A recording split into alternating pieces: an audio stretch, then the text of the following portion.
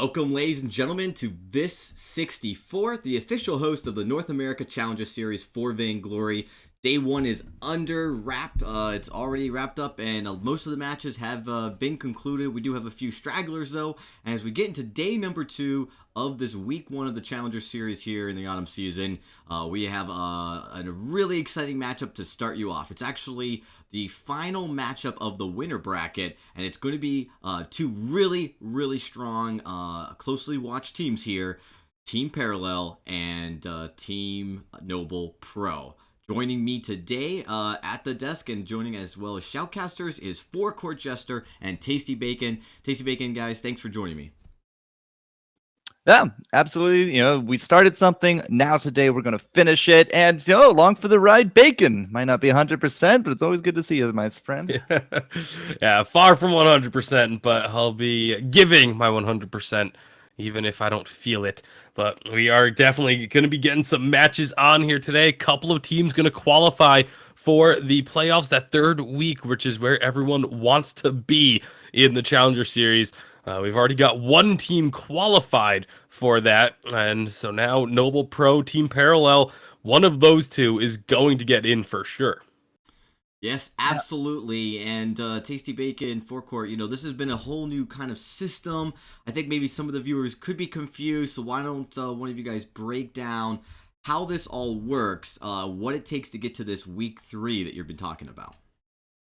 All right, so yeah, it's definitely a little bit more complicated than it has been in the past, where it was just straight up tournaments. Then last season, obviously, it was a similar format to the Evil 8. This time, it is one big tournament. All 3 weeks are essentially one giant 64-team double elimination tournament. In week 1, we take 32 of those 64 teams and have them go through until 2 teams come out of the winner's bracket, 2 teams come out of the loser's bracket. That's what we're doing today. That's what we're finishing here today. Next week, there will be another 32 teams going at it, looking for a spot in that week 3. And once again, there will be 2 teams from the winner's bracket, 2 teams from a loser's bracket. Those teams will then join the 4 teams that qualified from week number 1 and will play in one final playoff week, and that is week 3, to then try and earn a spot in the challenge battles. So it's a little bit of a different format. It gives more teams a chance to try and get themselves a spot in, but you still have to be able to play at your best consistently throughout the season. It's a really interesting change to the format that we had in the last Challenger Series, because this time, again, double elimination. You only really got to, play 1 week, and then you get into that third week, and you might be called again if you did well enough. So there's a lot of opportunities here to really, show that you're made of the stuff of champions. You might get into the loser bracket, but as long as you get into that week 3, anything is possible. You could be the next Cinderella story, and there's just a lot of repeated chances here for teams to kind of show off how good they are at this game. Yeah, there really is. And this new format, it does create a little bit more of a lengthening, as we saw yesterday in the first day. It took a long time to make it through all of those matches, or so many, and the loser bracket trails the winner bracket, because obviously, even if you make it all the way to the final match in the winner's bracket and lose, you still have another shot dropping down to that final round of the loser bracket, which we will be showing you guys today. We have one more match, though, in the winner bracket that we're going to get to you guys, and I want to take a moment, Forecourt and Tasty Bacon, to break down what you guys expect to see out of this, because these are 2 teams that I think, out of all the teams in the Challenger Series, we are the most familiar with, and that is Team Parallel and Noble Pro. Noble Pro, of course, being somewhat of a new team, but these are players that have been around the block for a while in the competitive scene, definitely showing up. We have actually Pajama Drama as a support for Noble Pro, which is a name that we've heard because he was actually in Gangsters last season, and it's a support that's been making his way kind of up the ladder there in the competitive scene. But when we go and look at Team Parallel, their roster that was pretty dominant last season in the Challenger Series. Well, I know that Bacon wasn't here yesterday, but we got to see Noble Pro sort of, in combat. The very first game of the day, we did actually do them with Apex Squad. And I got to say, Pajama Drama leading the team there, doing very well. And Noble has housed those esports personalities that have gone on to, bigger and better things at this point. This could be their split this really could. I think that the team is actually very cohesive and very well put together. At the same time, Parallel, we saw Enforcers on stream yesterday, and Enforcers and Parallel went head to head. It was a Parallel 2-1 victory by the time everything was done. Very close series from them. Parallel have been around the block, Bacon. They know what they're doing. Yeah, Parallel and Enforcers, both teams that we heard a lot last season through the Challengers. They were both teams were constantly battling for those top spots to try and earn their way into the Evil Eight. Neither side was able to remain in the Evil Eight, therefore the live championships. But as you mentioned, this is the time when everyone is vying for those spots. Everyone wants those last couple of spots in the Evil Eight in the live championships, and this is what it's all about. Absolutely, and it's going to be a long journey for these teams as we make it to the week number 3. But I think that this first week here in this Group A has been very important. And I actually want to take a moment, and we're going to be mentioning this all throughout the stream, is that this is just Group A. That means this is the first 32 of the 64 teams to compete. There is another group that's going to be playing next week, and the roster lock is actually due by the end of 1 p.m. Pacific tomorrow. So if you still want to compete in the Challenger Series for the autumn season in Split 1, you still got some time to do it, as registration for Group B ends tomorrow at 1 p.m. Pacific. How do you register? You go to VaingloryEsports.com, scroll down, you'll find the link, and that will be able to get you in there to start registering. And we definitely want to make sure, if you guys have any questions, of course, you can reach out to us on Twitter, and we'll point you in the right direction, as well as joining the Vainglory Invitational League Discord. So make sure you guys register if you want to compete. It's not too late to get into split number 1 and make a shot at getting into the Evil 8 as we start this exciting autumn season here. And so make sure you guys follow the website, get all that information down. I also believe that our teams are basically all set and ready here at Dragons, so they're itching to get into this battle. They are. We're going to take a quick break, but when we return, we're going to jump right into the draft. We've got no delays this time, and with that, we will be right back.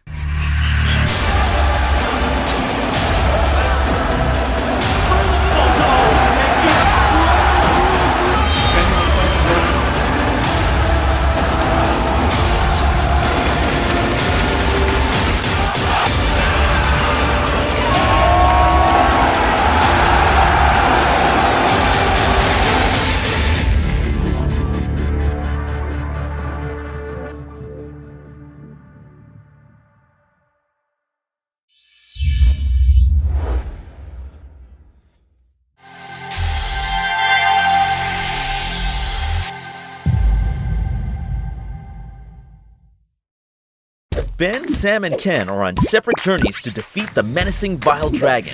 But let's just say luck isn't on their side. If only there was a way for them to find each other and band together. Well, that's why there's Band. It's a mobile app that allows people to come together using common interests. With Band, you can find fellow gamers, chat, schedule gaming sessions, and conduct polls. Stage epic battles with friends while sharing videos and photos along the way. So try Band today. Band. Be together.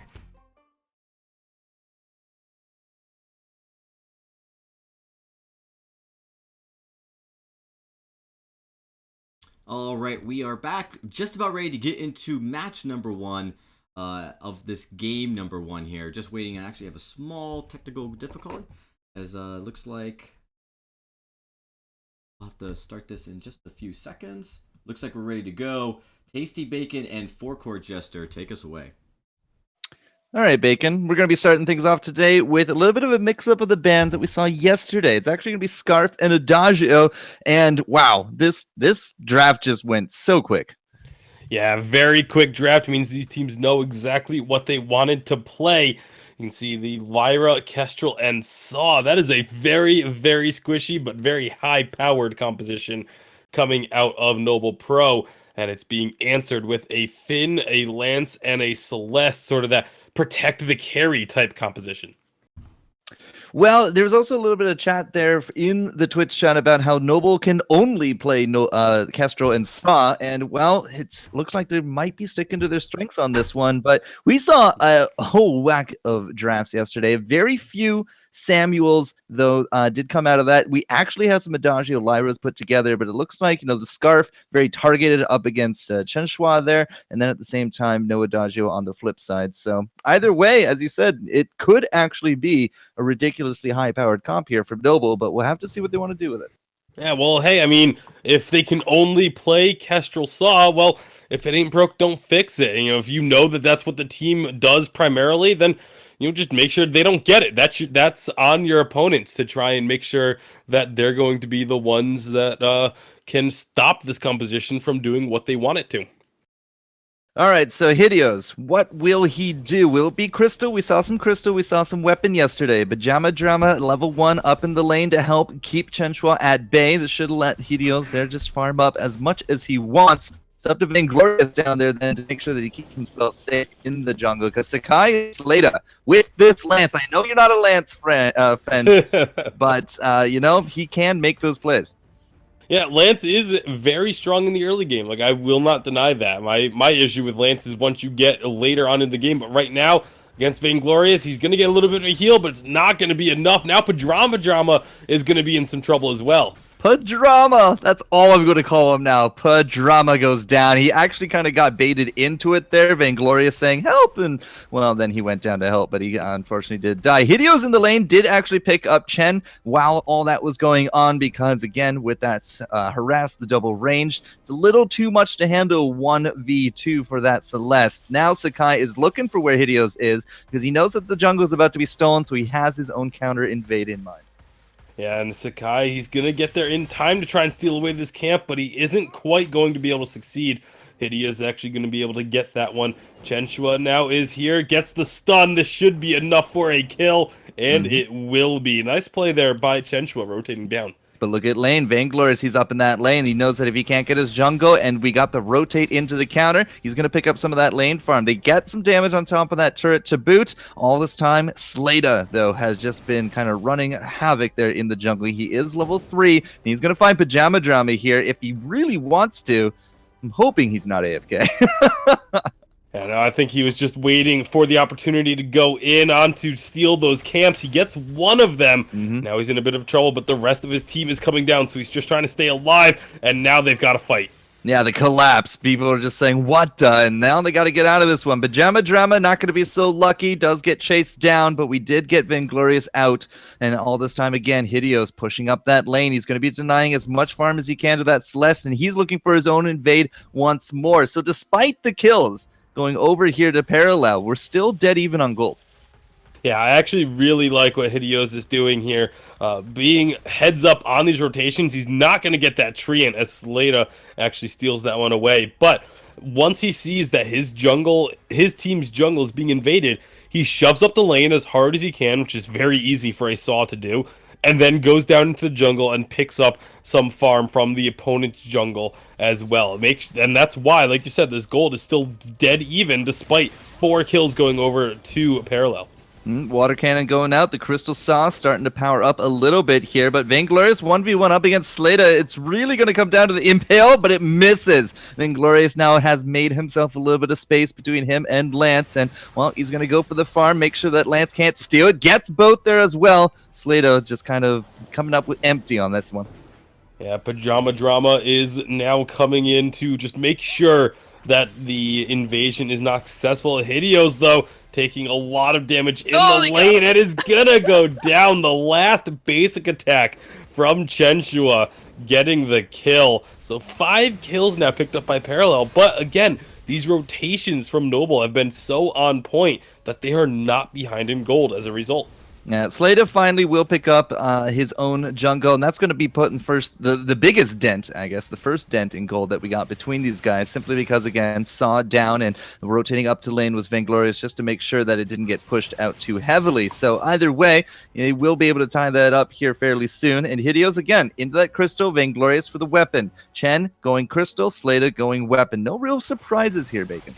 Yeah, no, nothing too out of the ordinary in this one, other than the only difference between these teams right now is really Sakai already having the Fountain of Renewal, but Pajama Drama has more than enough gold to pick his up as well. So you can see he's going to duck down to the shop, grab that tier 3 item, or at least I would assume so. No, wow. Going for some more tier 1s. That's very surprising to me, to sacrifice getting that huge power spike in the Fountain of Renewal. I mean, yes, you're a Lyra, you have some healing of your own, but that's still something we'll have to keep our eyes on, because if a full fight breaks out, that could be a big difference maker.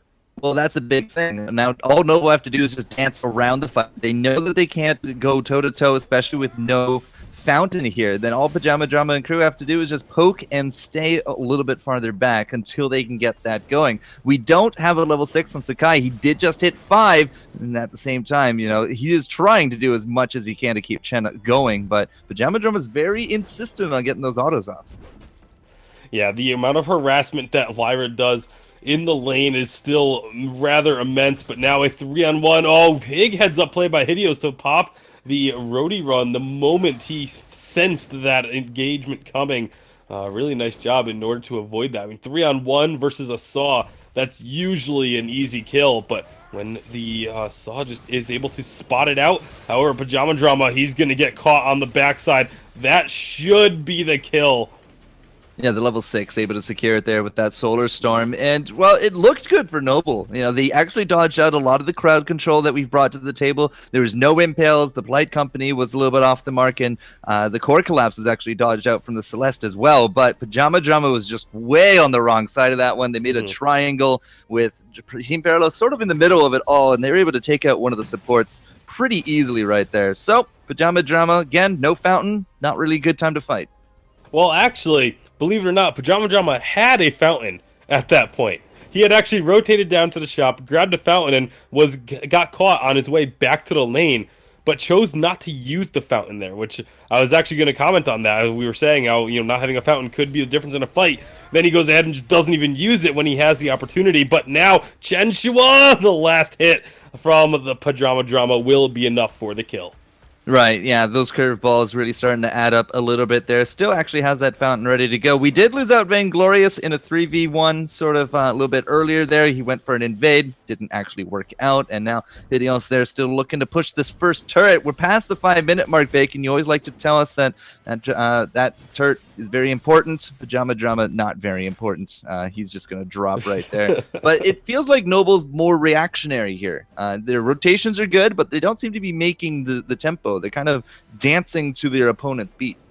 Yeah, the thing about the 5-minute turret with Saw, that's really only applies if you're going for the weapon Saw, because Crystal Power Saw is just a totally different animal. So the fact that they haven't on the first turret yet, yeah, it's a little upsetting, because you do even with Crystal Saw, you want to get that turret early, but they weren't able to do so. But it's not the end of the world because of the build paths. Very nice job picking up the gold miner there by Parallel. That's going to increase this gold lead even further.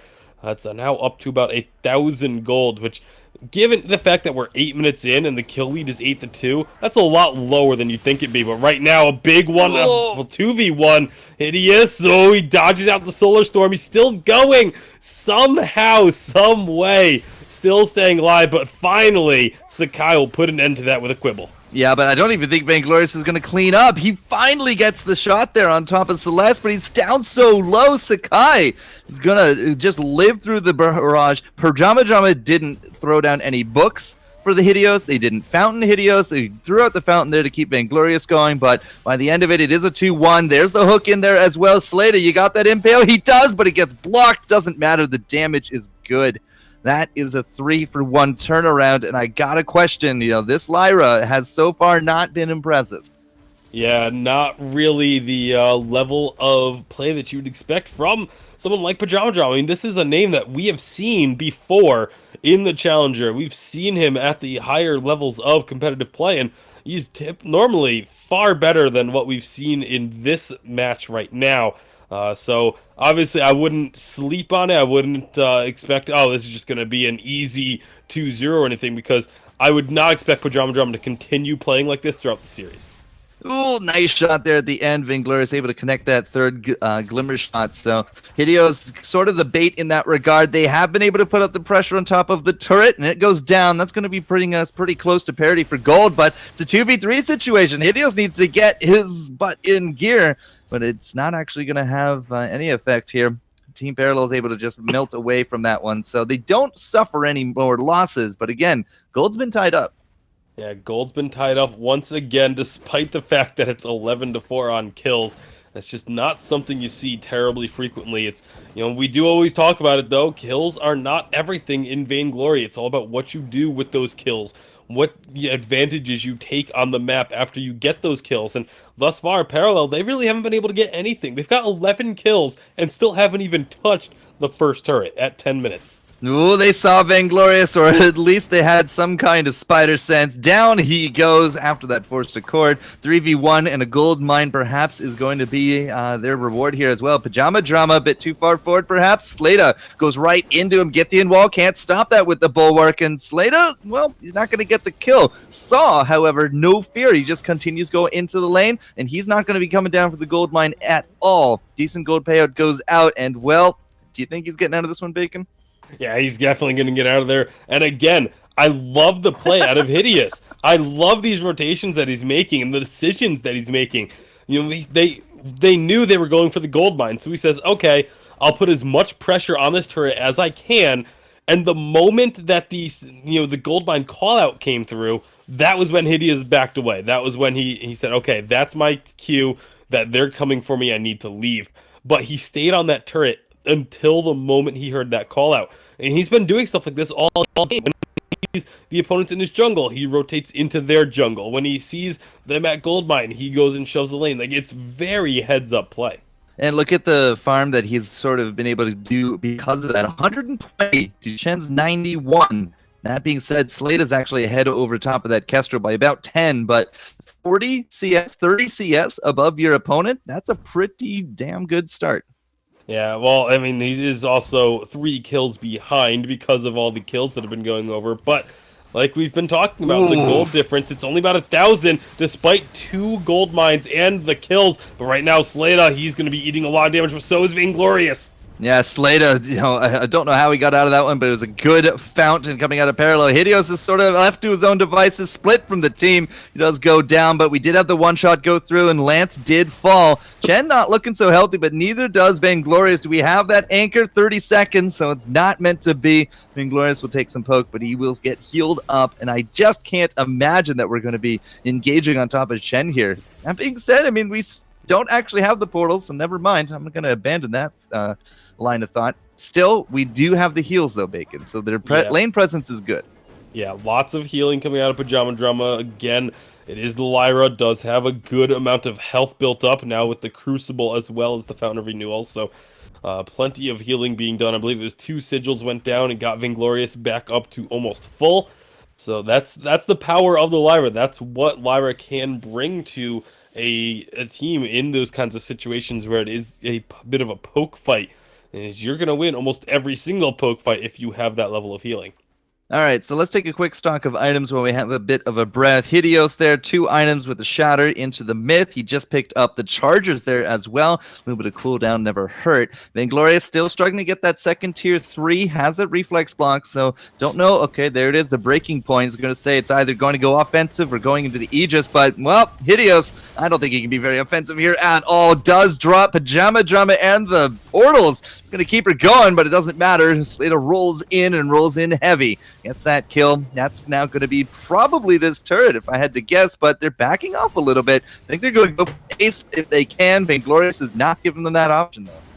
Yeah, the only reason they were backing off a little bit was because the turret was still aggroed on them after that dive, so they get the turret. They don't get the ace, but 15 kills now, over a kill per minute in favor of Parallel. This game has kind of been the difference of, the team fight capabilities versus the overall, sort of rotational capabilities. And right now, the team fight capabilities are the side that's winning.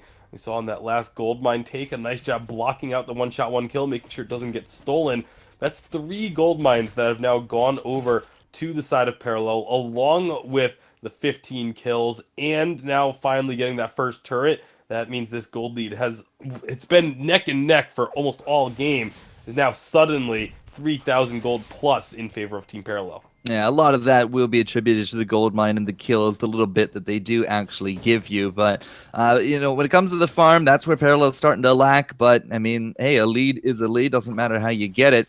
As we do actually maybe size up here for another fight. Looking at Chen, still struggling to get that third item, but has an Aegis. He's not that far off from probably that Frostburn that Chen's been looking for. Sakai is basically all supported up at this point. We do got a crack in there, and you can see Parallel just kind of staying in the middle. We have to see if Slada and his double Soro can make this work. Yeah, they go in, they get the turret. Now it's a full-on 3v3 team fight. They haven't had one of these in a while. Hideos is taking a lot of damage, but he's going to be getting a kill before he goes down. 2-on-2 now, but Chenchua is super healthy. And Vainglorious is actually going to be running away from this one, leaving Pajama Drama to die. And it is now a 2-on-1. Vainglorious going to try and take this Treant, but doesn't get it. Was really going to be counting on that healing. A great play by Slada to deny that away and then secure the ace. Yeah, that chase from Slada into the wall, the scout trap to boot as well. Nice ace, nice pickup, and well, a Kraken to go with it as well. I did like how Helios was rolling around the battlefield and started getting work done, but by the end of it, Slada is sitting at 10-1-4 with this Lance here, Bacon. He has really been the breadwinner when it comes to those kills. His farm is actually starting to get a bit ahead of Vainglorious, and with a Kraken coming down and probably an infusion here. Nope, just turns around, no infusion. Okay, no, there we go. He did get it. There we go. But, I mean, this is looking good for Parallel to make a big stab at ending the game. Yeah, they're definitely going to be able to look for it here. It looks like they actually want to make a play by coming around the backside. Maybe. I mean, like, they're trying to make that happen. Kraken on one side, another team on the other, but it's going to be Pajama Drama to jump in. He has that bulwark. They're looking for Chen, and if Chen can go down, they might have a chance. They've lost out 2 for it. And it was the Saw to pick up the Finn. The Celeste is down, and Slada is going to be making a break for it. But we still got a Kraken to deal with, so they can't chase him through. He's just going to pick up some farm while that Kraken does as much work as it can. Yeah, they do get at least 1 turret off of this Kraken, but it looks like that's going to be all that they're able to get, as Noble Pro are going to be able to stop this Kraken at that choke point. The turret has just a little bit of health left on it. So, the attempt was there, the thought was there, but I really feel like once that Forced Accord was reflex blocked, maybe perhaps Parallel should have just backed off of that flank attempt and instead just tried to siege up the way that you typically would. I mean, I love the idea, I love the attempt at trying to come from behind, but when it doesn't work out initially, you can't just force that play to happen. Otherwise, you end up seeing what we just had right there. Double Sora Blade and a Shiver Steel. It's not enough for Slada to get that cleanup going, but he is looking real good. Picks up a Fountain to boot here with the team, and a lot of infusions were just picked up, Bacon. 5-6 infusions now on the board as everyone is getting into fighting shape. Now, Hideos did actually get into, is looking for another pro commit. Looking at that, he has that shard at any rate. Chenchua, I said, was making a Frostburn. He actually went into the Shatter. So he's full 3 items right now, and he hits like a truck. Yeah, a lot of damage coming out of both sides, really, but for now, it's going to be the poke landing from Chenchua, getting a couple of Helios to hit, but the healing from Pajama Drama is going to keep them topped up. Now let's see if they can set up an ambush. It's going to be Slada jumping in. Does not connect. That is very bad for a Lance. You can see the damage getting dropped to half health just off of 1 missed ability. A beautiful Crucible to prevent the Forced Accord from coming through. And Noble Pro looks like they just want to keep pressure on this lane. They have the positional advantage. Yeah, they have actually fought off Parallel, and there's no flank, no ambush, no nothing. Slada's going to come in from the front door as they have been pushing up against this turret. Hideos into the back, looking to bring down Chen, and he does 400 with the last hit there from those mad cannons. And Slada, yeah, 1,300 shank. He is down for the count, and that turret is gone to boot. We got a Kraken now waiting for these guys back in the mid.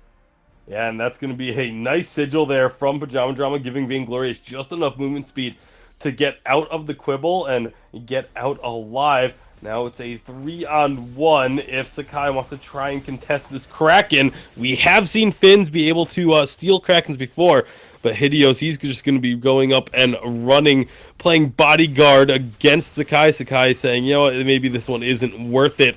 And so now Kraken going to be going the way of Noble Pro. That last fight was just absolutely beautiful. Again, the positioning, the rotational play from Noble Pro, that is very obviously the strength of this team, because they saw an opportunity, they had the advantageous position, and they forced Parallel to have to recall, and then it was just a predictable fight from there. They said, we know exactly where you're going to be now, and Hideos on this Crystal Saw just absolutely destroyed Chenshua. The earlier weakness of having a little bit of less armor and more shield has now been rectified. We got an Atlas Pauldron for Pajama. We got that metal coat there for Vainglorious. And with this Kraken coming down, how many infusions? Still 6 on the board. A lot of refreshes did go through after that fight here, Bacon. And, you know, Vainglorious is saying, so I need so much defense. He has an Aegis and a reflex for this fight. Yeah, well, they're going to be looking for this fight. Some good damage getting put down with the suppressing fire. Means Hideous is going to be nice and spun up, looking for that Mad Cannon, those procs onto Chenshua. But Big Solar Storm's only going to clip Vainglorious. This could be a very good fight for Noble Pro. They're onto that final turret as well. Vainglorious is just running circles around, trying to keep himself alive. The turret is down. Vainglorious somehow still alive on the backside, but it doesn't matter that he goes down because the crystal has been blown up as well. Hideous and Drama able to finish it off with the help of Kraken. And Noble Pro, despite being on the back foot all game, despite being down 9 kills when it's all said and done, they've got the victory. Padrama, man, I mean, like, we scrutinized him a bit earlier. He went 1-5 within, what, 7-8 minutes or so? But, kind of curbed it down by the end. The mid game, very strong for these guys. Nobody cracking 10K, but Hideos in that farm was actually leagues ahead of Chen for a long time. They sort of evened up by the end of it, but the pushes, it came down to those last fights, Bacon. And defense was sort of the key, it feels like, here for Noble. Once they got into a good enough position with enough armor, again, you know, reflex and Aegis there for Vainglorious, it's a big factor why they couldn't lock him down. And at this point in the game, with those stacks all built up, his active camo on a short enough cooldown, that's, you know, the distraction that won them the game by the end of it. So came together very nicely. I'd expect a Saw ban next round. Yeah, absolutely. And I mean, like I said, this is my first time seeing the Noble Pro team that has been put together for the summer season. And I gotta say, I've mentioned it a bunch during the game, but those rotations, that's my favorite thing to see in all of Vainglory. Anytime we get to see it a lot at the highest level plays, just the team rotations and, you know, the small things that aren't necessarily the big playmakers. They don't, you know, you're not going to see highlight reels of rotations early on in the game, but that wins games so crucially, and I loved what Noble was able to do. Well, the good way to go with game number 1. We'll have to see if Parallel can bounce back. Again, Parallel, they're not new to this kind of competitive setting. They've been under the pressure. They have performed before. We'll have to see if they can give Noble a run here, Dragon, as we have game number 2 waiting in the wings. Yeah, it was a very great match. Very exciting, but I think what is important to take away is that, you know, the Crystal Saw's late game potential is still very, very strong. A lot of teams, I think, you know that the Saw in the early game is difficult, but it just looked like Noble Pro was able to balance their rotations better than Parallel. They were able to push the objectives. They basically were down so many kills. They get about 2 kills and then push a turret, get another kill, a couple kills, push a turret. They're very decisive with how they manage their rotations, and when they did get an advantage, taking advantage of it. You guys mentioned this during the stream. That was the most important part of Noble Pro success there is, and really coming down to that Saw. The Saw took advantage of whatever his jungle was in jeopardy to push that lane and to help secure those objectives, and really ultimately won them the game. So yeah, definitely something that could be keeping an eye out is making sure that, you know, you look at how that Saw is going to play into the next draft and potentially ban that out. We'll be getting into the next game just momentarily, everybody. Again, we just want to mention, we're going to be mentioning this throughout the entire stream.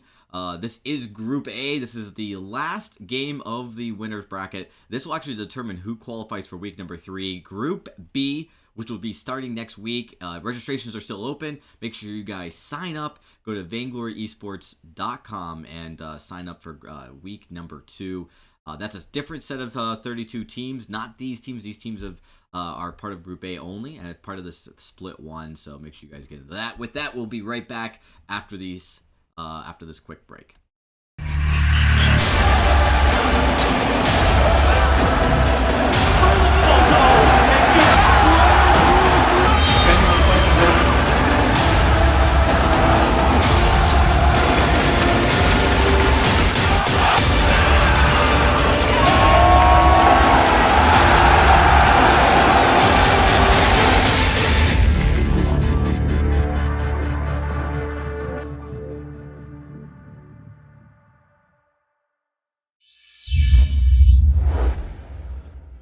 Only $14.99.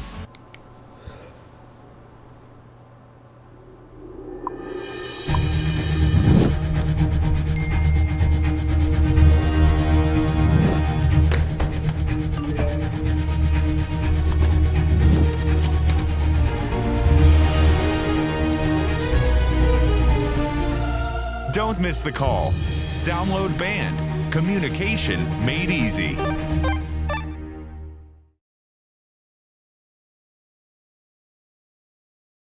All right, everybody, we are getting ready for game number 2. I'm going to kick it over to Tasty Bacon of Forecourt Jester for this matchup as we get in for Team Parallel versus Noble Pro.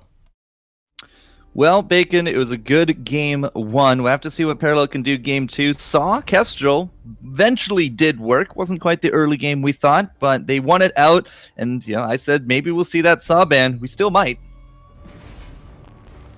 Yeah, we absolutely might, and we are going to see the Saw ban very wisely, I'd have to say. I think the Saw was just such an integral part to what Noble Pro were able to do in game number 1.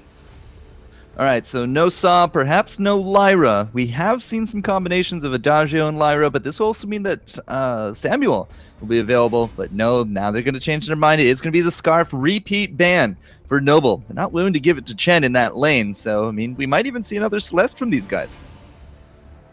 Yeah, we very well could. The Scarf definitely just not wanting to be dealt with here by Noble Pro. It leaves a lot of power picks open, with the Finn being first picked.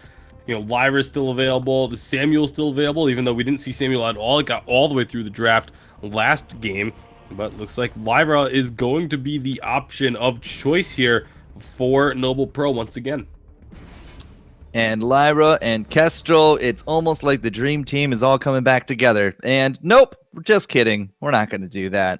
We'll have to find out what the teams actually want to do, as they're going to take a little bit of a break here. But, that's 2/3 of the winning combination. Who do you think they could, replace Saw with? Well, if they're going to just go for the same strategy, you'd have to then get a very late game crystal power carry. Obviously, Scarf isn't going to be available. I would not mind seeing that be replaced with a Samuel, or something like a Celeste could also work in that situation, but we'll have to see what they do decide to go with. Yeah, we're going to find out why we got kicked out. We'll get back into that game in just a second. They're not even answering me. Same. Hello? It looks like Matt's not even respond. Is respond. Do you see me typing in the chat there, Dragon? Not. Oh, I don't see you guys saying anything either. Oh no, we broke it! Yeah, I don't see you guys saying anything either. Well, I'm sure we have other ways to talk to the teams. Yeah, we're gonna. In before, it only broke for us. They're still in the game. Really? I don't know. That's what he's hypothesizing. Let's see, Dragon, you're not in a game. No, they are not in a game yet. You're right. So they're probably not drafting. No, I just got word from John. Right. Well, I say we make a new lobby, we go at it, but we can't change picks or bans, which will keep with Finn on one side and Lyra Kestrel on the other. Yep, as well as Saw and Scarf both being banned. Yeah. Just as long as they're good with that, we can remake and go, or perhaps they just want to go now. I don't know. I can't talk to them whatsoever. But again, getting 2/3 of the Dream Team Bacon, it feels like a good thing so far. Haha, I have fixed the draft, the chat at least. How did you do that? I restarted the client. Huh, that's a good way to go. Well, if you want to let them know that we're good if they are. Yeah, I think we are. I think we're good to go. I'm just waiting for restart to get that sorted out. Looks like just without the ability to communicate, they are waiting patiently for my word that we are good to go. They're so nice. These guys, they know what's up. They're doing They it right. probably can't see the chat either until they restart. That's my guess. It's possible. So we're gonna use our other means of communication. Oh, excellent. Four-court pro kit. Thanks, Tarkon, you jerk. I think we should be good here. Yeah, it looks like we are back into the draft, everybody. Small technical difficulty, but no worries. We got you back. All right, so no saw, no scarf, into a Finn, into a Lyra, into a Kestrel. Yep. Well, it's almost like we already saw this, but we are going to be seeing the last 2 picks here now for Parallel, and this would be an interesting one if they go with the Catherine. I would not like it one bit. We had a carry Catherine yesterday, my friend. It did not work at all. No, it's almost like it doesn't work. Yeah, I am with you on that one. These days, not going with the Catherine, I think, is the better of ideas, or you could just break draft and not select somebody. They had Ringo hovered at the end. I think they panicked. It was Ringo and Taka I saw both hovered at the end. Yeah, I think they sort of ran out of time and panicked. Which is interesting because they had all this time to talk about it, and they still didn't get it done. This is getting a little silly, Dragon. Yeah, it is. We're gonna take a few more seconds to see what is happening. And Dragon's busy. Oh, he actually has his mic muted. That's why. Yeah, I think Dragon's trying to sort out what's going on with the draft. Yes, I am trying to see what's happening. Silly Billies. Game number 1. We were supposed to leave all the technical issues behind from yesterday. Well, all right, we're going to be trying to get back into it. Yeah, third time the charm. Once more. Will it be the Ringo, the Taka, the Catherine? They already got that Finn. And the carry Catherine, I think that her age is over, man. Well, her age never should have begun to begin with. But definitely is not a thing that works. But they're going to pick the Catherine. Okay. So maybe it's a carry Finn. If it's a carry Finn, I would have no problems with this. Actually, I would have actual problems with it still, but it would be a lot more entertaining to see a carry Finn than it is to see a carry Catherine.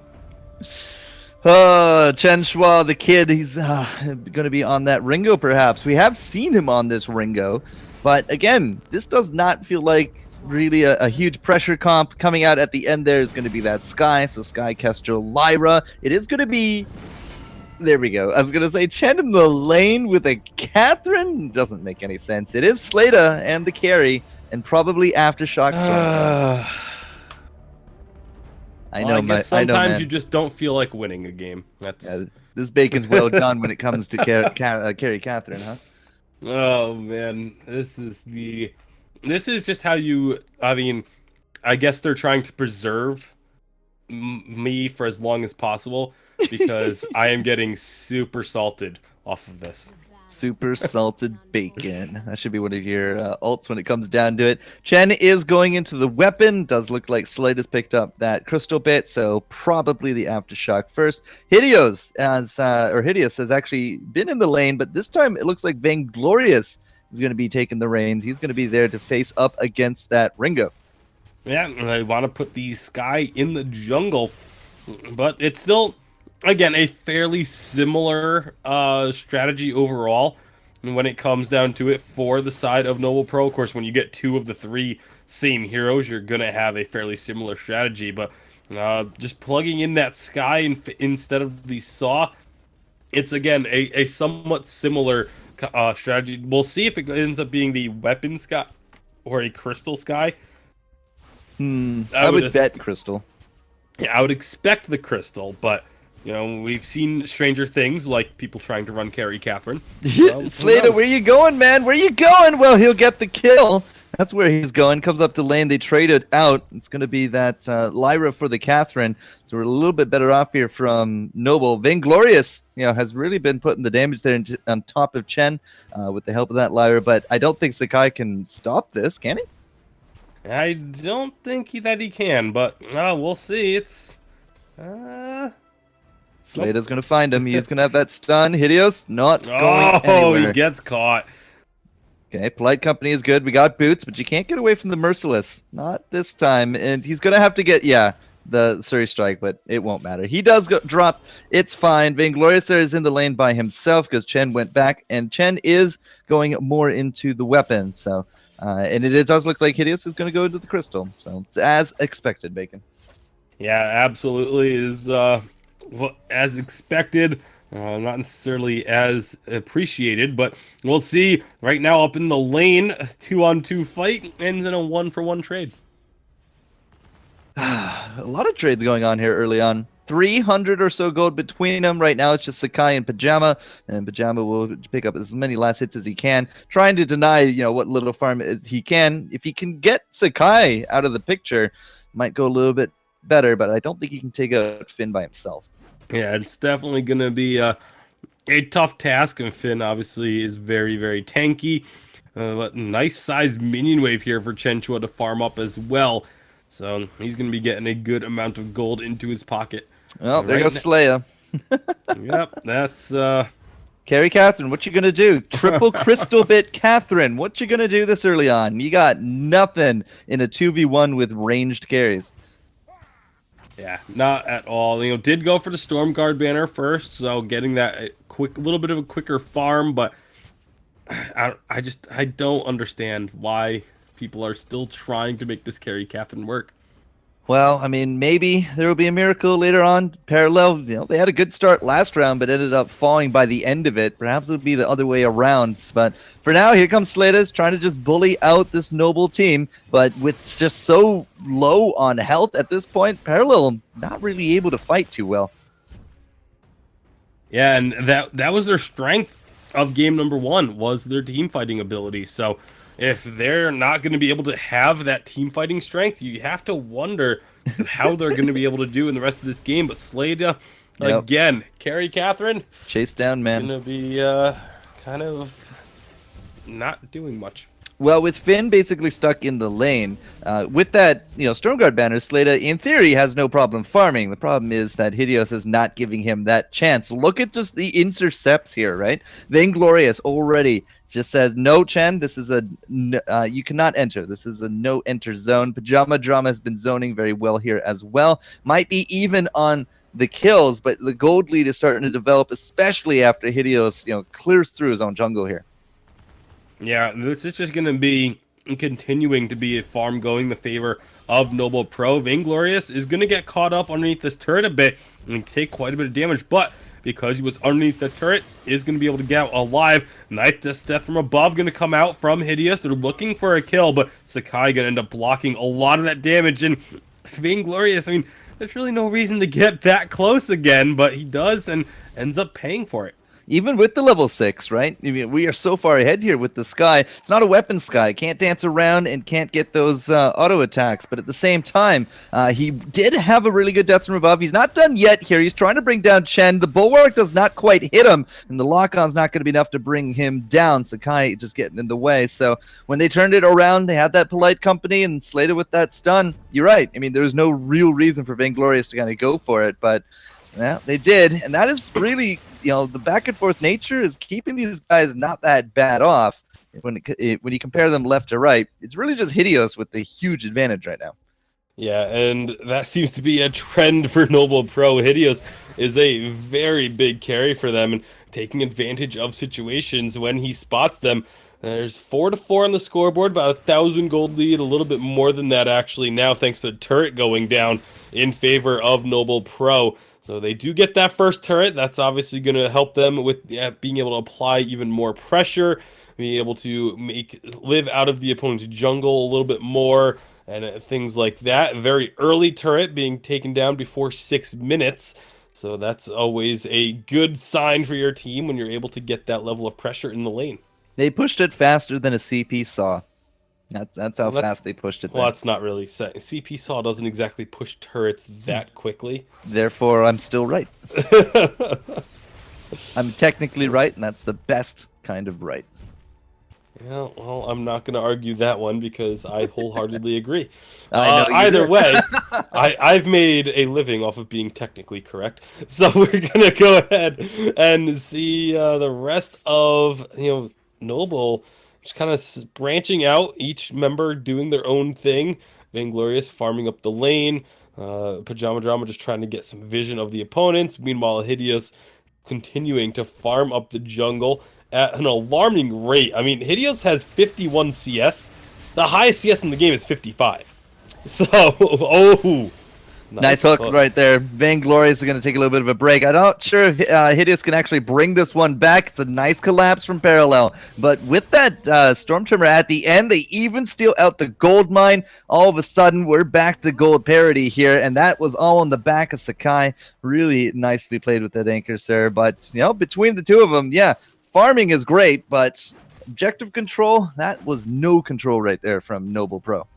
Yeah, that again seems to be the strength of Parallel. Their team fighting abilities are on point. They had a great opportunity for a fight. They took advantage of it. A beautiful death from above coming out of Hideous, but no opportunity to capitalize on it to try and take down Chenshua. But they saw the opportunity. Parallel did. They took it, and because of their superior team fighting abilities, they just are able to take that fight, get themselves the gold mine, and get this game right back on even footing again. Looks like maybe there's going to be some Tyrant's Monocles in the Chen's near future. Slater's looking to, well, maybe finish up that crown. He has that Aftershock, so really he can kind of go either way, but I bet he's actually looking for a Reflex and perhaps even a Fountain from there. Sakai is going to be looking for that Crucible here, but a nice hook in there, Mr. Bacon, and Vainglorious didn't get the portal. Didn't go with Pajama to the safety, and now the Pajama has to kind of defend this turret out by himself. Yeah, well, there's not going to be any turret defense there. The turret is getting blown up. Pajama Drama actually may have stuck around just a little bit too far. Takes a good amount of damage. Death from above not really going to connect as Hideous is trying to just make a play on the backside of this.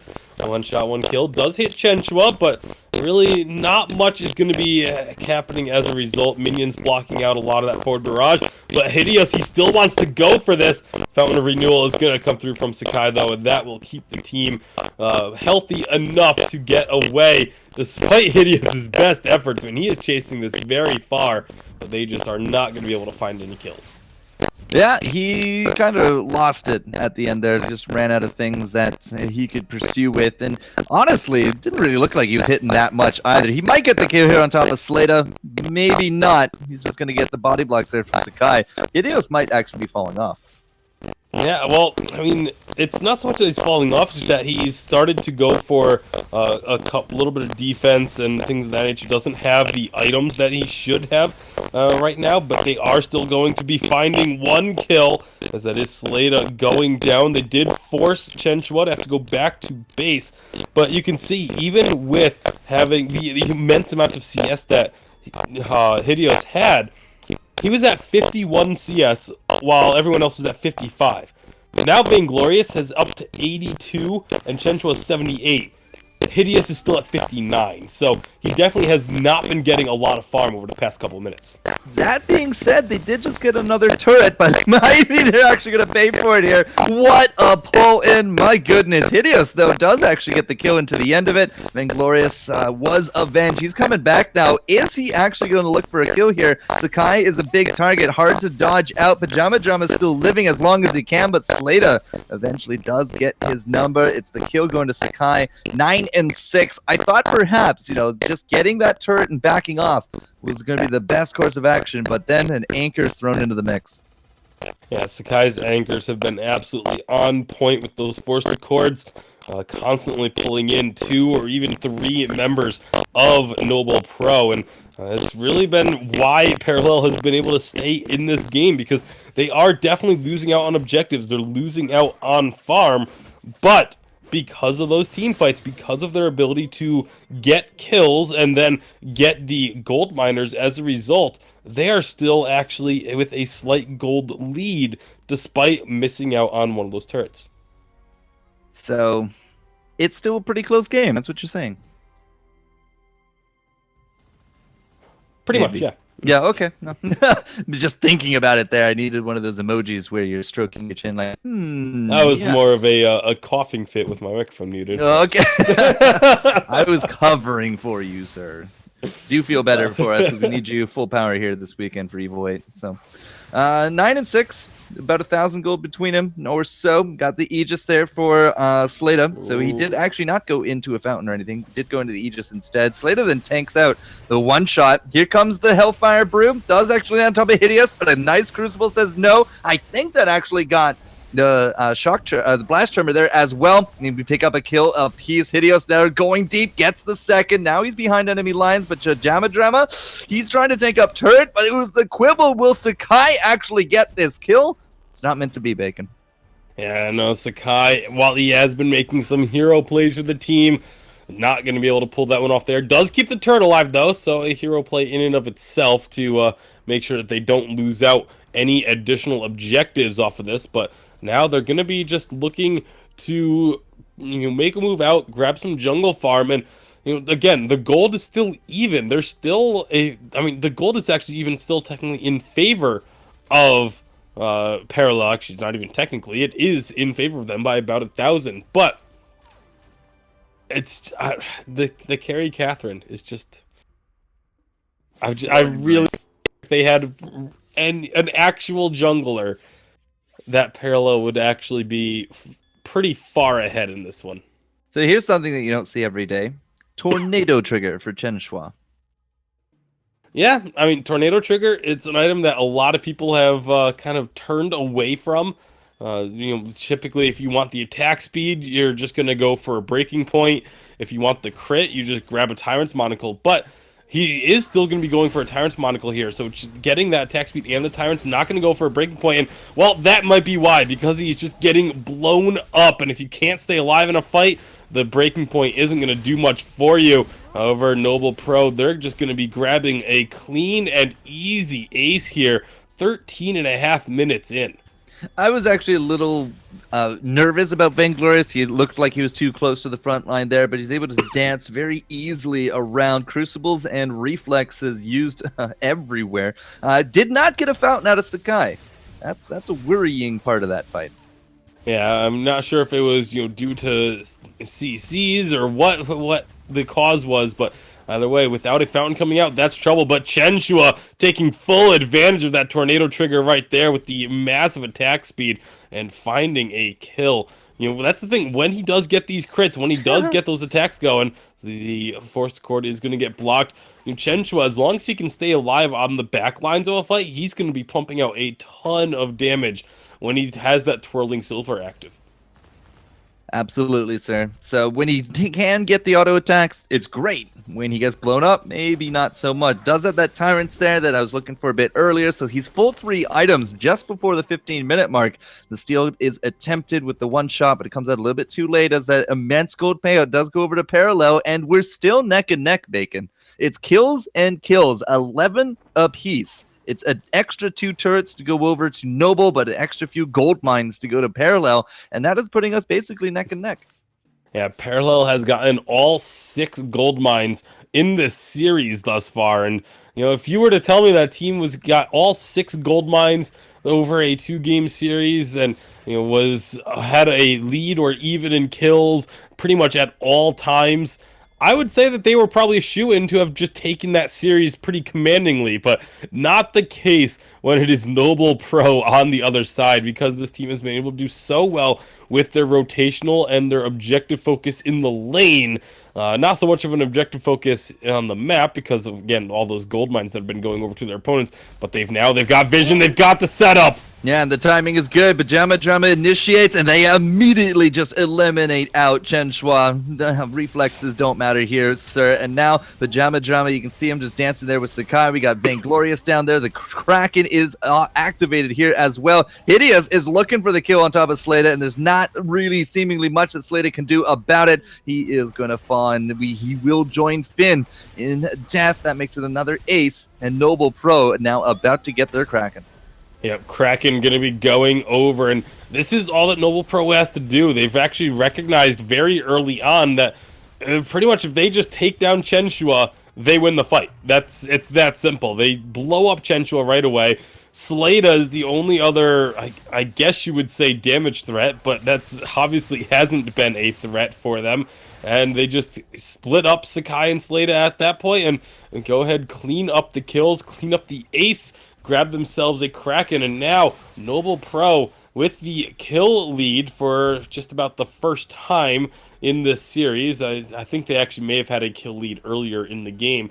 They're actually still behind in gold as they're pushing in towards the final 2 turrets, but they are on the verge of a victory. If they can find one more team fight, they're going to win this game. Well, Vainglorious is going to come join the battle. A little bit too close to the front that he wants, but look at that damage coming out. The stun is all Chen needs, and that is it for Vainglorious. No Aegis, no Reflex, no nothing. And now Hideos is going to be burning down here as well. Pajama Drama's on the run, but I don't think he's going to get away here. And boom, that is it for the Sky. Chen is now desperately looking for the Pajama, but at the same time, back in base, Slada, he's going to be taking care of this Kraken, but the Kraken has cleaved through at least one turret. It's going to get maybe half damage here on the second. They didn't get the ace by the time everything was done. It's more important to go defend home base.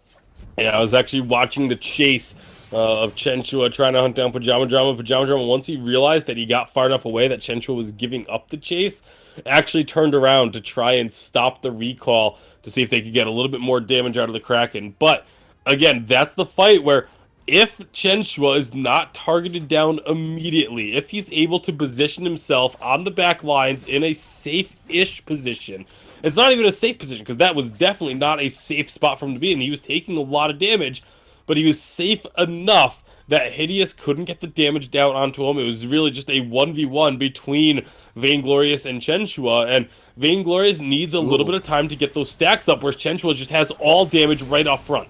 Yeah, and Sakai, well, it's all about all that damage all up front. Immediately, 2 of Noble are down for the count. Bacon Pajama to drop as well. They really just face-checked into that one. They looked to put down some vision, get some positioning, but it's all about Sakai and that initiation by the end of it. 3 points into that anchor. Doesn't even need a second swing. It's just now going to be pain for breakfast here for Noble. And look at how quickly Chenshua is just melting through these turns. 415 a hit. He has 100% crit rate. So every single shot he takes is a critical. And just the amount of damage coming out of this Ringo. This is the thing. If he is not obliterated at the start, and there's no hard CC to lock him down, because if he doesn't walk onto an active camo or get hit from a death from above, there is no stopping Chenshua at the moment other than just bursting him down immediately, but he has the damage up front that Hideous and Vainglorious do not have. Run, boys. Oh, do we actually not know? Did Parallel not see it? I don't think Parallel saw them. Parallel did not see them through the lane. Oh my goodness, they're waiting for this next... Oh my god. This could be rather cool. They are still waiting. This is happening. They're like, all right, they're totally here, it's boys. Too late. They can't win it. They're going to win now. They cannot get back in time to stop this. Boom. Oh my god, Noble Pro just won. Death from above coming down. Turret is out. Here we go. The first backstab coming back, but Noble, if they hit all their skills, they still might be able to win this one, and it does look like it is good. Vainglorious at the end to take out the crystal. Who needs a Lyra over the wall when you can just literally waltz in, Bacon? Oh, what an ending to this series. Noble Pro, I praised them for their rotations all throughout game number 1, and they end up winning the series off of one last beautiful rotation. Oh, boy, that was something special. Nuts to your 100% crit, Chen. If we don't fight you can't hit us with it. I know. It's just, so many people in chat were freaking out. It's like 100% crit. Look at the autos. At the infusion. But yeah, it doesn't matter. If you can't hit nothing, then you're not going to crit nothing. And cool strats. But Noble will take it 2-0, Bacon. And they are the ones to move on. We're not done with Parallel, though. They do go down into the losers or the elimination. But yeah, for now, it's Noble continuing on with their win streak. That was just absolutely fantastic. And because of that play, I mean, Noble, they are now going to be in those playoffs in the week 3, one of the 8 teams that will qualify for that final week and look for a shot of getting into the challenge battles. But oh, what an incredible ending to that game. Yep. It always feels good to get a win when perhaps you shouldn't have any business winning. But yeah, it's all about who takes out the crystal. It's not about the better builds, the better fights, the better CS scores.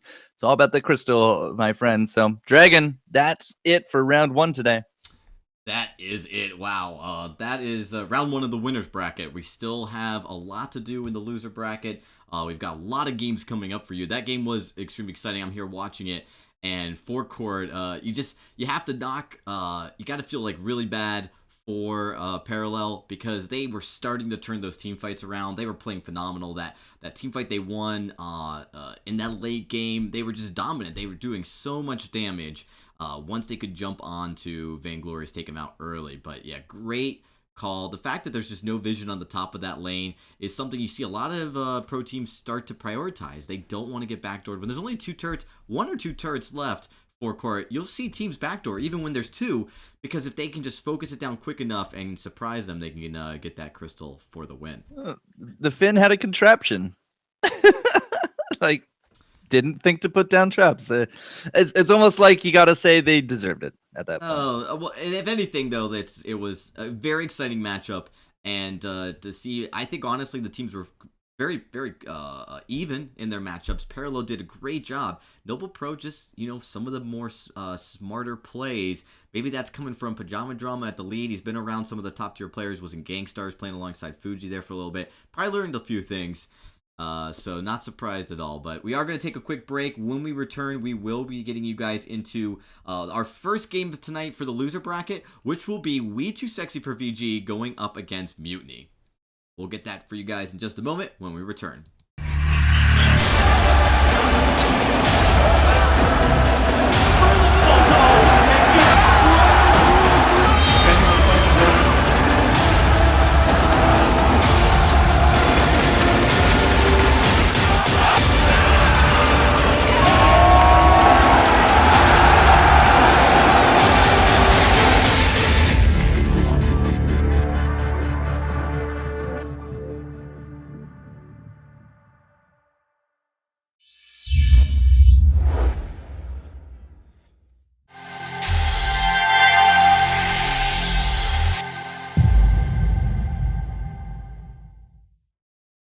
Ben, Sam, and Ken are on separate journeys to defeat the menacing Vile Dragon. But let's just say luck isn't on their side. If only there was a way for them to find each other and band together. Well, that's why there's Band. It's a mobile app that allows people to come together using common interests. With Band, you can find fellow gamers, chat, schedule gaming sessions, and conduct polls. Stage epic battles with friends while sharing videos and photos along the way. So try Band today. Band. Be together. All right, everybody, we are back getting ready, and the matchup we have for you guys, we're moving down to the loser bracket, and it is We Too Sexy for VG going up against Mutiny. Both of these are teams that we have seen throughout the Challenger Series, and We Too Sexy for VG, it may sound like a new name, but it is filled with players that have been in the competitive scene and the community for a long time. I am about ready to kick this over to, just gotta get Tasty Bacon in here. And then we'll be ready to go in just a second. But with me tonight are our casters, Forecourt Jester and Tasty Bacon, to shoutcast tonight's matchup. Guys, this is definitely going to be a pretty intense game, mostly because we're talking about a team that, by all accounts, has been considered arguably one of the more dominant teams, or has the potential to be the most dominant, but they fell down to the loser bracket pretty quickly, and that's We Too Sexy for VG. Forecourt, we saw them play. It seemed like they just were a little too careless in the drafts. Well, when they tell you they're going Ozo, and then they go Ozo, and there's a Lyra on the other team. Yeah, careless was definitely the word. It felt like game number 2 yesterday. They could have actually won it to drag it out, but just a little bit sloppy there at the end. Well, with that, we are going to jump into the draft. Tasty Bacon, start breaking it down, man. All right, well, we'll have to see what they do decide to go with. Like I said, this is a team that, definitely kind of surprising to see them drop down to the losers bracket so early on in the week, but it could have been one of those situations where they just sort of were maybe complacent in their matchup and weren't really respecting their opponents. And that's one of the things is you have to, we hear from the top teams all the time, teams like Team Solo Mid or Team Secret, they say, we treat every opponent like it's our most important match we've ever played. And that's kind of the mentality you have to make it as a top team. Well, now I know I'm getting trolled because Starting Over's looking at a Rhyme, Sanjo's looking at an Ozo. But for now, no Kestrel, no Samuel. We still got Adagio and Lyra going right through, so it's very possible we could have both. And if you don't pick up one here, your opponent team is going to get double, and that's a very hard comp to crack. Yeah, we talked about that a lot, especially in Europe when we were on the analyst desk with Fuji about that double heal composition. You cannot let a team have the double heal composition. We're not going to be getting it here, at least not yet, because that Lyra is still available. And if they do go Lyra, I can't imagine we are going to see this Ozo here on the left-hand side, because then it will be just Lyra, Adagio, Ozo. So you have to, I feel like you have to take it. You have to put it here with this Taka. Like, there's just no other way around it. Yeah, if you don't take Lyra here, then you've just made a big mistake in the draft, and they're not going to be doing that. They do go ahead and grab that Lyra for themselves, so definitely agree with that pickup. We see the Ozos still being hovered. That's why we don't really put much credibility at all in hovers, but for now, a Finn hover, that would make sense. That would make a lot of sense, actually, to be picked up here, and it looks like it will be the Finn. And now one last pick, Lance being hovered. We have seen a lot of teams run this kind of Lance Finn Adagio composition before, but I'm not sold on Lance still, despite he did have a much higher win rate in the championships than he had previously, but I am still not sold on this hero, despite the fact that a lot of people are still very big on him. Triple Rome, that's what's set up here for I think it's way too sexy for VG. I think it's the full name. I'm drawing blank for the weirdest life in me, but yeah, okay, we too sexy for VG. Yeah. On the flip side though, Mutiny, they do actually pick up that Ringo by the end of it, so we could actually see a very squashed Ringo, just like what we saw in the last game until late game. I'm a little curious how he's going to deal with the pressure, not only from a Finn but as well from a Lance. Yeah, it's going to be definitely a lot of pressure and a lot of hard CC that can come out from this side, because you're going to have obviously the root that's not really going to affect him too much, but then the big stun from the Quibbles and the Githian walls, both having the ability to stop Ringo's damage output. And if Ringo's damage output gets stopped from a stun, well, then he is just kind of easy pickings at that point. So that's definitely going to be something we'll have to keep our eyes on as this game goes forward. So yesterday, Brutal Turtle actually did play the Aftershock Storm Crown Catherine. He then followed it up with a Storm Crown Scarf. This time, he's Taka. I'm betting he's going into some kind of Tension Crown or Aftershock Crown, just based upon history. Yeah, well, that seems to be a very common tactic nowadays with the Taka. It kind of started at the Summer Championships, and it really has not slowed down from there. Even though it had kind of mixed success, it's still a very common Taka build nowadays. Really nice heal set right there. He had not only the box, but Majorn putting down the heals. Sanjo there also rotating just to make sure that they can put up enough pressure so that Brutal Turtle doesn't go down. We did have that Impale go through. Did not hit, though. Sanjo, is he actually backing up? Are we trying to push the advantage here from the big dog? Anna Marie is still looking to do the body blocking thing, but Brutal Turtle is still very much the target from Anna Marie. This has left Majorn and Big Dog to go head-to-head, but Big Dog has actually picked up that Treant. So, yeah, this is not looking good for Mutiny. Yeah, Big Dog able to pick up a little bit of extra gold, stealing it away from Brutal Turtle. Now Brutal Turtle is going to be finding starting all over as well, and he's going to be taken down pretty low, but with that move speed, thanks to Taka's heroic perk, is going to be able to survive and get out without giving a kill over. But for now, too sexy for VG. Definitely doing some pretty good things in the first couple minutes. It's really just kind of been, trying to catch Taka by the tail. He's been running everywhere, and everybody's been chasing him there at Djibouti. Now, Big Dog wasn't actually part of that big chase. He was trying to farm up as much counter as he could. He needed to pick up a few there. He's up to 7. Brutal Turtle now there at 10, but a lot of weapon blades out between the two junglers. Even a weapon blade there on Majorn, and Sanjo in that lane. He's used up all of his potions. He's just down to that weapon blade himself.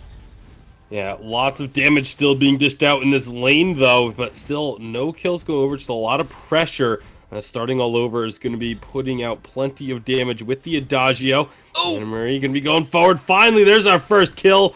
Oh, nice job picking it up onto the Ringo, the big Impale, connecting from the Big Dog.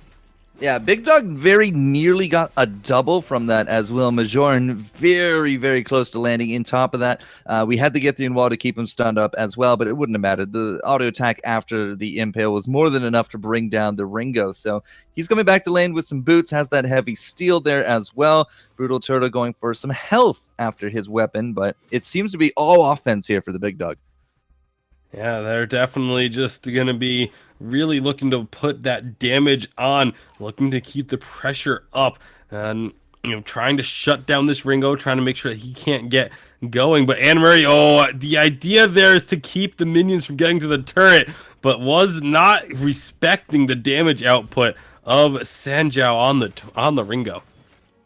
And that will put their first point on the board. A little bit of a chase going on in the jungle. Brutal Turtle thinking that he wants to go up against the Big Dog. Now he's thinking maybe that's a mistake. The root goes forward. The dodge right out of the heel. Big Dog's not going to live through this, but he's got to be happy he was able to get the kill nonetheless. Yeah, absolutely. Finding the kill.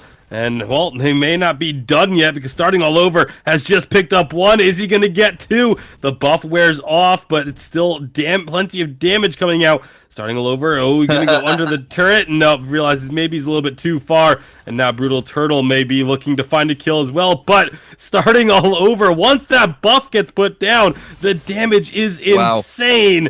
And then a quibble coming through from Anna-Mary, being able to secure that kill at the end. And a big turnaround there. And then Big Dog going in and securing 1 more for their troubles. It's almost comical how that kind of all worked out.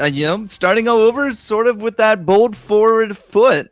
He gets right into there, but 1 kill, gets the second. Now this teammate picks up the third. It's a really nice turnaround. He didn't go down whatsoever, and he's already healed himself back up to full with the help of, Anna-Marie and those shields to keeping some of that damage at bay. So starting all over has got to feel good. We're 5 minutes in. He's a bit behind when it comes to the farm, but he's definitely outdoing his opponent of Sanjo here.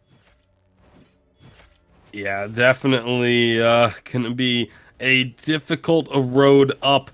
And right now, good damage being dealt there by Sanjo, but again, it's an Adagio. He's just going to throw down a couple of Gift of Fires and should be okay here in the lane.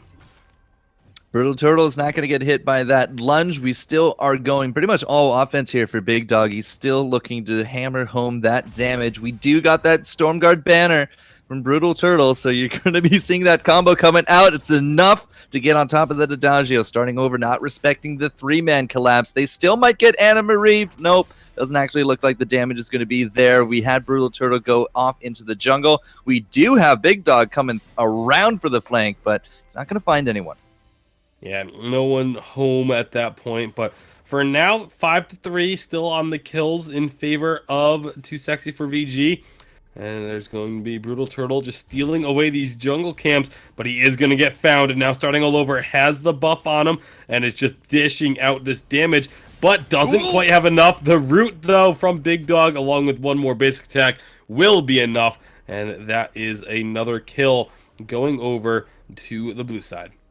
Now, the verse I thought was a really cool idea. Of course, it did not land on top of the Taka, but it also let the big dog really just kind of figure out where that Taka was going to be. If he's not in that verse, well, he's basically right here. And they got it. You know, they got the kill. 6 and 3, starting over, was able to protect some of that farm as well. 65 last hits, now going into the 7-minute mark. So he's really kind of bringing that farm back up to par. He has that alternating current. You're still looking for the big dog to finish up another 200 gold or so. You're going to see that Sorrow Blade, and then Anna Marie actually surprisingly does not have that fountain yet, but she is sitting on a lot of gold. Yeah, definitely a lot of gold in the pocket, and has more than enough to finish off the fountain. And one of the things that we didn't really get to touch on is Anna Marie started with one of the contracts, an item that we really haven't seen much use of really since they came out.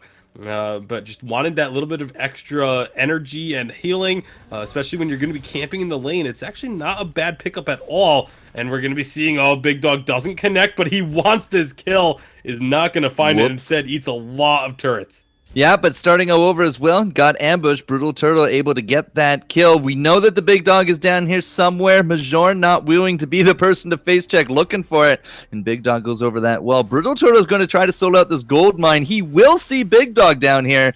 He doesn't care. He's more interested in the gold mine. So Big Dog looks like he's going to get a free pass here, at least for now, rolling over the wall. And there's the immense gold payout as Anna Marie comes down, but there's not really a chance at a steal. And so right now, Mutiny, they've been doing a good job of keeping themselves in this game. They are still a little bit behind, but it's not by too much. Both of the roamers picking up their Fountain of Renewal, so that's going to be staying relatively even. However, in the lane, you can see Sanjo, again, trading pretty well with starting. Yeah, and it's the battle of heals. Oh, you can barely heal that. Wow, even got the fountain out of it there as well. Sanjo and the reflex. Basically, we hit all the buttons to keep Sanjo going. I don't call that a trade, Bacon. I call that starting just being an absolute god. But he now, there's a brutal turtle coming in. There's the Hellfire, and he still doesn't die. They do get the kill on the Taka, and he is going to heal himself up and get right back to farming. Yep, that's a nice job by VIS64 VG, able to find the kill, keep starting all over alive, and then not only get the pressure, but be able to rotate down, steal away a little bit of jungle, and just, again, great team play coming out of this team. All right, so 8 and 4, we too sexy for VG. Well, we'll have to see if he's too sexy for this kill. Majorn is going to drop. We just turn it right around. Root Sanjo, you're not getting this one, buddy. And it's going to be Lance picking that up and starting once more. Will actually live to tell the tale. He's looking for that second item on CP. He has a bit of armor, and that has gone a long way to keeping him alive.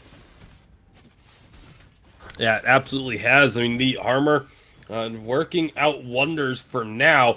It's still pretty early on. It's only a Sorrow Blade completed for Sanjo as far as the damage is concerned. So not really a whole lot can be coming out here. Brutal Turtle, I want to actually point out his build. We were talking about the Tension Bow into the Storm Crown.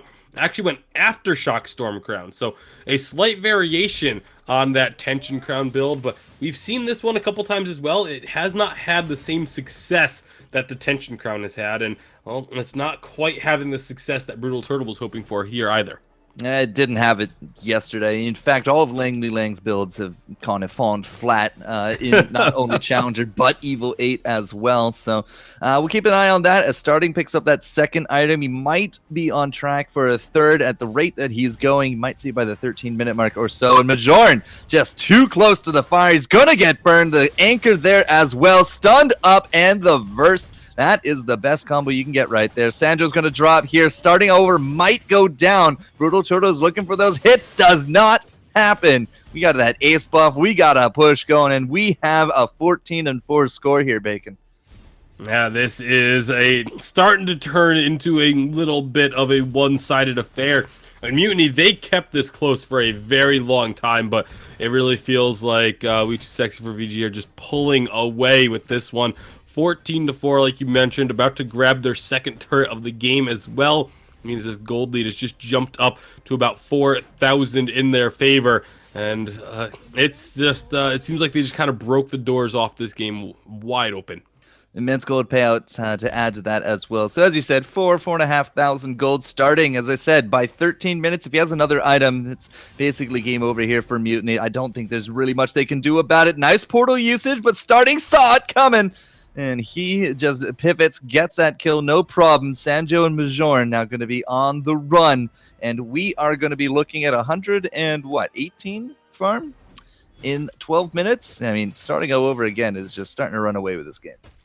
Yeah, like I said, it's definitely, they kind of broke the doors off of this one and have just been really steamrolling ever since about the 10-minute mark. But again, Mutiny, they kept it close. They fought really well for a while, but it just has not been able to hold up into the later stages of this game. They definitely did pick a little bit more of an early game oriented composition. You know, Ringo known for being able to bully lanes early. Obviously, Taka, a very early game hero. And not really any big tankiness. There's no big frontline bruiser, no hard CC whatsoever. And that's now becoming a problem now that we're later into the game. 15-4. I mean, yeah, there's a 13-minute mark about to come and go. And it just doesn't really feel like Ringo's been kind of that powerhouse that they need him to be. He has 2 kills, 7 deaths on Brutal as he continues to go on with these Stormcrown builds of his. Looks like he's now thinking more defensive. I'm not too sure that's going to do them any good by the time this is all said and done. Yeah, I just don't think it's going to be much, is going to be enough for Mutiny in game number 1 here. But starting all over, he's going to be rushing in, forces out the portal from Mjorn. And that's going to be a cooldown that they're not going to have, as looks like they're just going to play around with those portals a little bit for now. Big Dog, though. Oh, big hook. And into the verse as well. You're not going anywhere, Lyra. No portals to save you this round. It's all a bait. It was all a trap. And now Big Dog, well, if he actually could land those impales, might have been a very quick death there for Brutal Turtle. Still will be, as starting over is not going to let him go through. Everybody, sure, just ignore the turret. It's cool. Let's go right into that Sanctuary. Sanjo will survive, but he's not going to be able to put up any defense here. And 14 minutes come in. And basically, again, 3 items on starting with this Adagio. I just don't think we have an answer. Yeah, it's looking increasingly more so like that's going to be the case. And like this one will be closed out with a We Too Sexy victory. And, well, I mean, there's always a chance. You never want to write a team off. You never say never in Vainglory.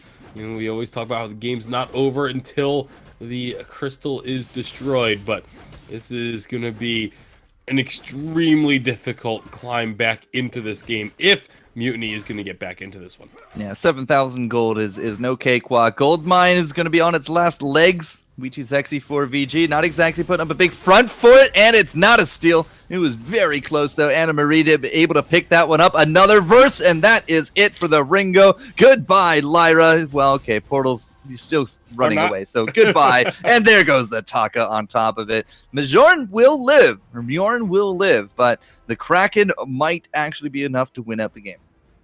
Yeah, Kraken very well should be. There is going to be one more fight at least, you know, one last attempt to try and stave off a defeat in this game.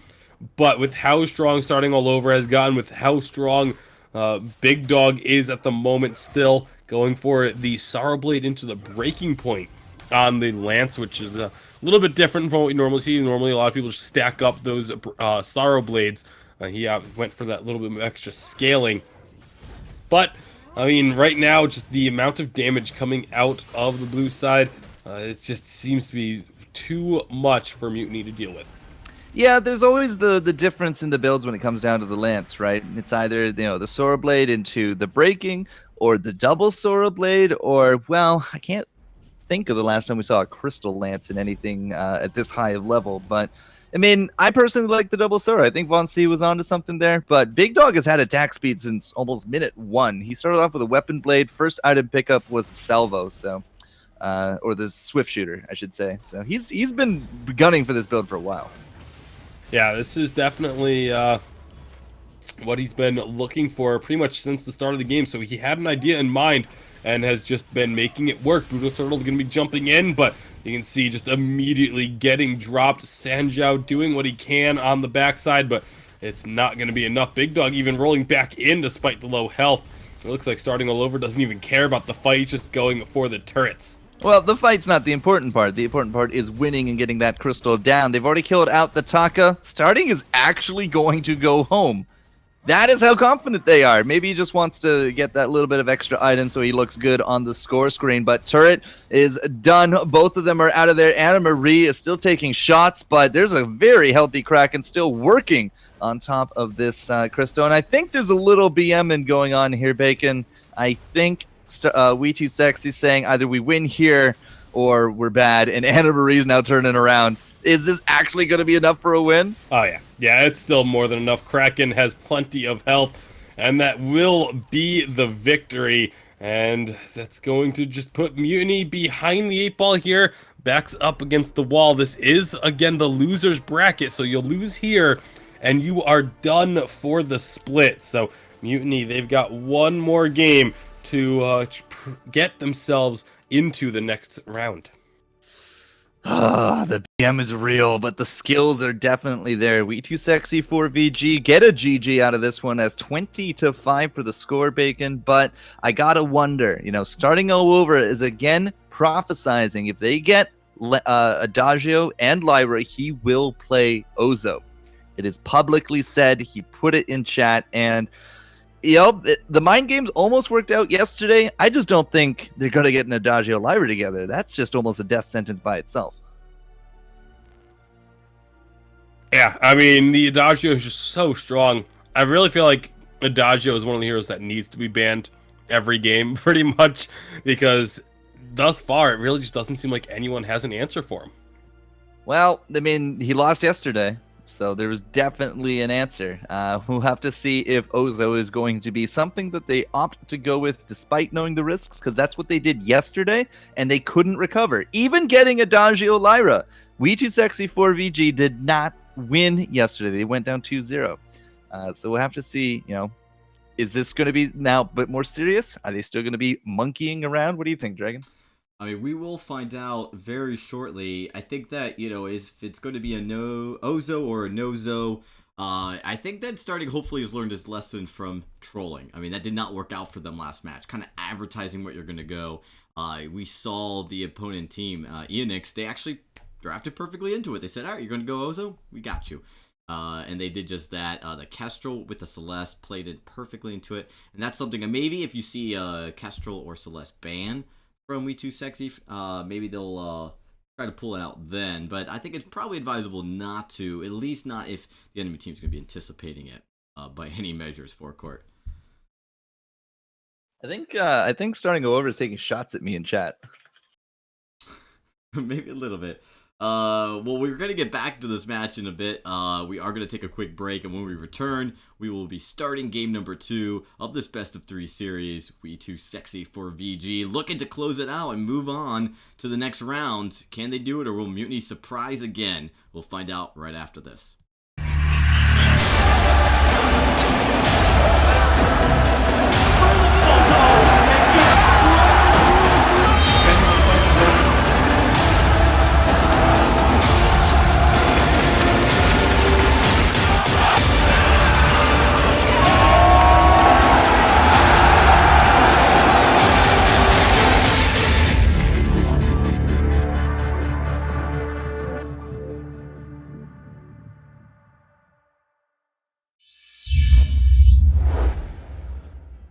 Only $14.99.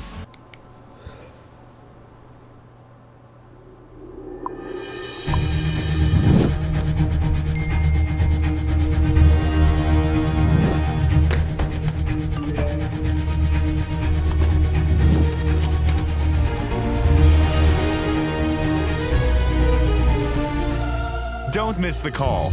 Download Band. Communication made easy.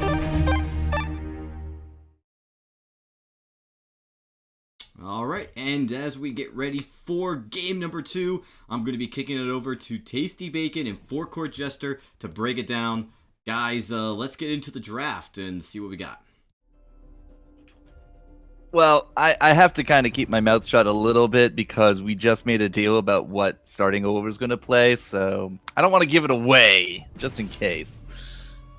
Oh boy. Well, we do see the Adagio get banned out here, so I'm going to see what they're going to answer with. Looks like it will be the Finn taken off the board.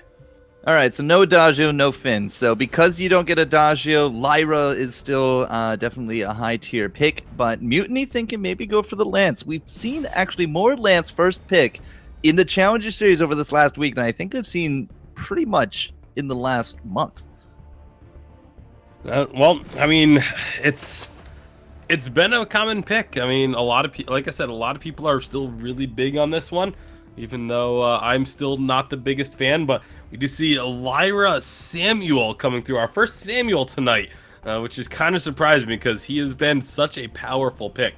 Well, we'll have to see if he will stay mobile enough. Blackfeather to be joining this Lance. Not entirely too sure where Brutal Turtle's going to take that Lance yet, but if that is going to be the case, very likely Blackfeather off into the jungle, and that means it will be that roaming Lance here. Well, it's the Blackfeather and the Scarf. Now, we had heard tales of Blackfeather being a really good counter to the Samuel at the live championships. Yeah, but we never actually saw it. Yeah, it but never executed. Hardek just fell flat on his face with it. But to be fair, the Blackfeather didn't end up actually going 1v1 against the Samuel in that game, but it still doesn't look like it's going to be the case here either, because you'd have to assume that the Scarf is going to be in the lane putting the Blackfeather in the jungle, and that the Samuel is going to be in the lane with Rona in the jungle. So we'll see. So starting all over, and I made a deal. He said, I'm not taking shots. What do you want me to play? I said Rona, because EU, I really enjoy Look at Me in his Rona, right? I think we even had Team Secret play Rona back in the championship. So I wanted to see Rona, and he actually picked it. So yeah, I don't think they're done trolling yet here, boys. Well, again, it's that confidence. Starting all over has always had a whole mess of confidence, and sometimes to a fault. I mean, if they end up losing this one, then you could just attribute it to that overconfidence that he has. But with Lyra Samuel, it's going to be a tough task. I mean, I don't think Rona's actually even that bad. We've seen compositions where Rona was able to do extremely well recently, too. So we'll have to see what starting all over is able to do with this hero. But for now, the Samuel is going to be the first nut that needs to be cracked here by Mutiny. Now, both sides with their crystal carries have this nice kind of forward linear damage, right? You're going to get Spitfires just shooting out in a straight line, tanked up by whoever can get in front of them. Same here with Big Dog with that Verdict and Malice. But for now, Majorn, wow, he's actually going to get that Lance Armstrong shot at the end of it all and picks up that first blood. But it's kind of curious that we do have these carries that can do this. Starting over comes through, says hello, picks up two. Majorn is now going to be on the ropes and starting with the triple. Oh my goodness, that is not how I saw that going. Was not actually a triple. It was only a double kill. Anna Marie did take the kill on Mjorn. No, not Mjorn. It was on Brutal Turtle. Actually, the kill went over to Mary, but it's still an ace at the minute 40 mark or so. And, well, that's the power of an early game Rona. When you come in and have a couple targets low health, it is just easy pickings. Yep, no problem. So if they win, no problem, guys. I'm available for analyst and coaching. And just never, ever take me up on that here, Bacon. Still, 3-1, 4-1 as Big Dog is able to get off that Corrupted Genius hit. Anna Marie still might drop, very likely is. There we go. Sandra's now running, does not want to tank out the turret, doesn't matter. Morn will. Mjorn, whatever. What do we want to call this guy? I'm going to say Mjorn. Mjorn but, it is, then. We'll have to ask at some point, maybe. I've just called him Mjorn over 2 days. Yeah, that's Buongiorno? That's what I just heard from Dragonborn. No. Majorn. Sorry, Dragon, but no. I'm gonna say Mjorn. Like that just seems to be what's That's good proper. enough. It's good enough. Sanjo trying to make a little bit happen here with this Black Feather. Big Dog doesn't care. Gets the kill. Goes for the double on top of it. Big Dog, I think, is a bit too far forward. Mjorn not able to follow up. Here comes Starting. He's not willing to tank out the turret, but it is another 2 kills, and VIS64 are looking real good right now, Bacon. Yeah, 7-2 on the kills and applying lots of pressure onto this turret. A big minion wave going to get knocked back by Mjorn just to try and buy some time, but maybe sacrificing quite a bit of health in order to do so. He absolutely is. And, well, there's another kill going down as well. We're just saying no dice to this Black Feather. He might be a counter to Samuel. So how much do we counter to Rona? Yeah, really doesn't seem to be doing all that great for himself. 11 farm at the almost 4-minute mark. Definitely not where you want to be. Oh, starting all over's farm, 24, which is on par with the laners. This is the second time we've seen a jungler do this. And it just kind of goes towards the skill. As I said, once more, he's also level 6. Starting all over is level 6. We have level 3s almost across the board. It's only Mjorn with that 4. They're looking for some kills here, but Brutal Turtle just does not have the capacity to fight, and I don't even think Mjorn's getting out of this one. Yeah, that's 2 kills. No, just 1 kill. Sorry. I don't know why I thought 2 kills. But another kill going over to VIS64, and again, this early game lead that they're building up, I mean, this is just going to continue to grow for them. And the lance is going to fall off, but so that's not even going to help the case for Mutiny. But then you've got Lyra, Rona, and Samuel, all 3 heroes who both they scale incredibly well into the late game. Yep, that they do. So get a nice snowball early. Have a great game overall. Starting all over, jumps in, no problem, gets the kill. Might actually go down. Definitely going down after the Githian wall comes through. Nicely done, Mjorn. Finally, the 3rd kill here going over to Mutiny. But a lot of these fights are right under their turret. They are not getting any real estate here, Bacon. Yeah, even when they find the kill, there's really just nothing for them to gain off of it. They have to just continue to stay in the lane and continue trying to just push these minions away from their own turret. Their turret's now below half health, thanks to the work of Big Dog and Anna Mary, and obviously starting all over when he makes a trip up to the lane has been helping out with that pushing as well. So just a lot of pressure being put on the map thanks to the early aggression coming out from them.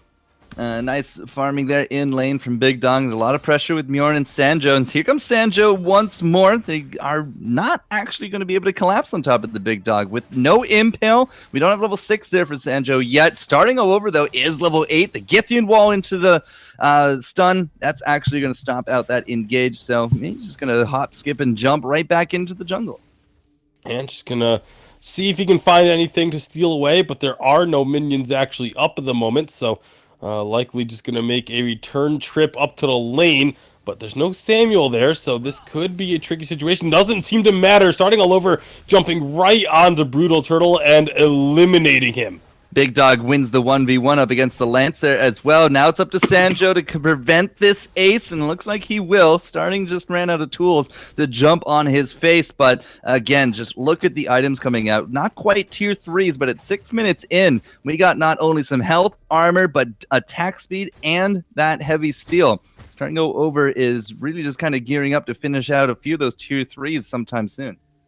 Yeah, plenty of tier 2s being picked up, 3 tier 2 items, and a couple of tier 1s as well. Meanwhile, in the lane, you can see Big Dog finished off the Broken Myth. It was an Eve of Harvest first item for Brutal Turtle. And then the Roamers, well, Anne-Marie did just go back to base, finishing off that Fountain of Renewal, so they're going to be pretty much even as well. All right, starting. He's maybe going for the strafe. Okay, well, he does not actually get hit by the impale, but 3v1 still might even get a kill on somebody here. The red mist, there's no more stuns. 3v1, it's just not meant to be. The Oblivion does go out. Here comes Big Dog, just stopping that back line from going anywhere. Sanjo is down. Mjorn, perhaps not going to be so lucky. Starting does get hit by the Spitfire. But now Brutal Turtle is finding himself up against Big Dog and Anna Marie as they're coming to clean up. But Big Dog is on that Goop, the heal is good from Anna Marie. The portal going through does not body block, though. Big Dog might still burn down into the back, and Anna Marie is now going mono a mono or dragon on lady. Doesn't matter. Big Dog comes around. Corrupted bonus from that genius. And, well, 15-4 when the smoke clears.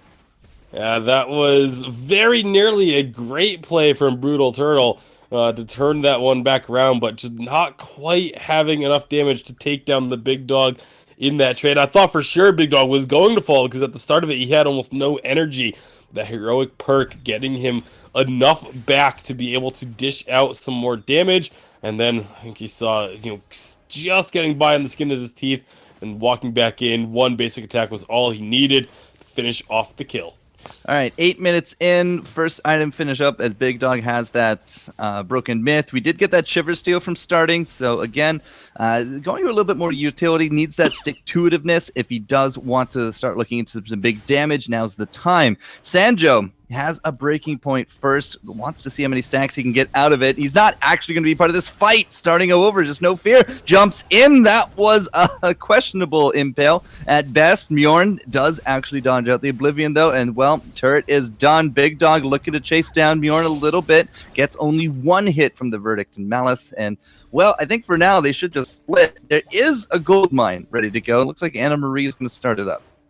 Yeah, it's a full gold payout that is waiting to be captured. Big Dog narrowly dodging out an impale. Does get dropped pretty low, but now starting all over is looking for a kill. However, here comes Brutal Turtle. Will be able to answer instead. So now Big Dog does fall to the Drifting Dark, but it is a 2-for-1 currently in favor of Mutiny.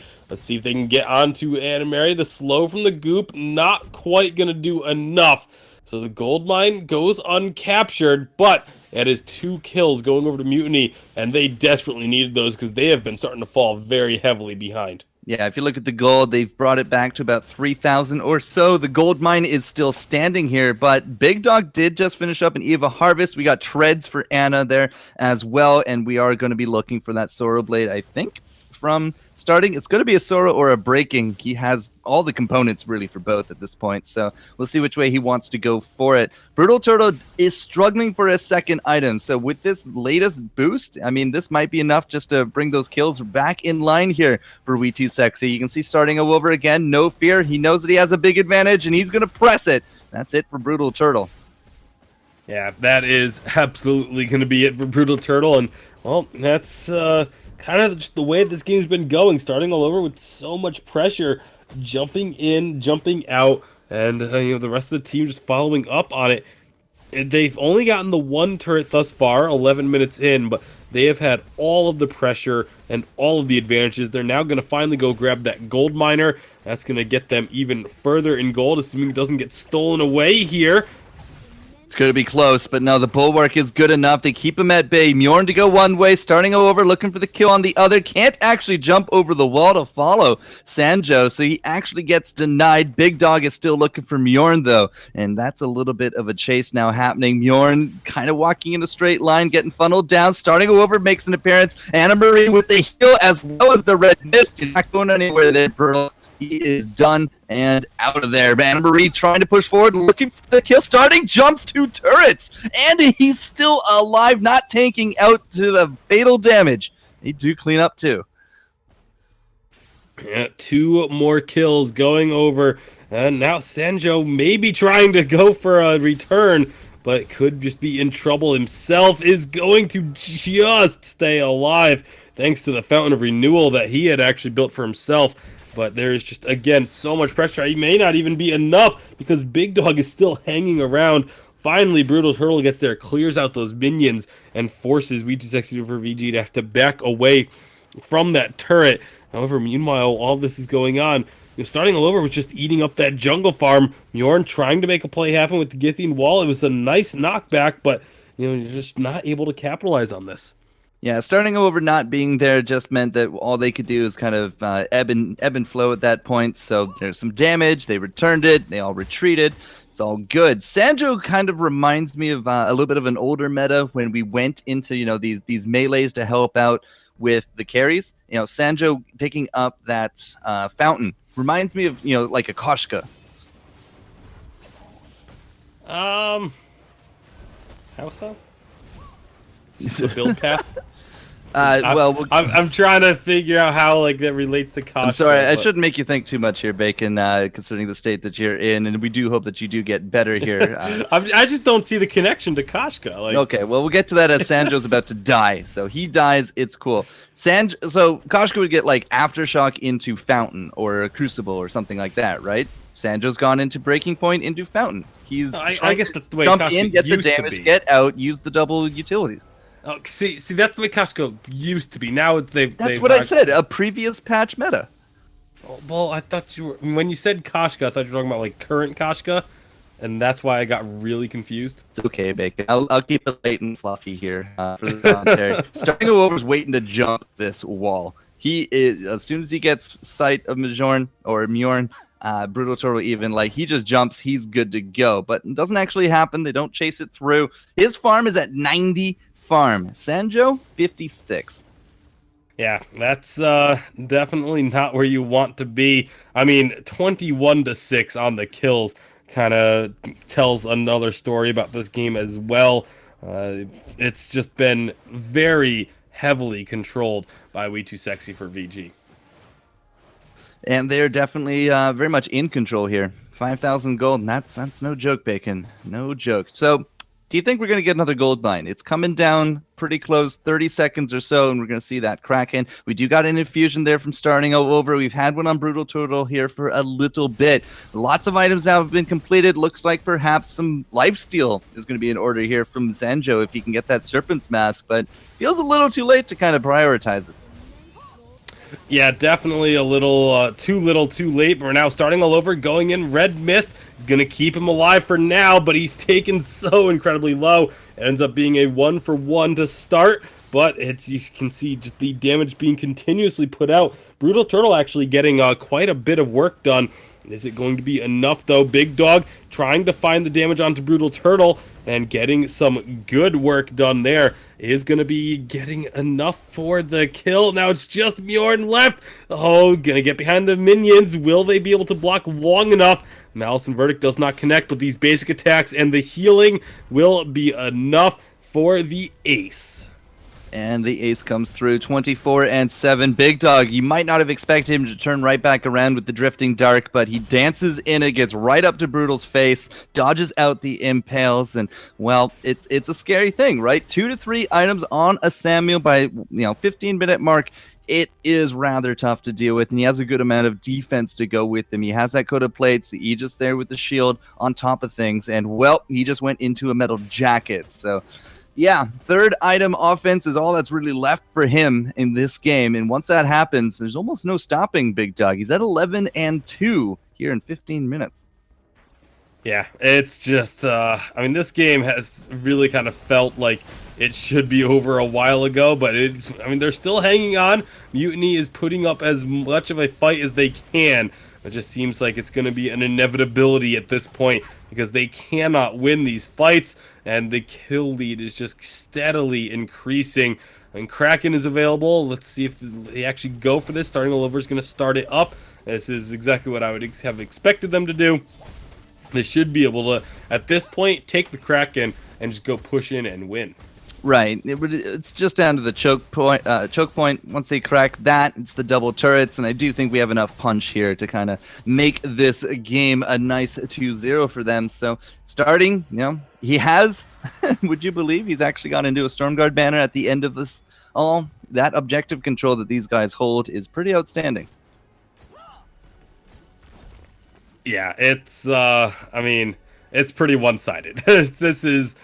unless there's a miraculous defense here coming out from Mutiny, this game should be all but over. They're getting as much damage as they can onto Big Dog before this fight starts. That's a good start at least, but he's already healed back up most of it.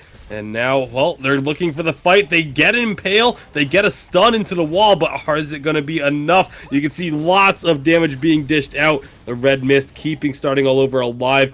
Blackfeather is already down. Brutal Turtle does find one kill, but it's only one while Kraken is working into the base. Big Dog still has plenty of damage. All Anna Marie has to do is keep Brutal Turtle from coming in. Big Dog versus Mjorn should be pretty much money in the bank, especially with these Verdict and Malices now connecting. But Big Dog, again, just has to help out this Kraken. As long as Brutal Turtle can't go home, then he's not going to be a defender. And Anna Marie is really just kind of running rampant here into the jungle, making sure he can't go anywhere. So turret is done. We got Sanjo back alive here. Big Dogs now could be into some trouble. He has the Drifting Dark. He's trying to dodge out. He's looking for the kill, and Mjorn is done. Sanjo in the 2v1. He's going to go down as well. Anna Marie still holding on. Portals over the wall, and Brutal Turtle just cannot get rid of this Lyra. Finally, she drops, but it doesn't matter. Game is over, Big. Yeah, game is over. Series is over. Big Dog just going to let the Kraken finish this one off. And, well, no, he does actually take the last hit on it. That is GG, and this We2Sexy 4VG will be moving on. Unfortunately for the side of Mutiny, well, their run ends here for the split. I feel kind of bad because I feel like I orchestrated a little bit of their demise. I said play Rona, and then starting over kind of went ham. I mean, I feel partly responsible here. Well, that's maybe you'll get some hate mail from Mutiny over that one then, I guess. I'm sorry, guys. Sanjo, Brutal Turtle, and Bjorn.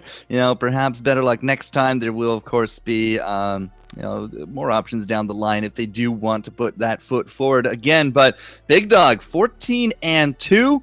As I said, 2 to 3 items by the end of it all. He had way more than enough when it comes to the defense. It was very hard to keep that guy down.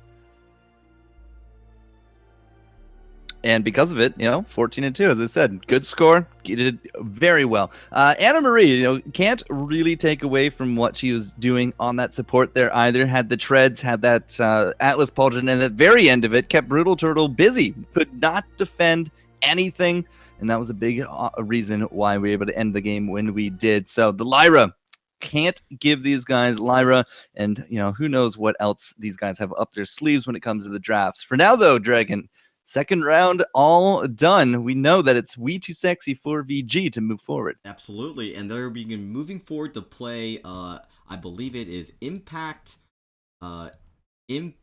Exodus, which is actually the game we're going to be streaming next. We're going to get right into that. Right now, Enforcers is playing OMG United. By the way, OMG stands for Off Meta Gaming. Something that I was notified in Twitter today, and so I just wanted to point that out. Thanks for that correction, guys. So they're playing right now. They're actually in the second game. If that goes to game 3, we might be able to jump into that as well. But until then, we're going to get in. We're going to stay with We2Sexy as these two matches have to complete. Enforcers have to complete to go on to the third round. And with We2Sexy going, they have to win these matches, and then they're playing the final loser bracket matches, which still have to take place. So we've got a few more games for you guys in store. We're going to stick with We2Sexy for right now. We are going to take a quick break, though, and Forecourt and Tasty Bacon. When we return, we will start preparing you guys for the next round. Until then, we'll be right back.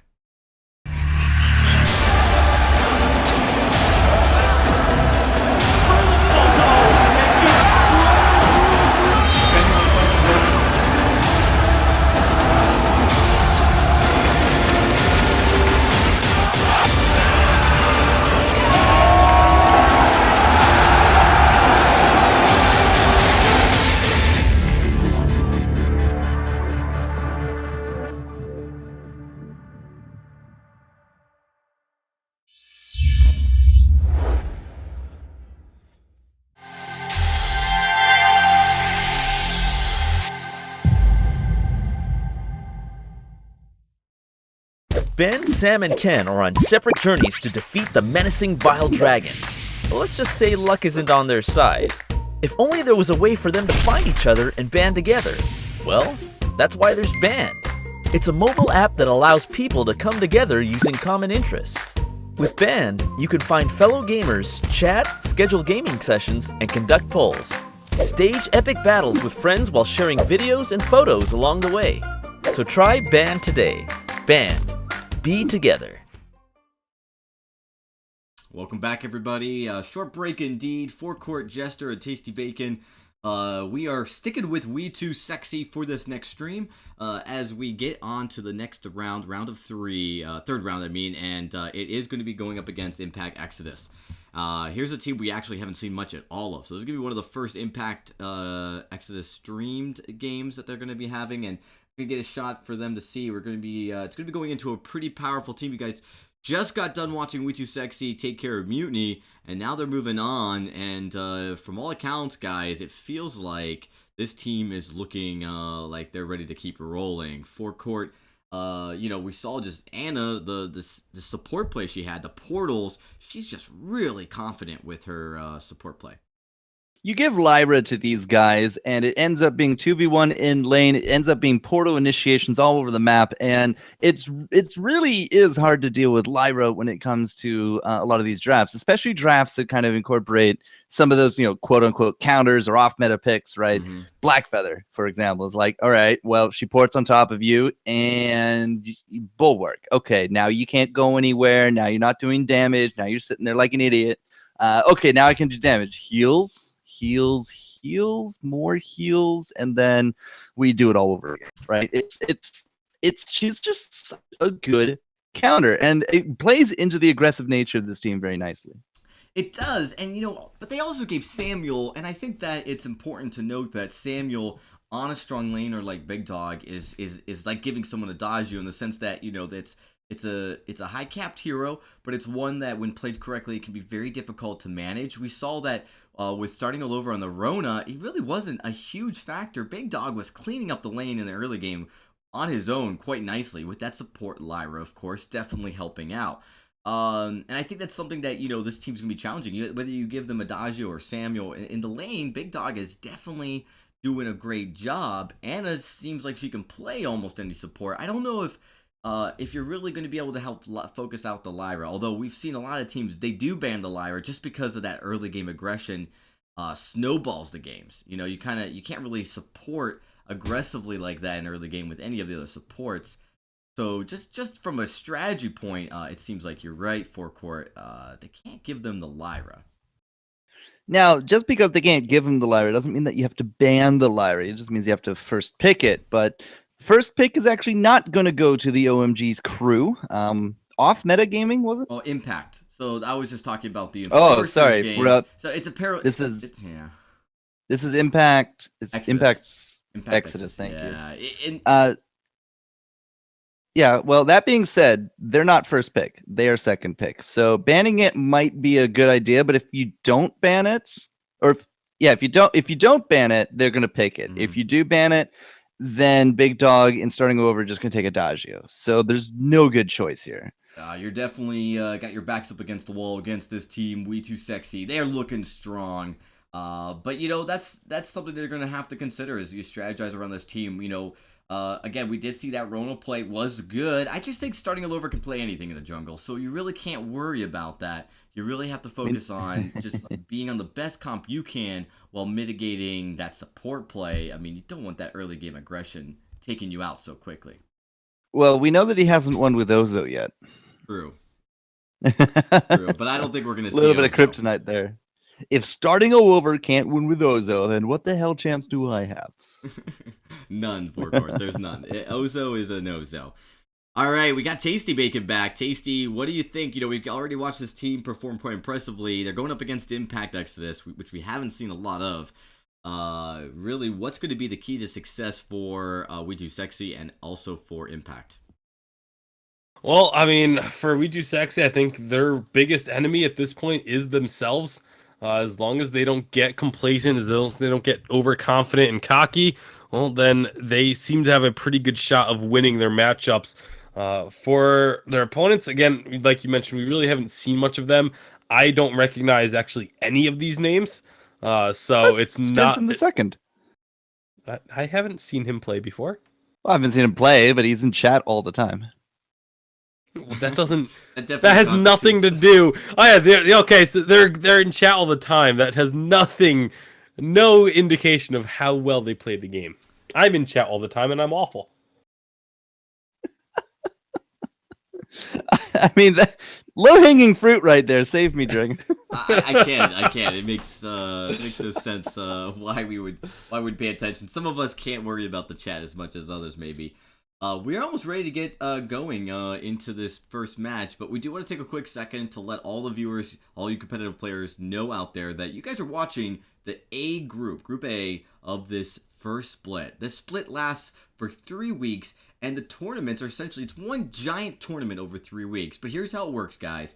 Group A has the first tournament where the top 4 teams are selected, and we're going through that right now on the second day. The top 2 from the winner bracket and the top 2 from the loser bracket will make it into week 3. Week 2 is Group B. It's another set of 32 teams, completely different 32 teams, and you guys can still register for that. Registration does end tomorrow, though. It ends tomorrow at 1 p.m. Pacific. Make sure you guys mark your calendar and register.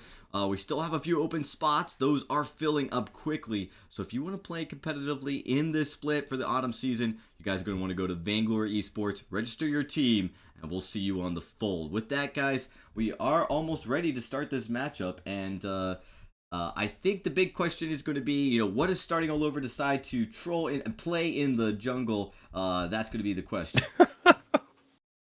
Well, he has no deals with me this round. Are you sure about that? We'll definitely... I'm pretty sure if I made a deal, I'd remember. Right. Well, with that... Maybe you're just trying to keep it secret. Maybe. Dun, dun, dun. We're going to take it over to the draft, guys, though. So let's start looking at where we are. Start game number 1 of this best of 3. So I'm still betting there's going to be an Adagio or a Lyra ban right here, Bacon.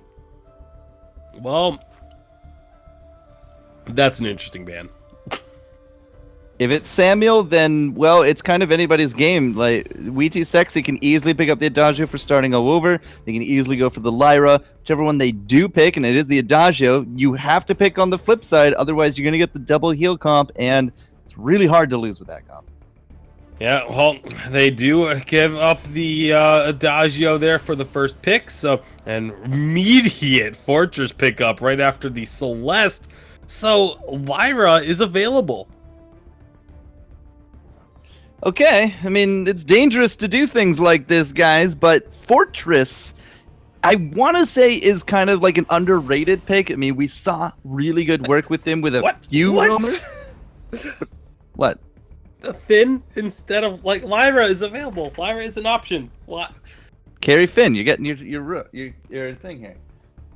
I have a feeling it's not going to be a carry Finn. Come on, carry Finn. Carry Finn. I would love carry Finn, but I just don't think it's going to be a carry Finn. They're taking an awful lot of time. Kestrel for the final pick. That's really surprising. If you have Adagio and you have the opportunity to take Lyra and you don't. Well, I mean, I'm just as confused as you are. Now we could actually play a carry Fortress. I mean, we could. But they're not I wouldn't want to, but we could. Swap heroes. All right, so the draft aside, Starting over off into the lane, Big Dog into the jungle there with that Kestrel, and it looks like it's going to be Harambe into the lane. Polyphemus. Chat says Polyphemus is a god, so we'll have to see how good he is with this glaive. Just like early lances, I love watching early glaives hit that lane pressure. Yeah, well, we'll have to see. I mean, if there was ever a time for an Ozo to be played, I think this was the match, but not going to happen. Oh, yeah, absolutely could have been. They had the opportunity to do Adagio, Lyra, and Ozo. You're right. Yeah, that wasn't the joke I was going for, but... What's the joke you were going for? Celeste? Is a joke? I don't understand. Really? Really? This one's like, it's right in front of you. Oh, because of Harambe. Yes. Oh, Bacon! You outsmarted me on that one. That was such an easy one, too. Like, I don't threw you a attention. softball for that. I don't pay attention to Harambe bull. It's just, it's not my cup of tea, man. Well, either way, it is a very interesting draft that we get for game 1 of this series. All right, so starting all over up into that lane. We're going to be putting a lot onto Stinson here with this fortress to make it work. As I was trying to say earlier, he's had some good success with some select roamers, and we'll have to see if Stinson the second will add to that as well. Big thing, though, that he can add to this is the healing reduction to come into it. I mean, starting over can heal himself, but if we can get those bleeds going, it's might be a different story for Adagio this round. Yeah, the ability to reduce the heal effects is actually one of the reasons why Fortress can do very well into an Adagio, and maybe why they were willing to give up the Adagio Lyra, even though it didn't end up coming through. A nice gank from the Glaive. Afterburn knocks starting into the wall, and that is a quick first blood going over to, you'll have to excuse me, it's going to take me a few games to get Impact Exodus down. Oh, I thought you were trying to pronounce Harambe for a minute there. Oh, too hung up on the monkey right there. But, I mean, yes, Glaive coming into lane with the Afterburn. That's the early game plays I like to see. And picking up that kill, I mean, it's definitely going to be a little bit of a bonus. You come ahead in gold a little bit, but it's not going to be the end-all yet. Where do they go from here for the Impact crew? What can they get out of it? And so far, it looks like Harambe in that lane. I don't know if he's AFK or not. No, he's moving. He's moving, but it doesn't look like really good movement. Yeah. May have been a bit of a connection issue there, but unfortunately, all players are responsible for their own connections. And, well, that's going to be another kill, though, in the jungle, picked up by Polyphemus and Stinson the second. But now Polyphemus, he's going to be in a lot of trouble. Coming into this lane, starting all over, gets a lot of damage. A nice afterburn juke. Will it be enough? It will not, but starting all over, could be in some trouble himself, but he's taking a lot of damage and dishing plenty right back. Yeah, he's just a little bit of a heart attack right there. I thought for sure he was going to go down. Big Dog to come over into this, but they do tie up the kills, 2 for 2. Big Dog, quite a few tier 1s into his inventory, but it does look like it will be the Weapon Kestrel starting out over, very likely looking for that alternating current. And on the flip side, Polyphemus is weapon, so everything's pretty much as expected here, Bacon. Yeah, not really any surprises after the initial draft. Again, the fact that Lyra got through is very, very surprising. And then the Fortress, Glaive, Celeste. This is a composition that, it's kind of like an autumn season composition coming out of last year, not of autumn 2016. So it's a little bit of surprises, but for now, it's actually working out fairly well. The early game going pretty even. Big Dog, oh, he's going to get stunned into the wall. That's a nice kill being picked up. Meanwhile, though, starting all over, he finds one of his own to make this a 1-for-1 trade. It looks like it's about to be a 2-for-1. Those big crits coming through. Might even call it 3-for-1 here in just a moment. I don't think Anna Marie can clean up a kill, but that being said, she's trading out very nicely, and you're not going to get the stun from that afterburn. Polyphemus now just trying to juggle it out, runs the other way. Polite Company, it's keeping this Finn alive. Stinson, where are you going? Just going to cross right through and gets squibbled down. Anna Marie, the savior right there. A 2-for-2 when the dust does settle. Oh, never mind, because the respawn, I love Harambe, comes in and finds a kill. So when everything is all said and done, that was a 2-for-3, but he may not be all said and done just yet. They're continuing to kind of funnel into the death zone right there. Starting to go over, does not find a really nice trade. Big Dog is not going to find a trade here. Nice flare. It just says, oh, hello, Stinson now on top of him. We're looking to steal the farm. Doesn't happen. And now Big Dog is going to get 0 out of this. And that is 3 more kills over to Impact Exodus. 7-4 now in favor of Impact Exodus, with about a 700-800 gold lead, called almost 1,000 actually now, as they pick up a little bit more farm while their opponents are respawning. So they're off to a solid start. 5 minutes in, they're in the lead. And yeah, 1,000 gold. We'll give them that. We'll have to see what they can do with it, though. Starting all over is not known to really, take these games lightly. He will come back. We've seen it before. But if we continuously gank him out, I mean, already 3 deaths between him and starting. That's 6 of the 7 right there. If Polyphemus can keep coming in with those afterburns, he might just be actually able to keep down the young talent. Yeah, well, they're doing a good job thus far. And, well, I mean, they've been able to find some solid team fights, find some solid kills, and these afterburns have been absolutely on point from Polyphemus. Looks like chat was right. He is playing exceptionally well. But for now, are they going to find anything here? No, it's going to be Big Dog able to get away. Anna Marie is just not a target that you go for with these afterburns. First item for I Love Harambe is actually going to be that Frostburn. It's picked it up now, and Stinson closes the gap. They're going for starting all over. Instead, they are actually just going to take the damage and walk away happy with it. We don't have level 6 here from Anna. We can't engage with it, but Big Dog finds that it's all about Polyphemus to get into this back line, and there he goes. That is a very dead Castro, now making it a 2v3. We still have enough health here from Stinson. I think he'll be fine. Anna Marie, again, just not really able to put out the damage on that front line without a Kestrel. Yeah, without having one of your big damage dealers, it makes it rather difficult to win out these trades and these team fights. Starting all over, doing what he can, though, in the lane, gets a lot of damage down, takes a couple from a turret shot, and it will be enough for Polyphemus to come in and finish that one off. So 1-for-1 trade there means that, Impact Exodus, they continue to hold on to this lead that they've got.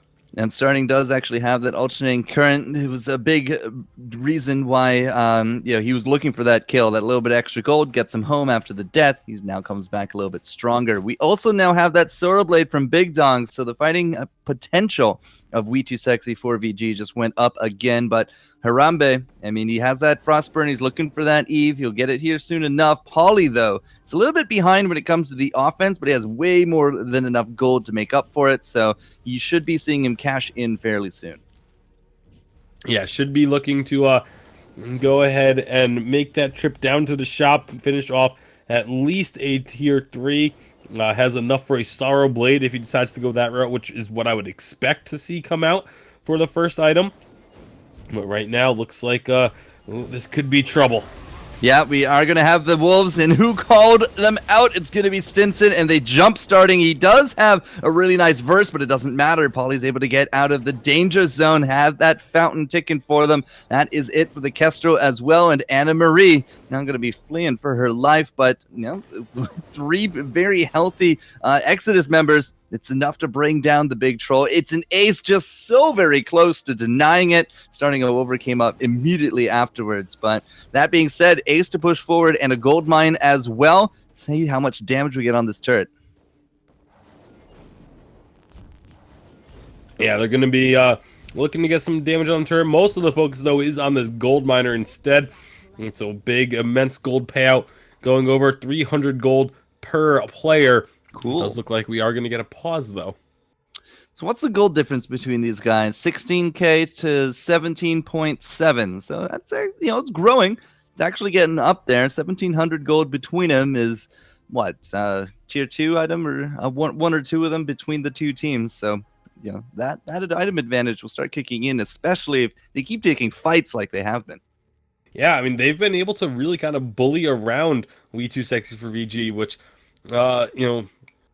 it doesn't really look like it's due to complacency. It doesn't look like they were overconfident. It's just been really strong play from Impact. Is it Impact Exodus? Exodus. IED. Impact Exodus. Okay. Or yeah, but they've been playing very well. I mean, they have been legitimately just straight up winning these fights. They've been out damaging and just out rotating their opponents. They have been actually very, very much that. They have actually been doing very well on those rotations. You're right there, Bacon. That has actually brought them into 12-5. We're going to have a bit of a news update here from Dragonborn.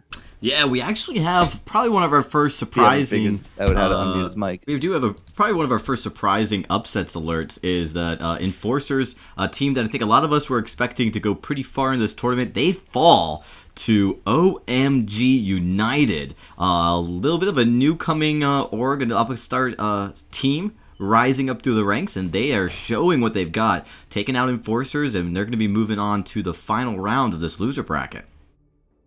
Always good to see new blood, Dragon. Yeah, it absolutely is. And so we're going to be keeping an eye on them. We're going to be jumping to that game, actually. We're going to be watching United in the next round here today. So, for all you teams out there curious, all right, what is this young team? What are they doing? We're going to be hopefully getting that on stream and showing you guys those matches and the skill that's coming out of that organization. But we are almost ready to get back into this game. We did have a connection issue with one of the players, and they are restarting the router. Expect about a 30-second delay from now, and then we'll be back into the game. Awesome, great. Thanks for the update, sir, because this game is actually, pretty lit, I gotta say. 12-5. It's not where you expected We2Sexy4VG to be at this 8-minute mark here, Bacon.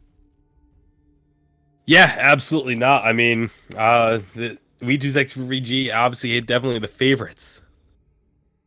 I'm actually just loading up that bracket. Nope, we're going to go back into game. The bracket will still be there by the end of it all. Stinson at about the 9-minute mark picks up that Crucible to go with the Fountain. And I got to say, again, we've seen some really good success with Fortress in the past. I think that Stinson's really starting to show the strength of this hero here as well. And, all right, starting over. Got to respect that glaive when you're moving out, man.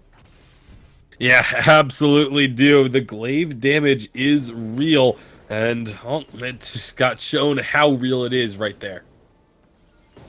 I love watching Lances. I love watching Glaives, especially early on, because they can make these plays. Again, might be a little bit of hubris left over from the last series. Anna Marie, though, not going to be going anywhere. The resists and the slows, it's just too much to bear. Polyphemus hitting like a truck with those crits as well. Yeah, doing a lot of damage, and, looks like they're going to be just backing off for now. Maybe not. Polyphemus is in position to go for another Afterburn as soon as it's available, and, maybe they're just going to find Big Dog instead without even needing the Afterburn. There's the Afterburn on starting all over. Does not get the reflex block in time, and it's a double kill. And Polly's not even going to go down either. Had that shield, got the health. Oh, he didn't drop aggro. Whoops!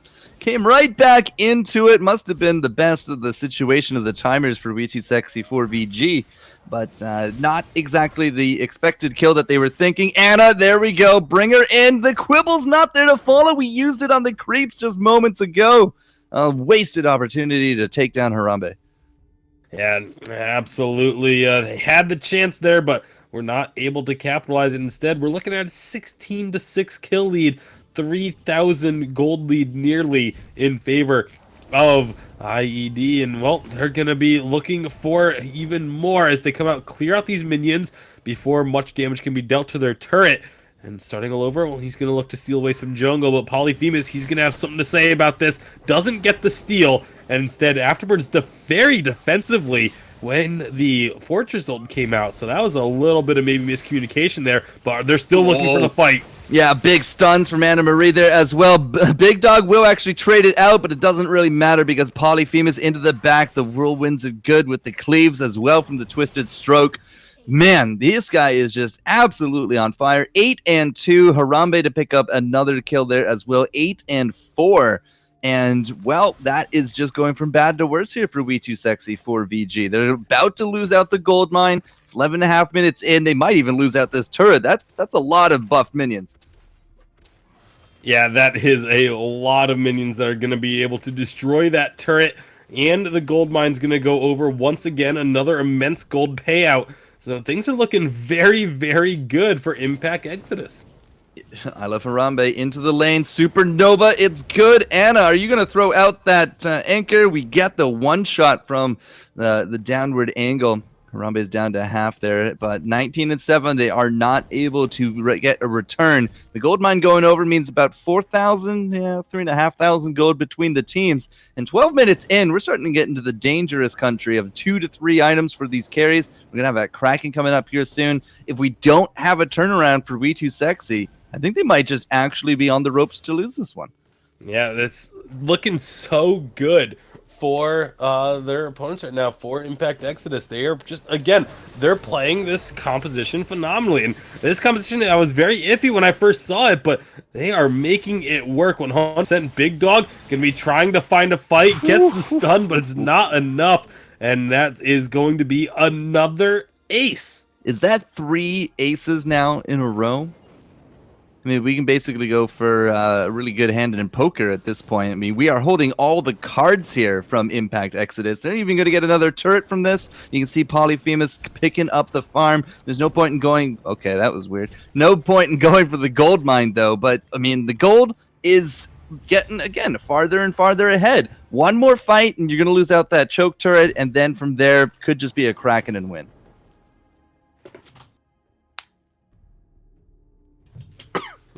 So, oh, Bacon, I keep forgetting that you're not up to speed here, sir. So you do what you need to do there, my friend. 22-7. These teams ain't going anywhere. Anna not hitting with that anchor. Does not come through. I love Harambe now can actually turn around, get some damage. Has that Frostburn, remember. Looking at 2 items, almost 3 now. But Big Dog, yep, separated from the pack. And, well, he's going to go down. You never, ever want to get separated like that because Glaive, I mean, that's what he does. He gets in, gets the damage done. That is another kill for them. Anna Marie trying to get to starting over, but again, like the positioning here is kind of weird. Anna is now going to be the scapegoat. Looks like starting should be able to get home. There he goes. But another 2 kills.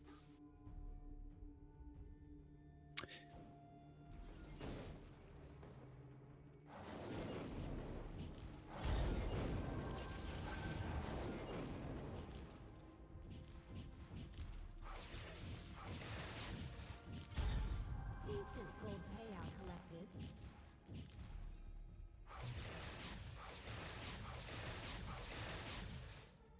Well, I think he's far enough ahead at this point. I mean, we're starting to look 6,000 to 7,000 gold range. We picked up 3rd item there for Harambe. Polyphemus is hitting like a truck, and just watch how fast that this goes over. The good block, though, from starting over. He's not going to get into that wall. We do got the puppies, though, out. And it's actually a good spot for We2Sexy. They should be able to get back to their turret, but Big Dog, he's not going to make it. We got a verse going out. Doesn't matter. It barely tickles these guys. That's 1. That's 2. Look for the triple. It's going to be the triple going through. I love Harambe to get all 3 of those. And again, I really do think they are far enough ahead.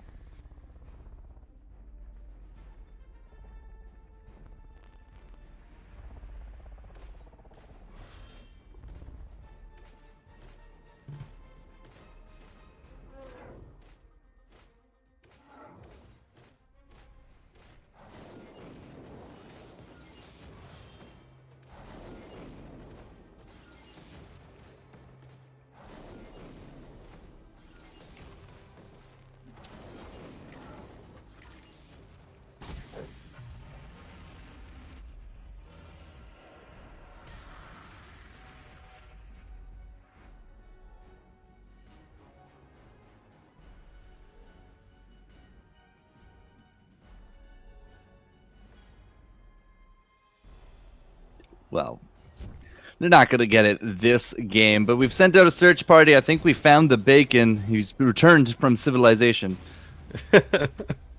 Yeah, technical issues abound on my end, but hopefully it is sorted out now. But that's going to be a block there from the side of Impact Exodus, pushing in with this Kraken, and they could be looking to end the game. If they find even just a single kill here, it could be game over. Well, Anna Marie's not going to be the target, not at all, but the one shot puts Big Dog in a big problem. He's too immobile. We had the puppies go out. Doesn't matter that the shot was actually good. Anna Marie is dropping fast. I love Harambe just dealing with starting over very, very well. And again, even under turret, the Kraken, they've taken care of it, and Anna Marie will not get to safety. That's the ace. And again, I think we've held all the cards. 5 of a kind to these guys with 5 straight 3-man kills. That is going to be game number 1, all locked up at almost 2 kills a minute just for Impact Exodus, Bacon.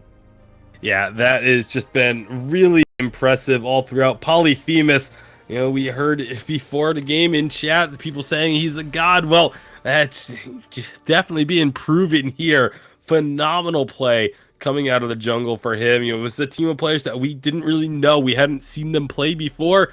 They definitely made themselves a statement off of this one. Whew, man. All right, so kind of a weird juxtaposition, right? We went from these dominant wins from starting all over and We2Sexy 4VG. And now they're the ones kind of behind the 8 ball. I think that's how you put it a bit earlier here, Bacon. 30 kills to 7 is a very dominant showing. How did these guys get down into the lower bracket is beyond me.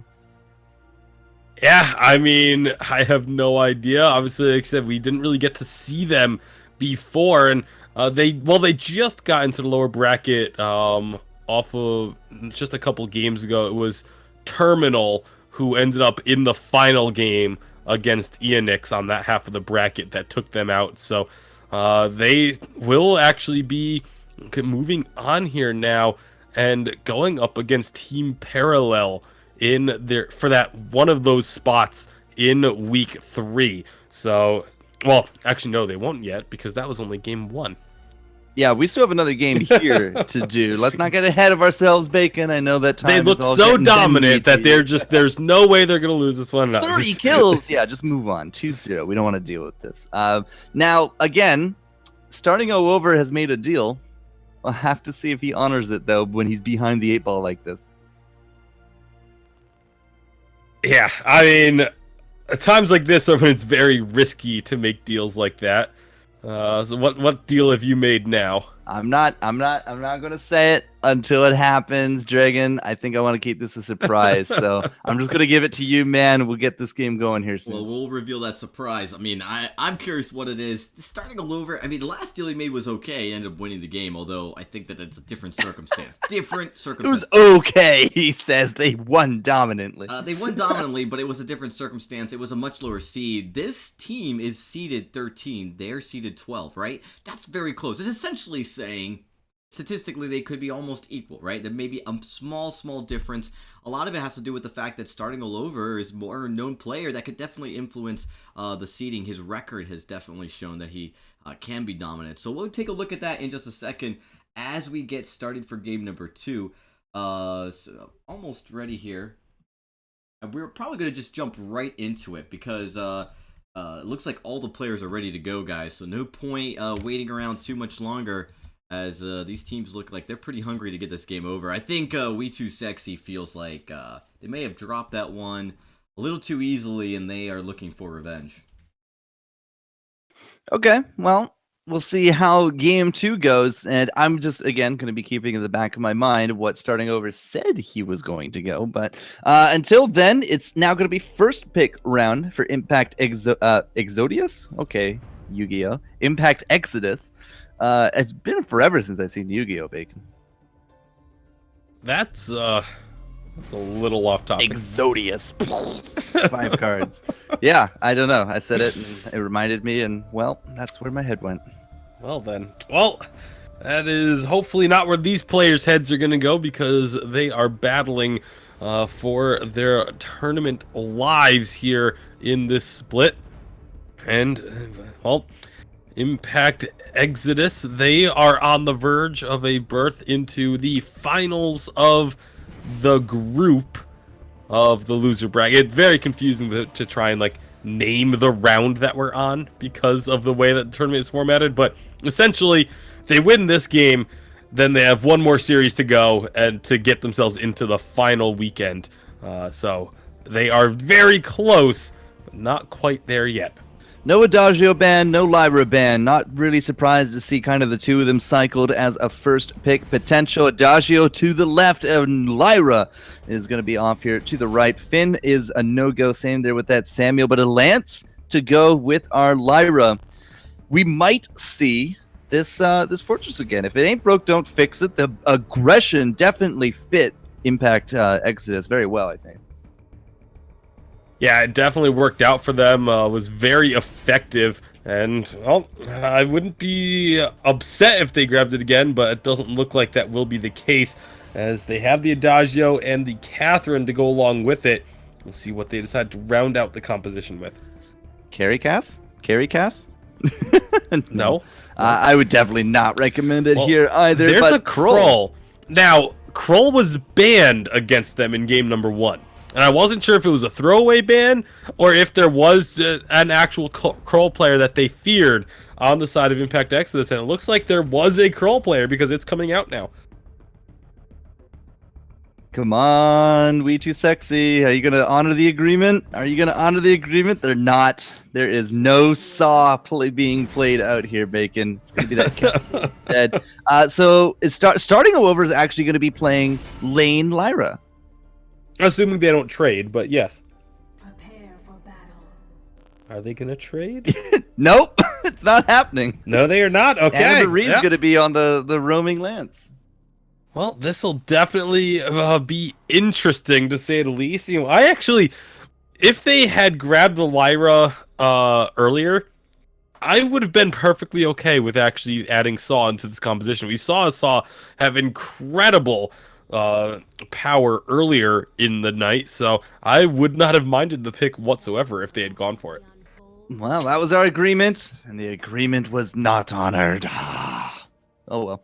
That being said, I Love Harambe did really good in the lane a bit earlier on with the Celeste. Now this round, he's going to be there in the lane with the Adagio. So keep an eye on that. Polyphemus on the Krull. We have seen some god tier Krull lately, especially with Von C. If you've been watching the Evil 8, so I'm very curious to see which way Poly's going to go with this. Well, there's really only going to be one way to find out, because it's going to be happening in this game. I've always been a big Krull fan. Haven't been the biggest fan of the Krull builds that we see more often than not. But yeah, we'll you're see, always telling which us way about Paul that. decides to go. Are we not going to be getting an impale here on Stinson? Anna does not have it. Went get the in-wall first. Well, I don't really... Yep. So, looks like Stinson will live for now. We don't actually have Krull anywhere on the map. He did go home very quickly, but We Too Sexy maybe by biting off a little bit more than they can chew. They do get the stun there on top of Polly, so he's not going to get those shadows empowering movement speed. Instead, they're just going to go back to farming. Yeah. Well, for now, it's just going to be remaining even. Obviously, We Too Sexy, they are very much aware of the position they're in. If they lose this game, they are out. And this is, again, a team that, you know, you look at it and there is a lot of experience. There's stage experience on this team. For them to not make it to the challenge battles, to not even to the week 3, let alone the challenge battles, would be very surprising. Well, it could still happen. For now, though, they do get first blood. It was the kill there on top of Harambe, so Anna Marie coming up with those impales finally after that level 2. Did good work and got the kill. At the same time, Big Dog was sort of entertaining the 2v1 in the jungle. Didn't get the farm, but at least they knew exactly where the support was. Starting all over, perhaps a bit too far forward. He does find Polyphemus, or Polyphemus finds him, and that's actually the return kill. Yeah, well, for now, they're going to be looking for another perhaps onto Anna Mary, but not quite going to have the damage just yet. All right, so she's going to be minding the lane. Stinson with the vision, actually going to be putting down that scout trap right there. Is looking for a little bit more information when they go for the rotations. Stinson again, putting down another scout trap at the Treant. So we are going to have some good information about where they're going to be coming up from or when they're farming. Anna Marie is going to live through a little bit of this damage, but Impact should be able to just go back and farm out pretty easily here. Well, for now, they're just going to continue looking for this damage. I mean, it's a lot of pressure being put on currently by We Too Sexy for VG, but not really able to find the damage that will stick. Thanks to the fact that it is Lyra versus Adagio, there's a lot of sustain, but Polyphemus now coming up into the lane on this Krull, gets that heroic perk, isn't going to find anything though. A nice Githian wall is going to stop him in his tracks. Now, Big Dog actually did throw down the active camo, but did not respond in order to get the stun. Did actually get the farm, but it doesn't matter. Spectral Smite has that Kestrel's number. Despite the best efforts of Anna Marie, that is going to be the second kill going over to Stinson Polyphemus. And I think he might even just turn around. He's like, okay, I got all my cooldowns up here. Let's go, Anna. And it's doing actually a lot of damage up against her. Yeah, definitely doing some pretty solid work. But for now, just going to be just grabbing a couple of kills and then backing out. It does look like there's some maybe... nope, it's going to be just a free recall for Polyphemus down in the We Too Sexy jungle. Yeah, Polly's going to get out, no problem. No kills there on top of Stinson either, coming back out of the fountain area. So we have cleaned up the farm. Starting over is going to be making his way back to lane, at least as quick as he can. Might find himself in a bit of a sandwich. Nope, Stinson actually goes off. And they're going to be picking up that gold miner, or the minion miner. Yeah, minion mine getting grabbed, making sure that the lane stays pretty much even in terms of the trading values that can happen on the fights. But for now, a pretty cautious game, I'd say, from both sides. There was a little bit of skirmishing, but for the most part, both sides opting to play a little bit more safely. Polyphemus trying to make a couple of aggressive movements, but not really going to be finding anything as he goes for it. But he does have vision, so if there's a rotation to be happening, he could at least get the jump on him. For now, though, he just goes up. Anna Marie says no, puts him up against the wall, but that's about all that's going to happen here. Now, I think they know Big Dog's here, especially after he throws out those glimmer shots. They're looking for the damage on top of Harambe, can't quite find it. Instead, is Polyphemus now cashing in. That's going to be the kill right there on top of the Kesto, and Poly, again, just going to walk away happy with that.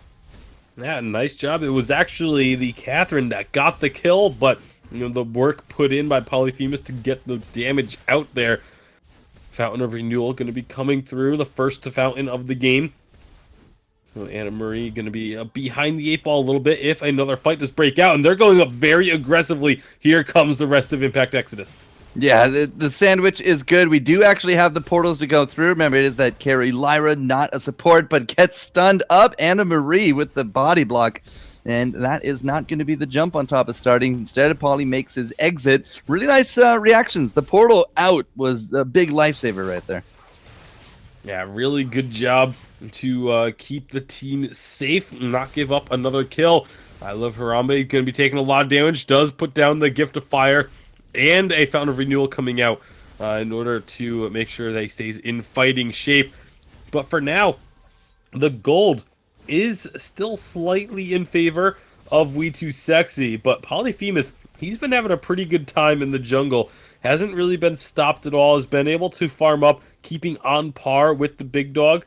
Did go for the Shiver Steel first item, so his damage will be lacking a little bit, but he'll have that sticking power that Krull so desperately needs. Double armor, double attack speed, and the stick-to-itiveness. I mean, the faster he can get those spectral smites, they've definitely been working some wonders. So it's going to be a good time for Polly as he continues on. Finds Anna Marie, does get stunned up, but other than just a few stacks here and there, Impact for now is just going to try to dance around. They don't have a 3v3 situation. They might be able to just jump on top of Big Dog, and Stinson definitely making some overtures to do exactly that, but now it's a route. We do got the stun on top of starting, and Portals is going to keep him going. The blast tremor to come through, and it's just not going to be enough. Not this time. We got the one shot. It hits Polly. It's not enough for a kill, but that was really well handled there by We2Sexy.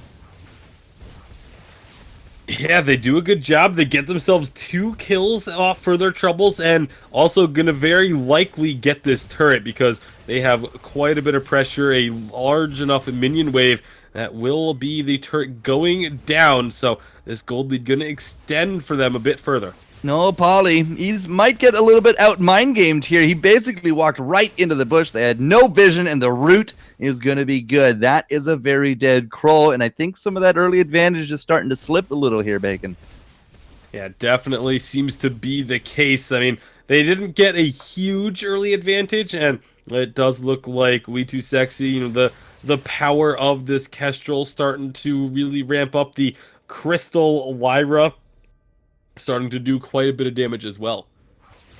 Yeah, and Lyra's farm on point once more. 77, about to hit just past the 8.5 minute mark, so he's about to hit that 80 mark there as well. And again, staying on par, just a little under 10 a minute, but Harambe is starting to fall a little short of that. 64 for this Adagio, and Adagio with 2 deaths. I mean, it's feels like he's just not as practiced as he could be on Adagio.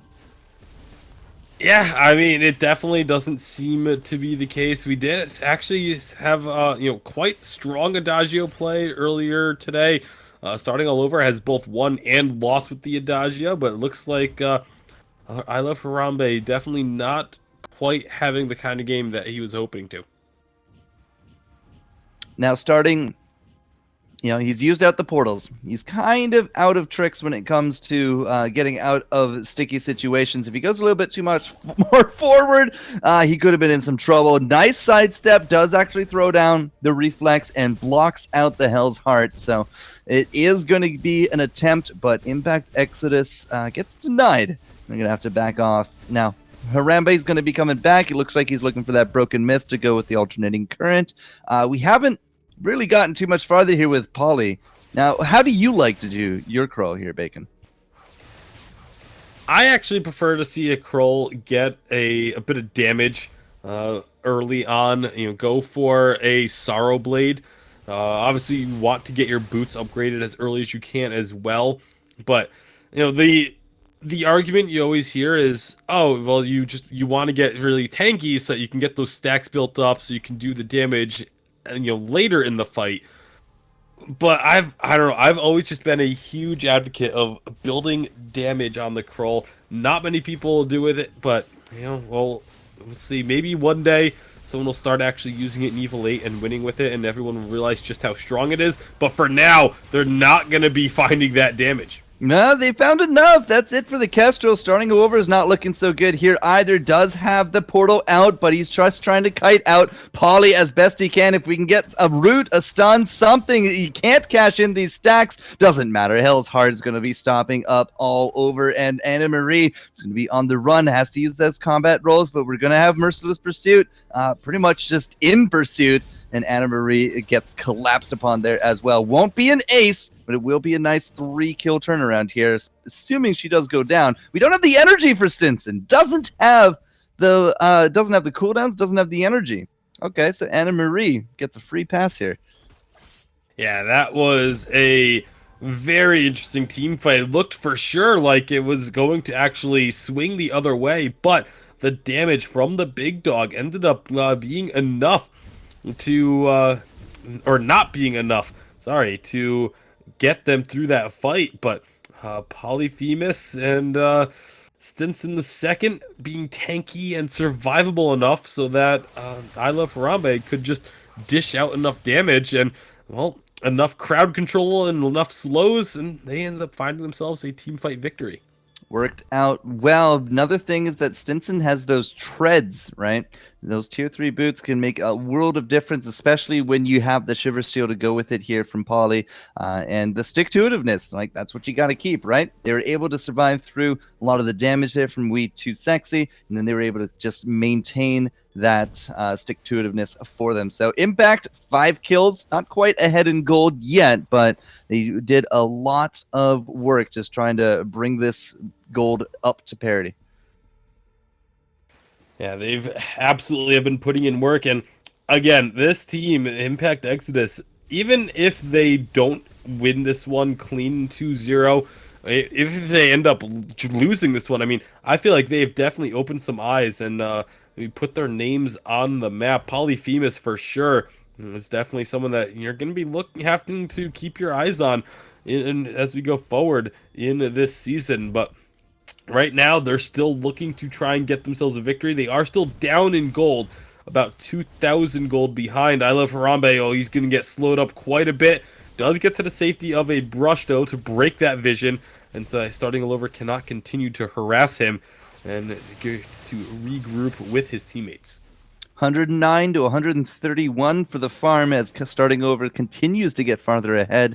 He could have actually tried his best there to get that kill on top of I Love Harambe. They didn't know it, but Stinson and Polly were actually way down at the backs. So, a little bit of a lost opportunity, but Big Dog actually eats that Hell's Heart. We do got the bulwark there trying to stop up Impact Exodus, but now Big Dog just cannot deal with the damage from I Love Harambe. Neither can starting all over. It's up to Anna Marie to stop out this ace. She got 20 seconds to get to safety. Stinson might be low. Same there with everybody from the Impact crew, but no kills to go to We2Sexy.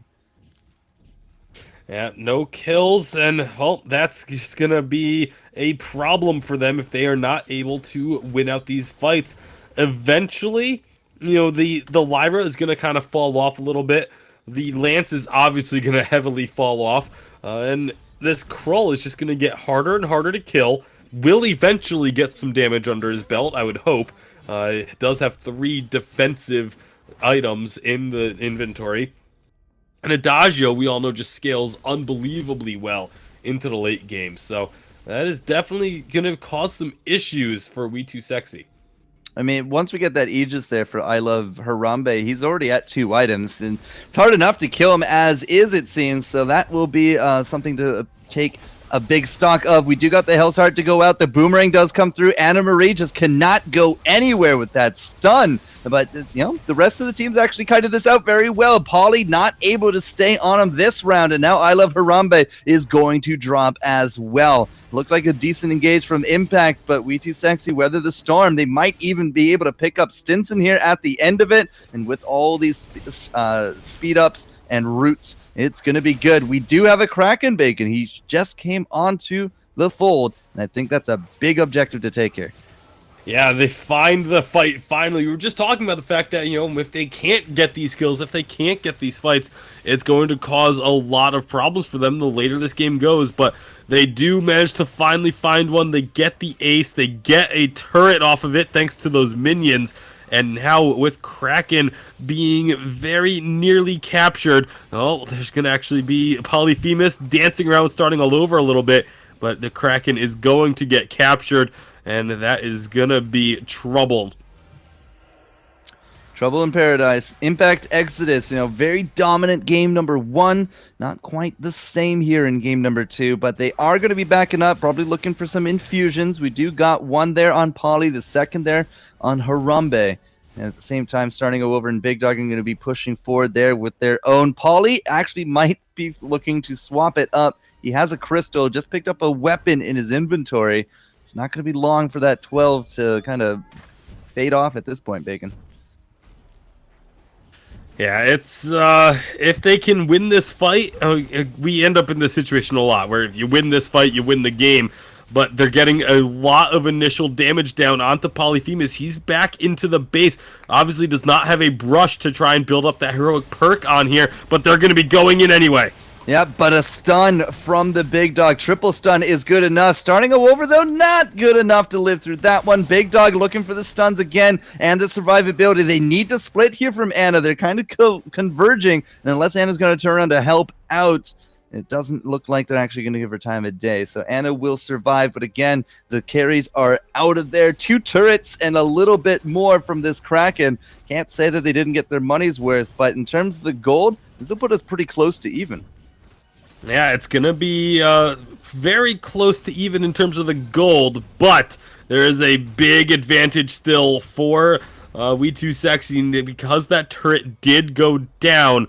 We have seen this before, where no turrets left, even with 1 turret left, you know, the backdoor potential is real. A couple of scout traps getting put down. They do have that Lyra, of course, so the backdoor potential is even stronger with that hero. And, well, we'll see if maybe they were paying attention to the previous series earlier today, where the backdoor attempt just went straight through the lane. Looks like Stinson, yeah, he's going up. He's putting brushes in scout traps in those brushes, making sure that that is not going to be something that happens to them. There's quite a bit of blue here on the map. If you look at it, Bacon, there are actually a good amount of scout traps. So a backdoor, very likely not to happen. Impact will be all over that one. But at the same time, it is a good spot here for We Too Sexy. I mean, even if they lose out the fight, and they're not going to get stunned up. Nice portal there. Stinson now actually takes the portal back. Not entirely too sure he wants to eat that damage. A nice root to go with it as Anna Marie still sticking to these guys. The retreat is sounded. Stinson waiting for those cooldowns. No, it's Polly now to move forward, and we got a verse. It is going to get blocked out. Starting over is not having any of it, and Anna Marie just sitting there taking the damage. Even if she goes down, she did her job. She soaked it all up. That's 2 kills. Stinson has got to get away, but he's not. It's an arrow in the back, an arrow to the knee, and this is a game 3, Bacon. It is indeed going to be game number 3. So they are going to be pushing this to the limits. And again, this is tournament lives on the line. Loser of this series goes home and has to wait until the next split. Winner will go on to face Team Parallel for a spot in week number 3. And, well, we're going to be going the distance. It's a lot on the line for these guys simply because they are down to their last chances. But, starting over, it looks like they don't necessarily troll all the time. That carry Lyra did work. 170 farm, kept down I Love Harambe a good bit. Might be deaths all throughout everyone else, but 9,200 gold by the end of it. And Lyra hitting like a truck with 3 items here at the 19-minute mark. Just felt like she was just a bit farther ahead of this Adagio. Didn't really have the best of games from I Love Harambe, but, this is where it all comes down to it. Brass tacks and any hidden comps. This is game 3. I think we lost Bacon to a coughing emergency there, Dragon, but we are going to be sticking through this one, right? Game 3? Actually, and this is... Don't do this to me, man. Well, we have... The issue here is that when we look at the schedule, if We2Sexy wins, they actually will go on to play Team Parallel today. And we want to be able to get you guys to that. But right now, Terminal is playing OMG United, and this is going to be the last chance we get to watch that matchup take place. So we're trying to balance this. We've watched a lot of We2Sexys. Guys, we're going to have to move over to another game here, and I know you guys are gonna kill me for that because this is a really exciting matchup. It really is. But we want to be able to show them all, and of course, We2Sexy has several. If they win this, we'll be playing a few more games today. So we are going to kick it over to this other matchup, guys. Fine. I know. So sad.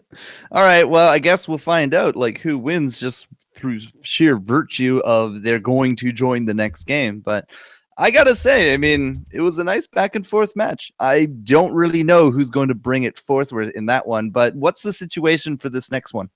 So what we have is this is the final round for Terminal, and they're going against OMG United. OMG United coming out and taking out Enforcers.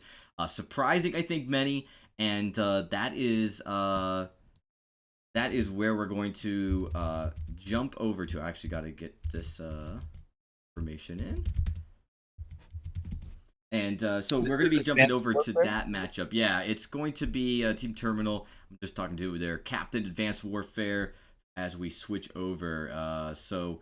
That's where we're guys are going to go. We are going to switch teams here. And, the reason is this is a team that we haven't had a chance to look at all. OMG United kind of really surprising us. Impact as well. And they're definitely surprising, I think, We2Sexy, 4VG.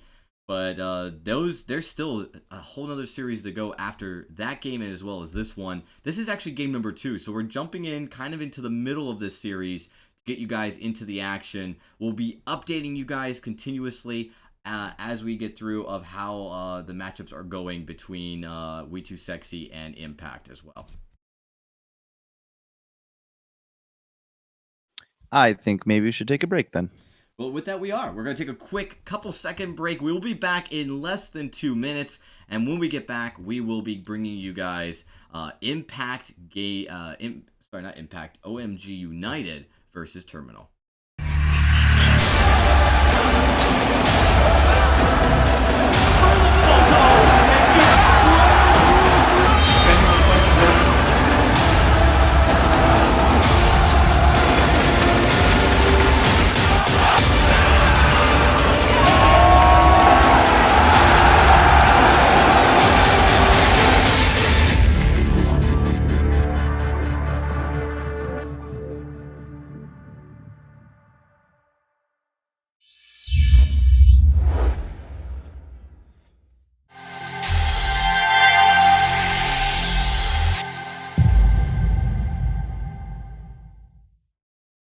Ben, Sam, and Ken are on separate journeys to defeat the menacing Vile Dragon. But let's just say luck isn't on their side. If only there was a way for them to find each other and band together. Well, that's why there's Band. It's a mobile app that allows people to come together using common interests. With Band, you can find fellow gamers, chat, schedule gaming sessions, and conduct polls. Stage epic battles with friends while sharing videos and photos along the way. So try Band today. Band. Be together. All right, everybody, we are back for the break, getting ready for this matchup, and we are in the final few games of the loser bracket. This is actually round number 4 for Terminal and OMG United. After this will decide who goes to week number 3. So this is a very pivotal game. We're going to be jumping into game number 2. I'm, of course, here joined by Tasty Bacon and Forecourt Jester.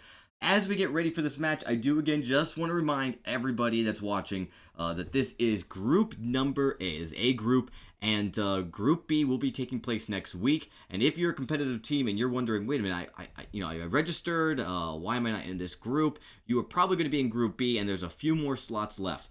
What that means is for everybody that still wants to play, you still have time. 1 p.m. Pacific time tomorrow is the deadline to register for Group B of Split 1. This is the only way you can play if you are not already registered in Split 1 in the first split of this autumn season. There's still another split number 2, where we'll do this all over again as we prepare for the final qualification into Worlds. But this truly is the last chance you guys have, so you definitely don't want to miss out on this opportunity, guys. So with that, we are going to start focusing our attention back onto this matchup and get ready for game number 2 of this best of 3 series between OMG United and Terminal. So just waiting for a few seconds here, waiting for the friend request here for Court. So again, I don't think any of us have really seen much of these matches. So we're kind of going in blind to what to expect. But both of these teams have been through a lot of teams. They've surprised everyone else. So we're just going to hopefully take the chance to come in here and see what these two teams, what is so hot about them, because again, they have been playing at a very high level this entire Challenger series. Well, I hear a lot of good things about Advanced Warfare, who I already have on my friends list. I don't really remember why, but there he is. So I hear so many good things. So every team that we've covered, somebody in chat has always had one of their backs. Like Polyphemus, the god, ends up playing amazing, right? Starting all over, Pajama Drama, now Advanced Warfare to be coming into this one as well. So I'm really curious, where this will go.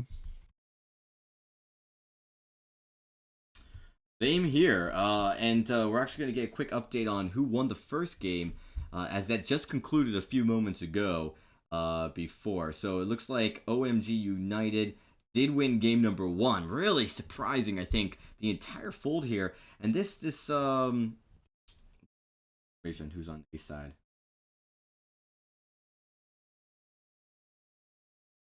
Because this has really been a roster that I think few people have seen coming out. I mean, none of these players are players that have been noted, and it looks like, with OMG, they've got a ZZ Sniper, Epic Man, and Zack Attack, names that, I think are pretty new to the competitive scene. And that's for United? OMG, yeah, OMG United. And they're the ones up 1-0 in this. They are moving on to the B side, and so again, this is they were 17 seeds, so it wasn't like they were ranked that low, but it's still something surprising to kind of come in and to find a team like this just dominating the fold, surprising a lot of teams that have been here for some time.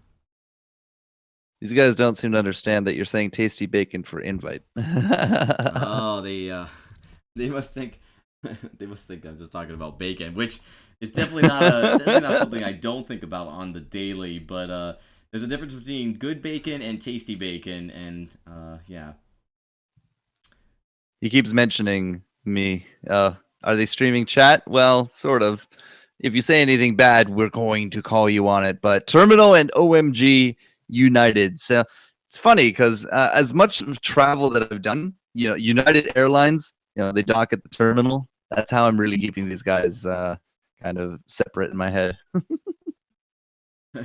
Yeah, I mean, it is interesting to see that OMG's really come a long way this tournament. I mean, both OMG and Impact, names that are new. It's exciting to see this, and they've earned their right, entitled to it. They've broken through a lot of these teams that we have been a little bit more familiar on. We are going to find out how Impact does against We Too Sexy.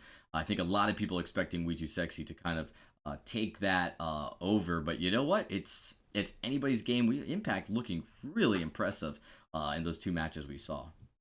Bacon, you are here, right, sir? We need to get you into this game, man. Got to take that friend invite, yo. Falling tasty Might bacon. actually be AFK. I'll give him a quick nudge here as we get ready for this matchup. Where's the bacon? Come back to us, Bacon's probably just hacking up a lung there in his bathroom. Poor guy. He's just not feeling so well at all. Oh, he's back. All right. Take your friend request. Get in here, sir. We got a new game for you. He's probably putting on his headset. It's really weird talking to a Bacon that's never talking back. Yeah, Or is that weird? Talking too much. I'm actually just waiting for the friend request to come through because my client's being slow, but I think I just got them. Rip. Tell Dragon he sounds like he's a mile away from his mic. A mile? Are you a mile away from your mic, Dragon? No, about a foot. You know what? Let me fix. I can fix that for you guys. There we go. Every once in a while, I do turn my head, and that, of course, may result in distant dragon. Who am I accepting a friend game invite from? Zack Attack from OMG United, getting us all started here. And it looks like we're ready to go. So OMG United's up 1-0. Terminal there in slot A. They got to make up that difference. And as we get into this draft here, ladies and gentlemen, winner to move on to the last matchup of the night. We're saying no to Saw. That's curious. I wonder if there's a Saw in the first game. No to Samuel there as well. Bacon, we still got Adagio and Lyra on the table. I would have to assume with the Saw ban that there was a very strong Saw in game number 1. Otherwise, it's just a very curious ban. But for now, it's going to be a Lance first pick. That's also a bit of a surprise. As I said, I've seen more Lance first picks this week than I have in the All-Star game, the championships on both sides of the ocean. Like, there's just a lot of Lance dominance here. I'm personally okay with this. Well, you and Playoff Beard can go sit off on your Lance Island and have fun, but I am not a huge fan of this pick. Lance Island. Oh, wow. I have stats to back up why I don't like the Lance pick, so... Doesn't mean that we don't like it. Wow. All right. Oh my OMG U. Off meta gaming. That's what they are. But the OMG United crew. Well, they're definitely going off meta here. Yeah. Giving up Lyra and Adagio to the second and third picks. Like, what just happened? We saw magic. That's okay, apparently they are really living up to their name here. Off meta gaming. Well, they are definitely playing off meta Ringo, Catherine, Rona. Sounds like an adventure. Buckle your seatbelts, guys. This plane is ready for takeoff. OMG United with the strange Rona, Ringo, Catherine. At least we can hope that it's Catherine on the roam. Well, it's gonna be interesting, that's for sure. But against the Lance Lyra Adagio, that's gonna be a very difficult nut to crack because the Lyra Adagio in itself is already really strong, and it works extremely well with the Lance. And it's one of the few situations that I do actually like the Lance pick into. Don't get me wrong, there are other picks that I would have preferred in this situation, but the Lance pick is still very strong with the double heal. So real talk here for a moment. Sniper Z. I think he's going to go Crystal. Yeah, well, it's... That is not a popular pick on this side of the ocean, my friend. It's not a popular pick on this side of the ocean with good reason. I mean, even in Europe, with a few times we saw it, it didn't really impress whatsoever. I would be... I don't know. I really hope he doesn't go Crystal. After everything else they've done, though, at this point, like, they are off meta gaming. I guess it would fit if he were to go Crystal. Yep, Crystal Ringo. We're gonna have that weapon Zack attack, and we'll have to see if it's could actually be a Crystal Rona. Just put them in the blender. We'll have to see if the red mist will actually become something more of a blue mist. But on Or the just other side, Double weapon would be much more preferable. I know, but that's not off meta at all. On the other side, advanced just warfare, because it's your name that doesn't mean you weapon- have to do it. Yes, it totally does. It totally does, Bacon. Spirit Eater has that crystal bit there as well. So the big question is, which way here will OMGU go? And will Zack Attack actually be able to stand up to Advanced Warfare? He goes for a book. You don't get to see that every day in the jungle. Yeah, it's not terribly common, but obviously it wasn't the first item, but it's a very strong on Rona, getting that lifesteal, being able to survive when you do go jumping in onto your opponents, and some good damage getting done onto Spirit Eater, but the snipers, he's taken quite a bit in return. Really looks like everyone on the red side is getting hit pretty heavily. So a lot of the commentary yesterday, as we are going into the Crystal Ringo, is that if you can't actually bring down one of these healers, if it's not Pixel Glory, it's got to be Spirit Eater. If you can't bring him down, then you're just going to end up trading, and you're going to lose that trade because of the double heal mentality that they have. You might be able to trade out half a bar, but they can heal it. You can't. A lot of the play here from United has to be getting that kill and concentrating fire. Well, getting the kill and concentrating your fire, I mean, that's pretty good advice no matter what you're doing, but especially holds true here. Yeah, absolutely. So, again, Crystal Ringo now with that attack speed, very likely looking into that alternating current, which, again, I didn't really see much of that ever in Europe. It definitely seems to be more of the NA special sort of deal, but between him and Spirit Eater, I'm not entirely too sure who's going to win that one out. If they can get kills on either side, cool. But again, if you can't trade out, you got to get the kills. Yeah, the trading one for one isn't going to be getting you any progress towards winning the game. So you have to find a kill and then still be able to survive is one of the big keys to this one. And with the double heal composition, the chances of survival are just flat out higher for the blue side.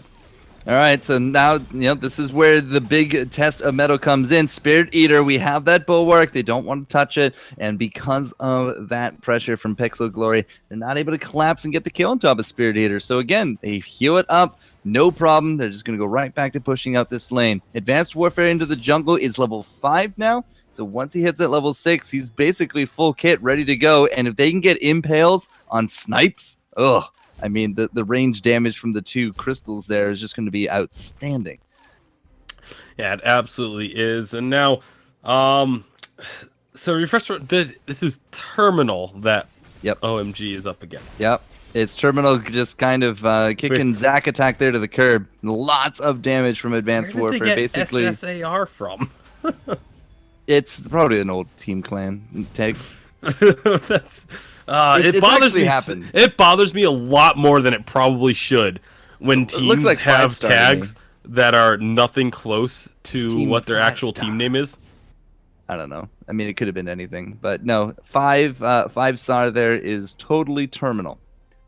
Is it a 5? Yeah, that's a 5. So it is a 5. There's an S right beside it. Yeah, well, when I'm on a phone screen, it's not quite as obvious. Well, I've told you once, and I'll tell you again. Get a better phone. Get a tablet. I have a better phone. I have a better phone now. It's still a phone, though. All right, Zack Attack. Do your magic here. Big stuns doesn't happen. Well, that's actually got Lara by the end of it there. Spirit Eater, though, with the kites, it's good enough. And they do trade it out 1-1. Epic Man has no energy here. Roots, no problem. Now Snipes, it's actually going to be enough to dissuade the kill. It does look like it is. Advanced Warfare now going to be on the run. Snipes, do you got that? Yeah, he does. Twisting the silver, twirling silver. It's just not enough to catch up, though. Yeah, so a very close trade, but Epic Man with the Fountain of Renewal able to keep himself alive. And then, of course, like you said, once snipers came down, it was enough to dissuade any further aggression. So we do sit at 1 kill apiece. The gold still dead even, although it is going to actually swing in favor of Terminal off of this minion wave, because it's a very large minion wave that Spirit Eater is absorbing at the moment. So it's still just a very slight lead, but it is still a lead nonetheless. Over down in the jungle, Zack Attack, he's just going to be getting into the shop and getting out quickly, so no issues going to happen there. Yeah, he's going to be fine. He does actually have that needle, so we've upgraded the book. That lifesteal is there. I don't think we can go into this turret for the kill, and they're not going to get the damage they need on top of Pixel Glory that quickly. Lance coming up. There's the stun. Zack Attack, you're not going anywhere. Where's the root? The impale, it's good. It's not quite the book to go with it, but now we're going to try to lifesteal up. I just don't see Zack Attack getting out of this one, and he will not. And also, is that a kill? It is. Yeah, there we go. The Hellfire Brew comes through. Snipes able to trade it out. Is going to dodge out the Lance, at least the first Lance. The stun comes through from Epic Man. There's no combo here from that Advanced Warfare. So Snipes will live, at least for now, and does not get rooted the second time. Yeah, so not really much going to be happening. Just another trade. Epic Man is very low, needs to be careful. Again, with that double heal comp, Pixel Glory able to keep Advanced Warfare plenty healthy. And they're just going to duck down, steal away that Treant, and just continue on their way. And while we always talk about stealing away the jungle and getting those small little advantages, the Treant, it doesn't seem like much when you steal it away.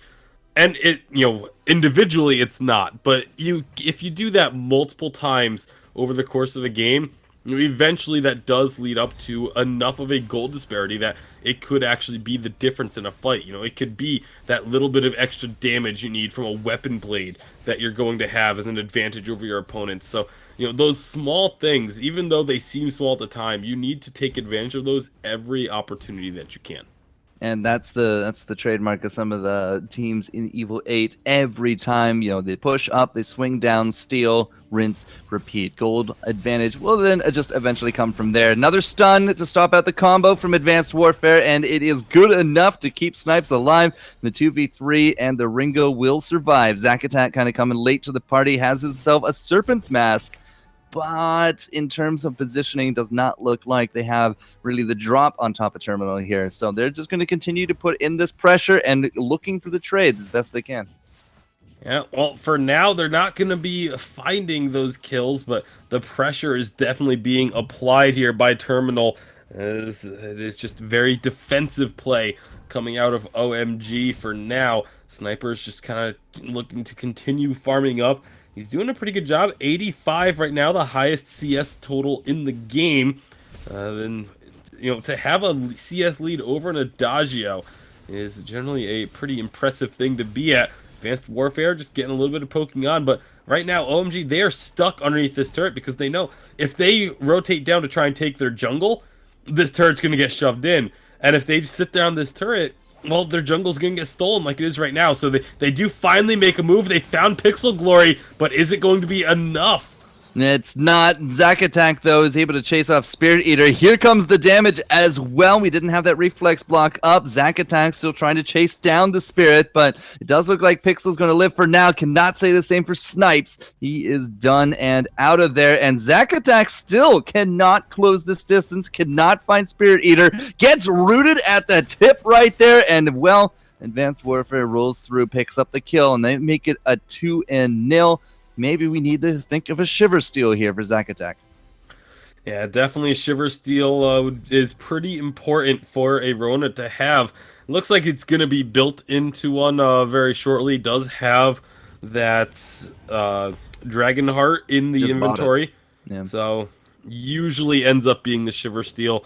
And especially because that's Rona's biggest downfall is her ability to stick onto a target. And so you get that little bit of movement speed slow, combine it with a potential stun and the huge slows that come out of Ringo, and, well, all of a sudden that problem isn't such a big deal anymore. Well, for now, it's 6 kills in 11 minutes. Not quite the dynamite pace I was sort of expecting here from Terminal, but Snipes still kind of dancing around. We have a full gold mine. Nobody's been able to take it all game, and Zack Attack, he's going to be found. And the root, it's funny that you can actually dodge out of the root like that. One of the only mechanics that'll let you do it. Spirit Eater is down low, though. He is now going to be on that retreat. Here comes OMGU looking for that, but it's a double root that gets you into the wall, only on top of Epic Man. It was not that stun. Zack Attack is jumping forward. We got the portals through. We actually might have the health here from OMG. Never mind. That Ringo is down and out for the count. And once more, Spirit Eater is just kiting and kiting. Epic Man is now in the retreat. We've lost out the Rona. Advanced Warfare gets the root. And that's going to be it for the Catherine as well. Another 3 kills going over to Terminal.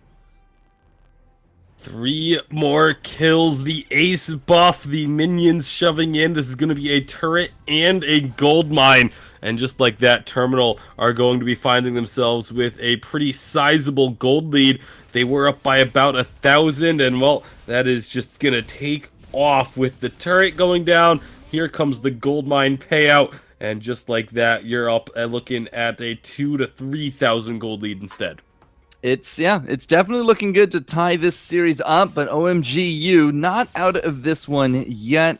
I don't think that the gold advantage is really enough to kind of put them into the ground. But for now, Zack Attack, it's once he gets that Shiver Steel in play, like he has it now, but once he gets it on top of Spirit Eater, I think that could be a big difference right now. But Spirit Eater, again, is just kiting and kiting. We got that Hellfire Brew on top of him, but he blocked out the burning. The portal backwards might be actually the key that they need, but the heals are so good. The verse is coming out. Ringo once more dead in the water. Zack Attack trying his best, and even with that Shiver, even with the portal luck, it's not going to be enough. Terminal pick up the back-to-back ace, and they're going to be pushing forward here.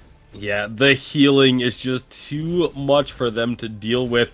The double heals, the Adagio and Lyra. This is the combo that we saw have so much success in Europe. We saw it have so much success pretty much anywhere that it's played. There's a reason why teams just don't let this combo through.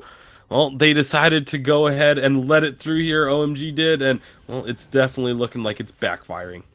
Yeah, absolutely. Off-meta gaming, for their credit, are sticking to their name. But unfortunately, that's not how you get into the big leagues, boys. You sort of have to respect some of the power picks out there. And Adagio Lyra, put them together, and that's just your death sentence.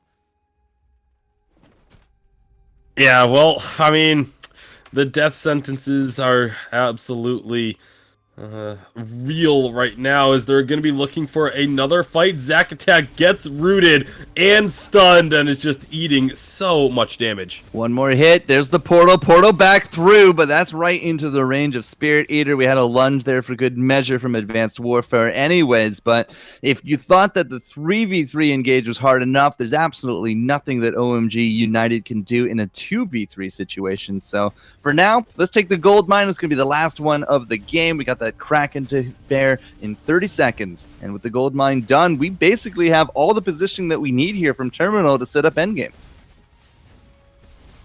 Well, I mean, they've just been kind of dominating this game from, right around the 8-minute mark or so.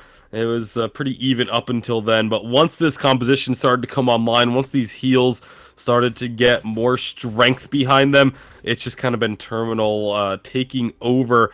Now, they almost lost that gold mine, but they did end up securing it for themselves. And, well, with this pressure they have, the fights they've been able to take, I don't really see this game going any differently than a Terminal victory. Epic Man caught up with the Bulwark. Pixel Glory, they're just trying to cut him off at the pass. Advanced Warfare, there we go. There's the stun, but there's no impale to follow. I'm a little curious that they didn't try to put more into getting that kill and then just turn around and gunning it for the Kraken. But for now, they're going to be very happy just to take out the farm as much as they can. 15 minutes is coming past. We do have one infusion there on Snipes. He has it there in his inventory. Pixel Glory has another, same with Spirit Eater. So a lot of crystal now purchased, but the damage absolutely lacking out of Zack Attack. 0 and 6. Feels like he's getting kited more and more every fight.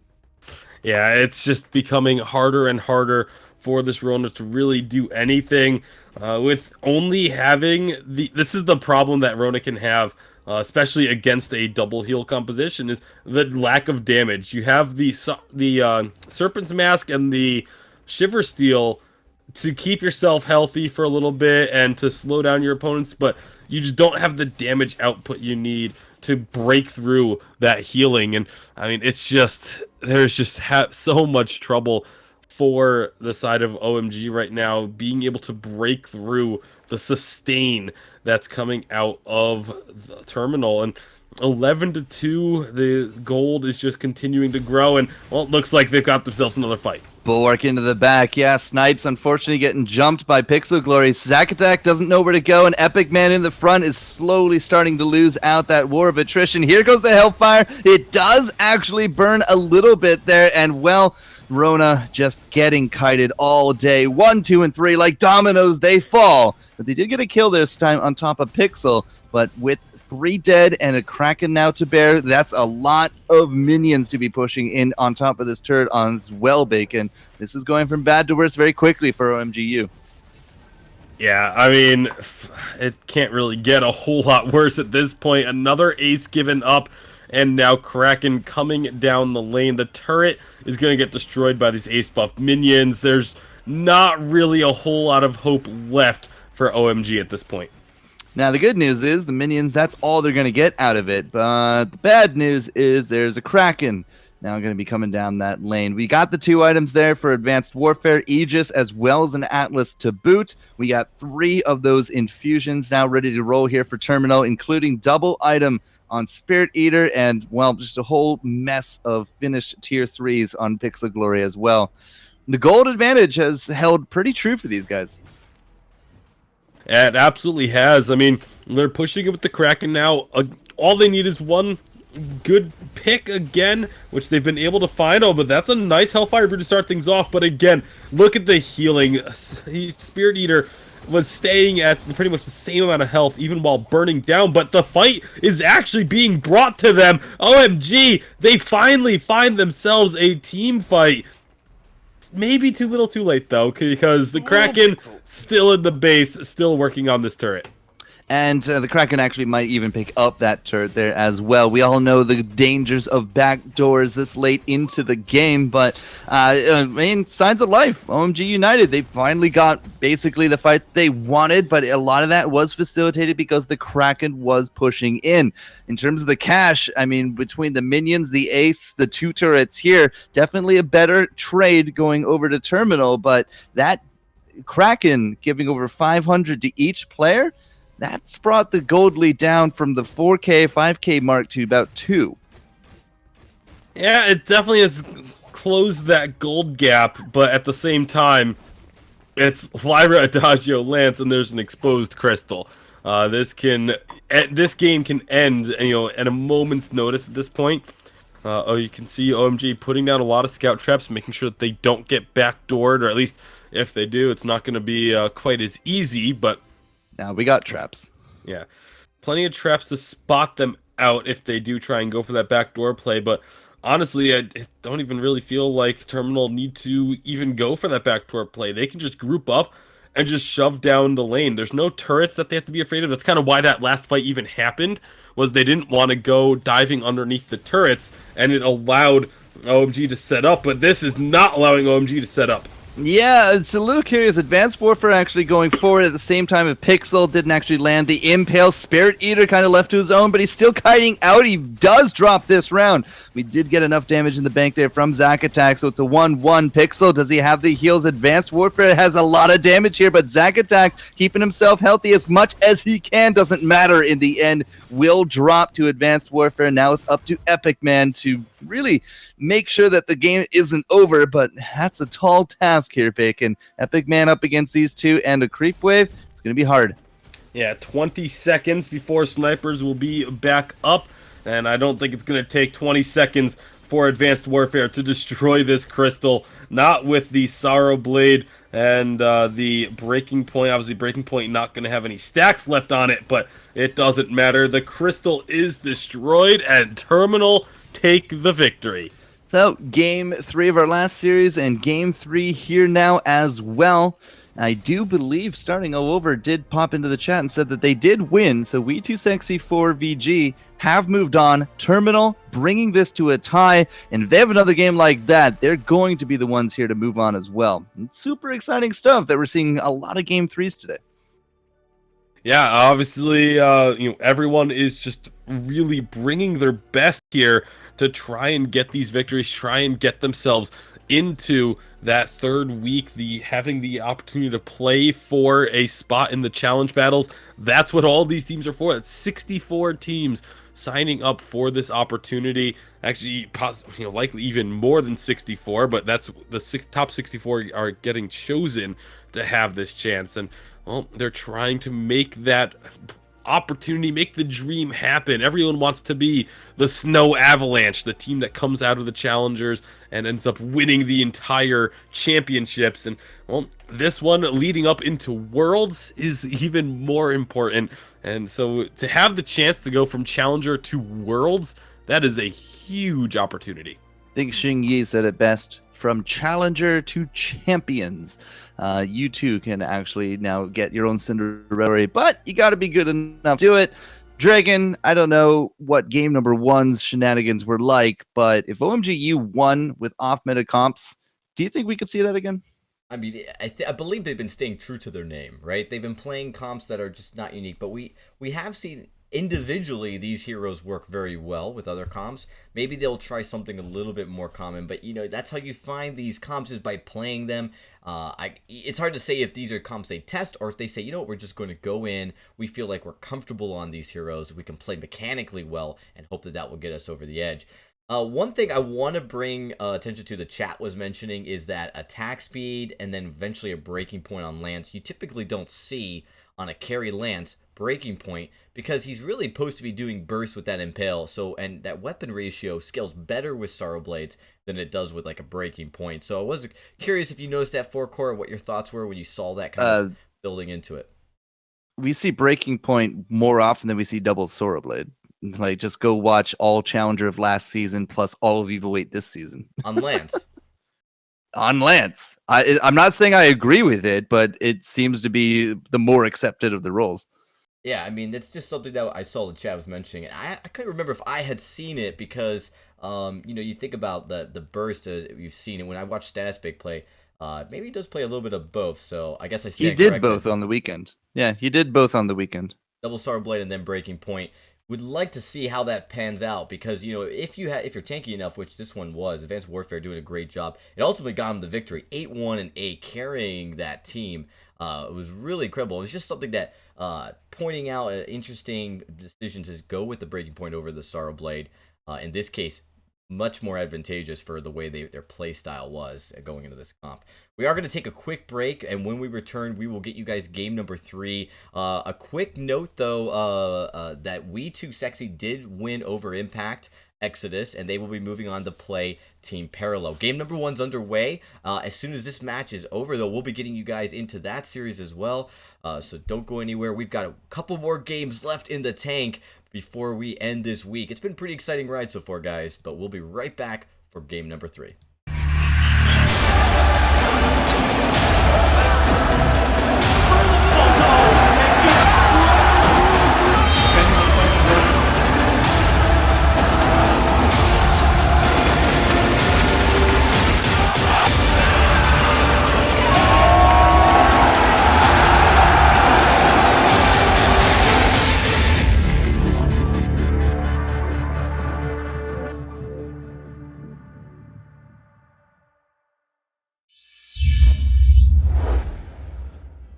Only $14.99.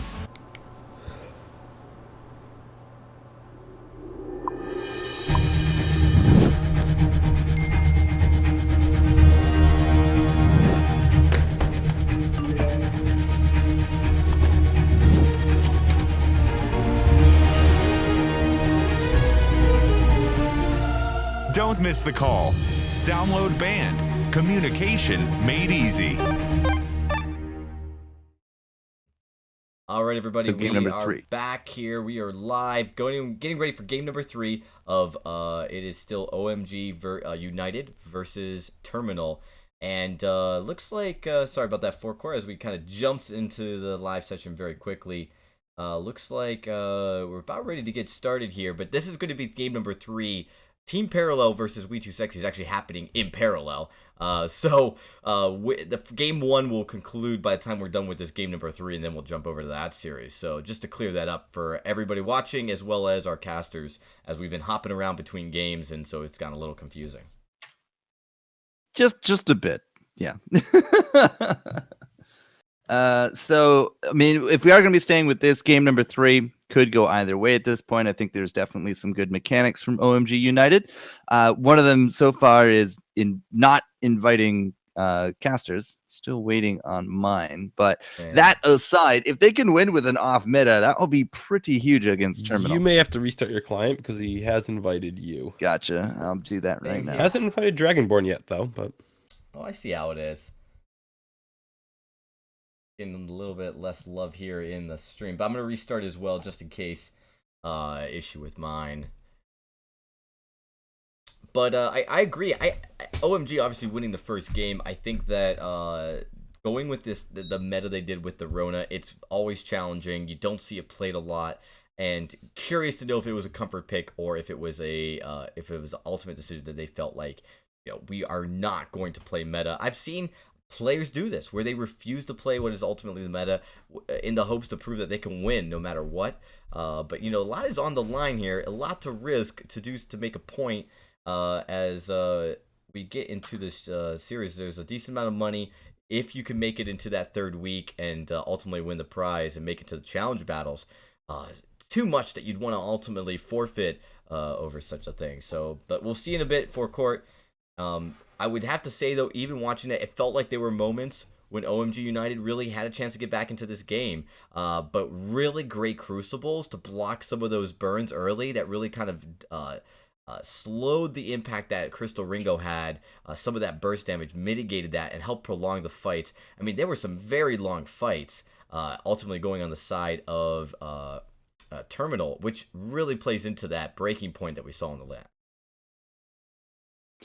Well, I mean, yeah, there were signs of life. They're chatting here in the lobby, and they're like, "Yeah, we totally forgot about double heals." So I don't quite think that the draft that got was sort of what they wanted. I think it was just a little bit of an oversight. They got a little bit too focused on creating something and then forgetting about the fact that Adagio and Lyra were both still there. So we're just waiting for you here, Dragon. We'll get this one going, but I don't think we're going to see such an off-meta comp this round.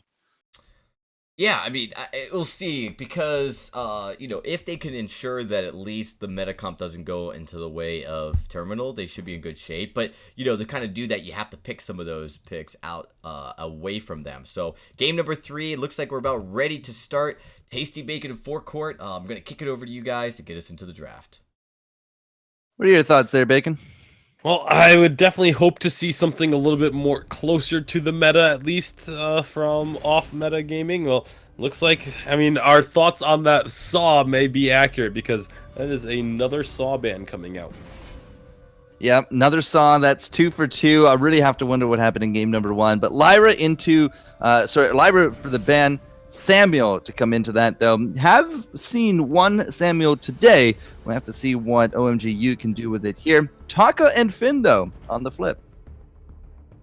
Taka and Finn, so the Adagio still available, which is a little bit surprising that Adagio has gotten through, but maybe these players just not quite as comfortable with the Adagio, despite it's very easy for us to sit here and say, oh, you have to be picking Adagio all the time, but if you're not comfortable on it, then it's actually not a good idea to pick it up. And sometimes there's heroes that the top level players up at the Evil 8, they'll play it and it looks obvious of why wouldn't you play that hero. But if you can't play it at the level that they do, oftentimes it's just going to be nowhere near as good, and it can actually cost you games. So if you're not quite comfortable with it, sometimes it is better to opt for other picks.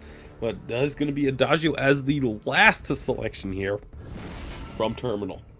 Made it all the way through. That's kind of curious right there. But either way, Adagio, Taka, and Pixel Glory there to be sitting on that Finn. At the same time, another Lance. It is going to be Epic Man on the Lance for the support this round. Samuel from, okay, I am Ebok. I guess they had a sub come into that one. Didn't notice that one.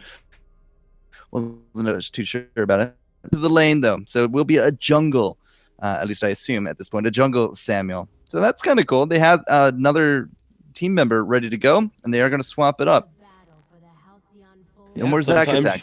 Sometimes you just need to change things up to get yourself the victory, or could be a simple situation of, they had a certain strategy that they wanted to use, and well, they have a different strategy now with the roster change. So maybe it's when they want a tanky jungler, then that's when they put in Zack attack, and if they want a more carry-oriented jungler, so then they bring in I am Ebok. Ebok. Like an Ewok, but instead he's an Ebok. Which makes it significantly inferior, because Ewoks are amazing. Well, Pixel Glory in that movement walks right into everything. Ewoks aside. Got to be nice and happy with that first kill there from OMGU. But, Terminal, we saw some really good stuff out of them there in our previous matchup. Don't really know which way this one is going to go, because Ebok, he's a new variable in the equation. He's playing a Samuel, which is actually won out all the matches here today that we've seen. And with this invade, OMG United up against this Taka early on. You land those glimmer shots, and he's not going to be a problem. Yeah, Taka having to play very defensively. The Treant is going to be stolen. It doesn't look like they're going to find a kill on him, though. And, well, the rotation coming down from the lane means they're not going to be getting anything else out of this either.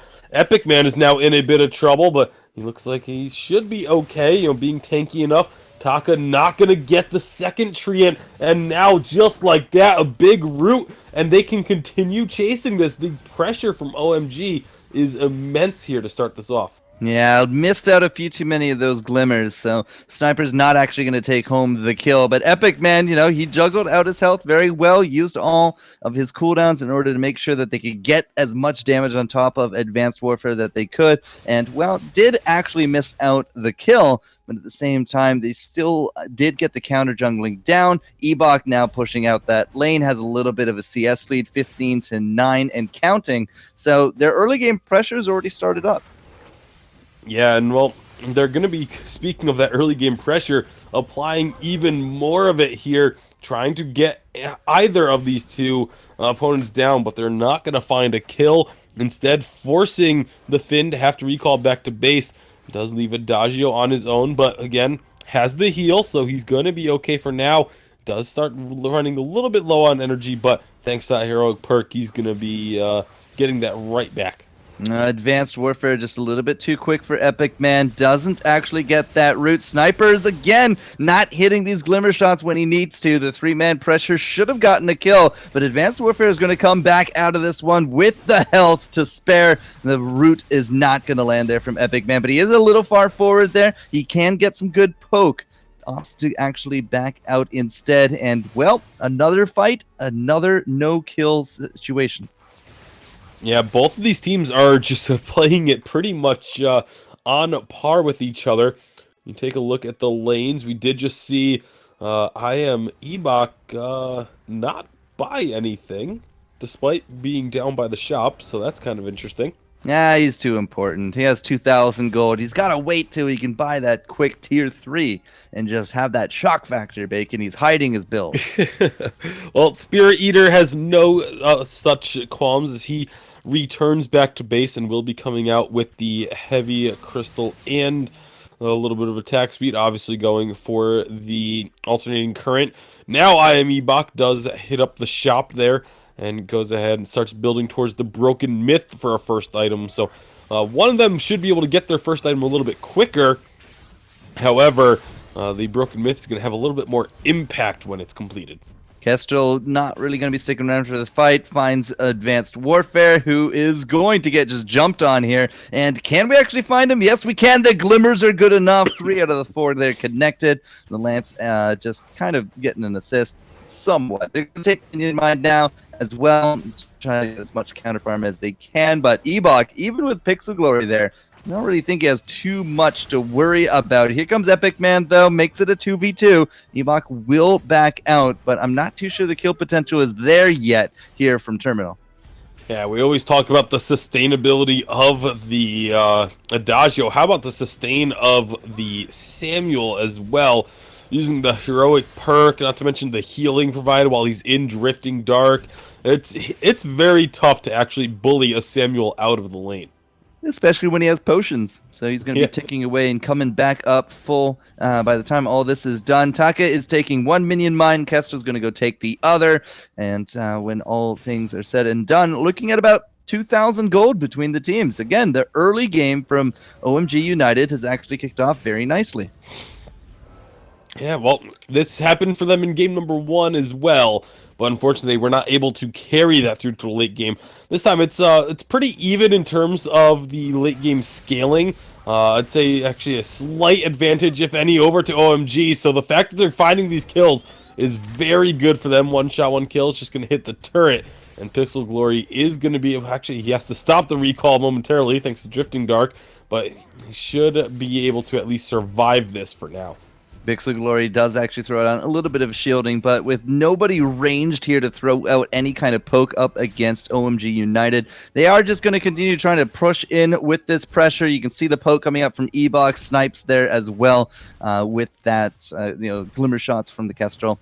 They are keeping Terminal on the back foot, and they are starting to get farther and farther ahead. The counter jungle is now coming through with snipes. Now going to be able to pick up this Treant. No problem. Advanced Warfare, he's already used the box. As long as he dodges out the glimmers, he'll be fine, but I'm not too sure we're going to give him that opportunity. We have the Fountain to come in and makes it a 2v1. That is a dead Taka. And the talk is just going to be sitting there wondering what happened to the gentleman's duel of the 1v1, because if it wasn't for Epic Man coming down on this Lance and making the save with the Fountain of Renewal, that was actually going to be a kill for Advanced Warfare. So nice teamwork by the side of OMG, calling for that support and getting the support that was needed in order to make that a trade in their favor. You can see Epic Man, he's going to be coming back up to lane. He is going into probably a contraption much earlier than a lot of others probably would have. He has the Fountain, but with that flare gun, if we can get a contraption, we're going to be starting to kind of put down a network of mines and scout traps, and Advanced Warfare is not going to have nearly the mobility that he wants. Yeah, it's going to be an earlier contraption than we usually see, but that's entirely because of the fact that there is a Taka on the opposing team. Anytime there's a Taka, you need to get that contraption finished as early as possible. Like you said, so that you can set up that network of traps and you can have that flare at the ready so that when Taka does go invisible, you'll know where he's going or where he's coming from, depending on the situation. Right now, another steal, another root. Is it going to be a kill? They don't quite have the damage, but the combat roll forward from Epic Man will be enough to finish it. And they got the Treant on top of it. This is just looking really good for OMG. 8 minutes in, that's a full gold mine as well, Bacon. If we can continue up with this pace, I mean, we've gone from 2,000 now looking at 2,500 or so. If you get this gold mine, that's going to be boosted up another good bit. And I just don't think Spirit Eater and Pixel have what it takes to do this 2v3. They're not going to get that steal. Did not happen whatsoever. Pixel Glory now running for his life. The Verdict and Malice doing work. And, well, Ebok into this lane. I don't know what happened to Zack Attack, but this swap up and putting this guy here, it has worked out well. Yeah, I am Ebok doing quite well for himself on the Samuel, and I do think it may have just been that strategy difference. You know, they decided they wanted to go for this carry. They knew that they would very likely have a good chance of getting Samuel, and, well, they went for it.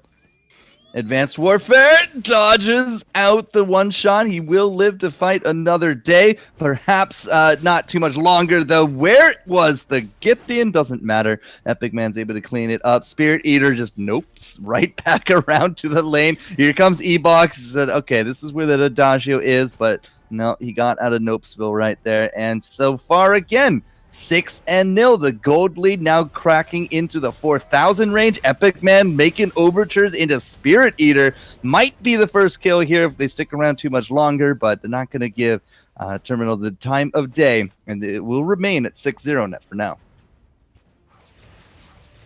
Yeah, still good leads all around.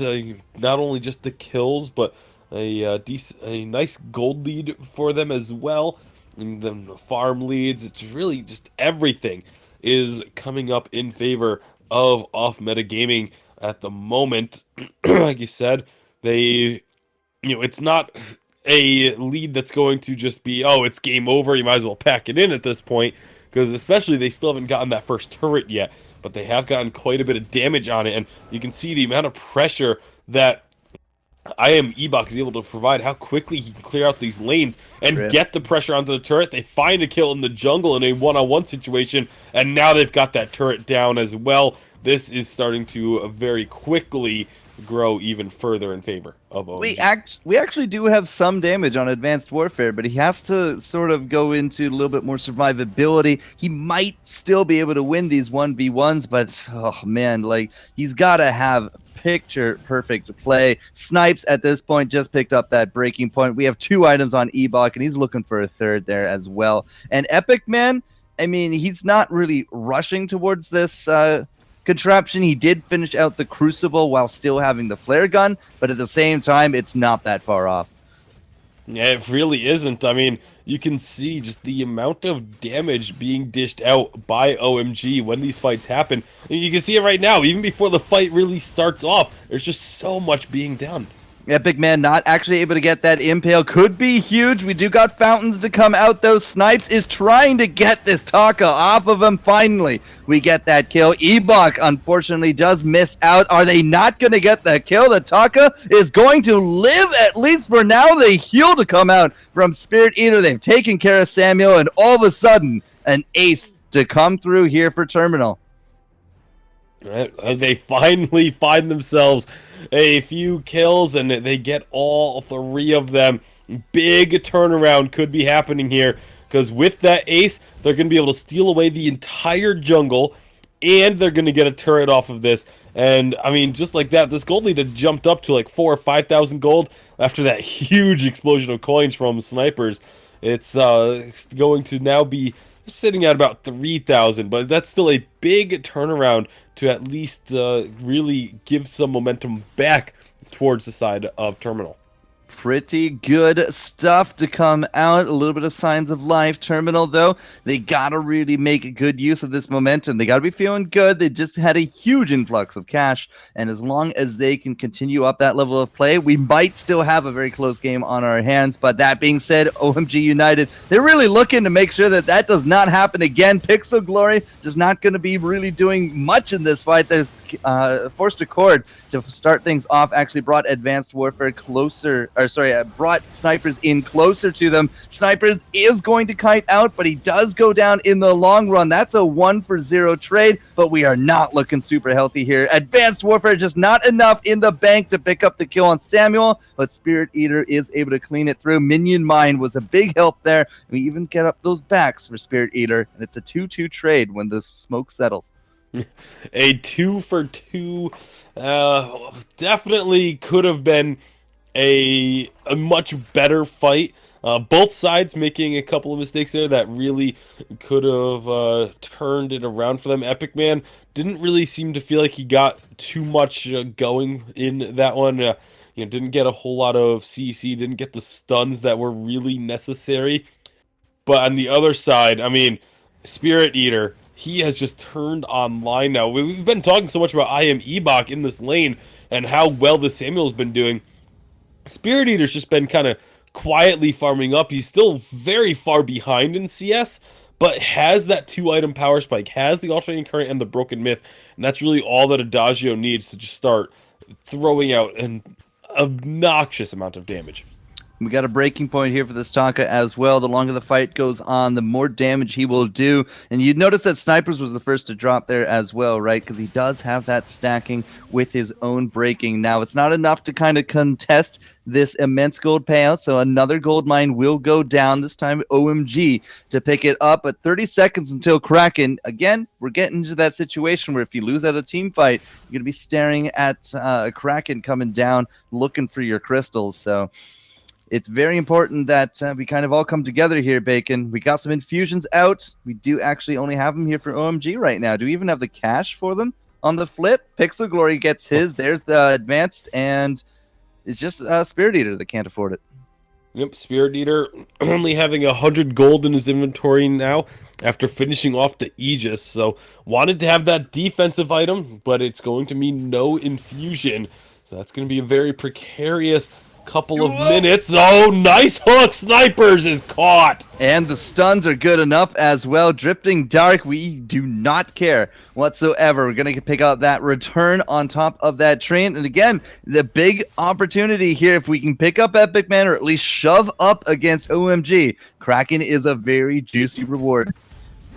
Yeah, that was a beautiful forced accord coming out from Pixel Glory, finding that kill, and just they immediately throw everything onto Snipers, get that kill down, and now they've got a chance to go for Kraken. A nice attempt to come in by OMG, but Ebok is eating a lot of damage in return. I don't know if he's got enough to get out of this. No! One shot, one kill comes through from the base.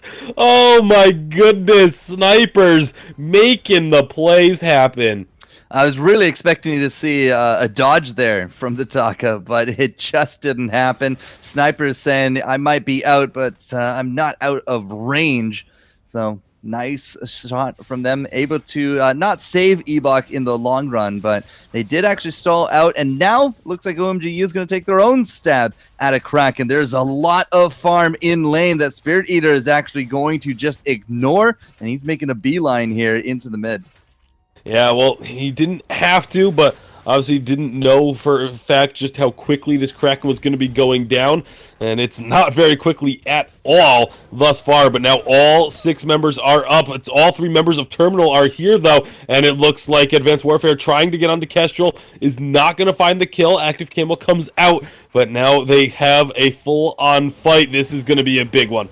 Yeah, Ebok is here, and well, it's going to be the Taka into the back. Snipers is still the target. Advanced Warfare trying to just get in and out. The Quibble stun is good for Snipes, and Snipes is going to fall. That is now Epic Man to join the comrade in arms, and Terminal is now looking for another ace. They gave up a turret to make this happen, and now they might be able to finally get that Kraken and clean up the lane.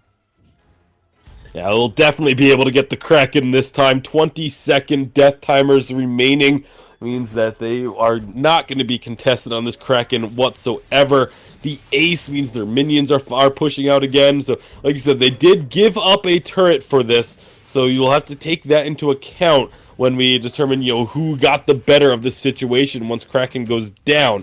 But as of right now, this is actually still in favor of OMG. If they can get it here, they're going to stop this turret from going down from the minions, obviously. But if they can take down this Kraken while only losing 1 turret, this would actually be a trade in their favor. Spirit Eater, though, just picked up that Shatter Glass. We've refreshed a lot of infusions across the board here. Still no infusion for Spirit Eater, though. Sorry? Still no infusion for Spirit Eater. Yeah, he's opted to really go for the damage instead. Aegis first, now damage. He doesn't need it, no. But that hook, oh my goodness, Snipes. That's going to be then the verse on top of it. Snipes is not looking so hot no more. And the Kraken is pushing down Bacon. That's now Advanced Warfare into the back, into the Kestrel is done. Now it's all about Ebok and Epic Man. If they can't hold this, the game could actually slip through their fingers. Goal difference or not, this is a tough situation, and OMG United gotta make the defense hold. Yeah, well, they've given up 2 turrets now. The Kraken is pushing in onto the Crystal turrets, but so is Terminal. It's only 2 members to defend for a few more seconds. They're going in, trying to see if they can get a kill, because if they don't go in now, they're going to lose this game. Kraken is about to turn on to the Crystal itself. They still haven't gotten a kill, and I don't think it's going to happen, as that is Terminal finding the victory. It went the distance. It went to 3 games. In the end, it is Terminal able to pick up the victory against Off Meta Gaming. And I mean, what a big comeback. They were behind by quite a bit in this game. And I mean, it was 7-0 on the kills at one point in favor of OMG. And the kill count ends up being 11-10. That is just a phenomenal fortitude being shown by the side of Terminal. Well, OMG, I didn't get to see what that game number 1 was or why the song was the ban, but game number 2 did not treat you well, and it really did look like all the cards were in your hands here for game 3, but by the end of it, this is their terminal station, and they are no longer going to be progressing in this tournament. No, they are not. Tasty Bacon Forecourt, they have closed out their tournament for this split. Of course, OMG United looking really good. I gotta say, there was a lot of impressive plays and team fighting that they did. It just looked, there was a couple times where Sniper got caught out. Sniper making some game-saving plays, well, almost game-saving. Didn't ultimately save the game. But it's, again, very, very impressive match. 19 minutes, definitely a long one. You know, OMG, man, just, you know, looked like they were just a few team fights away from pulling that victory out, but instead that Kraken push was really what made the difference. It just took one time, and once that happened, it was very hard to recover. It was definitely still a hell of a game. Big thing to note, though, Taka, none of this tension crown silliness. Just straight up weapon damage, man. Like, it looked good. It's been a while. It feels like it's been a while, but I'm really happy that that's the build that won. Yeah, you know, Breaking Point Taka, very, very tanky. You know, we used to see that a little bit several updates ago, but Forecourt, it's been a while. We saw Crystal Taka this week. We've seen a weapon Breaking Point Taka. It's nice to see these you know, lower seeded teams trying out some of these combinations in the build and being successful with it, and not just sticking to the same formula over and over again. Well, off meta or not, I mean, it was definitely a very meta comp for OMG, but they just couldn't finish it out. They didn't have the punch, man. And you make one mistake sometimes in this game, that's enough to turn the game on its head. Yep. It's takes one time, that one, and actually they actually saved a Kraken objective from occurring for Terminal with that sniper coming out from Snipes. But it wasn't enough because they ultimately end up losing the next team fight after that. The Kraken then, of course, goes in favor of Terminal, and then they pushed it very effectively. So GG to them. All right, so we're not done yet today, guys. We are very close, though. We're not going to go as late as yesterday, but we are going to be getting ready. The final stretch, we're going to be probably playing you guys the final game. We Too Sexy is right now playing Parallel, and we're going to get you guys into game number 2 in just a moment. We're going to take a quick break. When we return from the ad, we'll start breaking down that matchup and get you guys into the draft. So you guys don't go anywhere. We'll be right back after this break.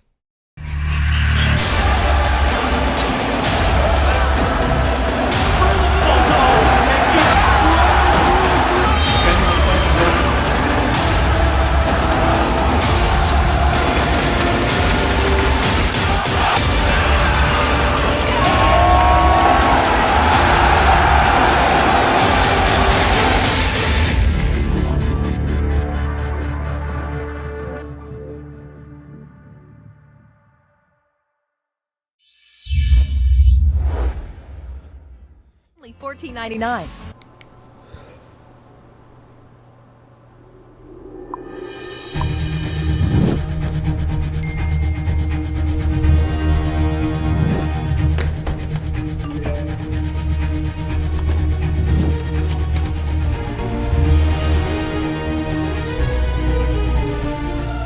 Don't miss the call. Download Band. Communication made easy. We go. We are back here, getting ready for the final series. This has been a long day, Tasty Bacon and Forecourt. I know you guys are exhausted. Tasty Bacon, man, you have been hanging in there like a champ. Getting over a bug there. Barely. Barely hanging in. All right, yeah, you guys have been doing great. So I'm gonna take a few moments to give you guys a little bit of a breather and talk to the viewers about a few things. First and foremost, I want to make sure everybody knows that Group B is the second group of 32 teams that will be competing. You have been watching the first 32 in this VIS64 compete in North America. And the second group is going to be taking place next week. And in order to play in that group, you first of all could not have played yet in the Challenger Split 1 of this autumn season. And of course, if you haven't, you can apply your team. Go to VaingloryEsports.com, sign up today, and we'll be getting that registration completed. It does close by 1 p.m.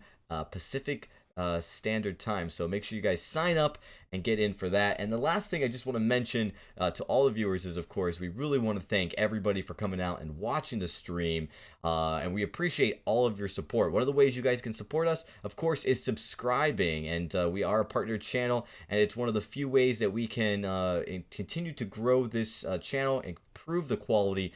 A lot of people have commented they love the quality of the stream. We want to make it better. One way to do that, of course, is support us, and you get some pretty awesome emotes. We've got a few people in the chat that have those emotes already. They're a lot of fun.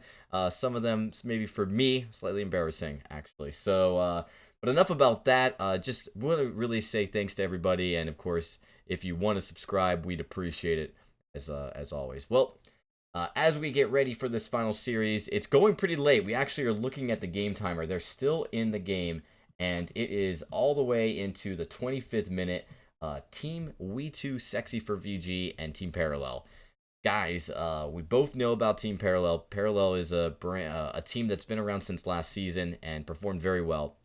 And then, of course, we all are very familiar with the players on We2Sexy. What are some of your early game predictions without knowing anything about how the first game's turning out? Starting all over is probably playing something silly. We can confirm that, actually. Starting all over is playing... playing Celeste. That is so silly. It's not, if he's not Adagio, then he's just not trying. Yeah, no, it's Celeste is actually a pick going into it. I can't look at all of them. It looks like Anna is playing Finn. Yes, Finn, and then Big Dog's on Samuel though, and that's a pretty impressive comp actually. Samuel Celeste. I mean, there's definitely a lot of range pressure right there, but it's also a really cool combo, right? You get the forced accord into, well, pretty much anything you want there. Drifting Dark, Collapse, Helio, Supernova, Malice, Oblivion. Yeah, just sure. Why not, right? And we've seen, of course, Anna's been definitely playing phenomenal. The Libers was an incredible play out of her, but she's played a lot of Finn. Some ups and downs there. If they have a good game, it's definitely wouldn't be surprised to see them come out of this. Again, this is only game 1, so regardless of how it turns out, we'll begin you guys into game 2 and potentially a game 3. Although we are late into the night, I think all of us kind of agree we'd love to see a very quick and precise victory by whichever team's already up. But the viewers, you guys are going to be able to watch an incredible series no matter what. As we wait for the final. Well, it looks like they are out, so we're actually going to be getting into this very soon. Well, now obviously we have to know what was the score. Who won? We're going to get the score, we're going to get the results, and probably all of the rest of the juicy meat that took place during this game. Starting all over, actually getting me into the game now. You guys should be getting invites shortly, Tasty Bacon and Forecourt. Sakai and Slater, but there's no Chen? No Chen Shuo? No, they were actually playing with CTF in that first game. Okay. Did they actually have Chen Shuo at all? Yeah, I mean, Chen Shuo actually was chatting me in game, asking who I thought was going to win. He's just apparently the decision was made, the CTF to come in. CTF's been playing for a long time. I mean, he is one of the original founders of one of the older organizations, Team Predators, which does not exist anymore, but a competitive player that's been around for a long time, just hasn't ever broken through into what we consider probably like the top 10 or 20 teams. Not at least. Well, I am getting word that it was Parallel that actually got the victory there. Essentially, the Kraken was they were put. We Too Sexy was pushing with Kraken. They overstayed, got killed, and then Parallel rushed down their opponent's base while ignoring Kraken and letting Kraken take their base turrets. Wow, man. Tough way to go. Missing a game 3 and then that. It's definitely. I'm also being told that was what I was told by We Too Sexy. The story on the other side, however, is Starting All Over ran in and got stunned when they didn't have Fountain available.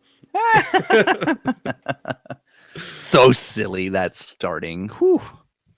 Well, it looks like we should be ready to start. We're going to be getting this game moving very quickly as we don't have a lot of time here, and these teams are hungry. So with that, we are going to jump They into did this. sub. They made another substitution. Chen Shua is back in the lineup this time around for CTF. So this is the roster that we saw earlier today.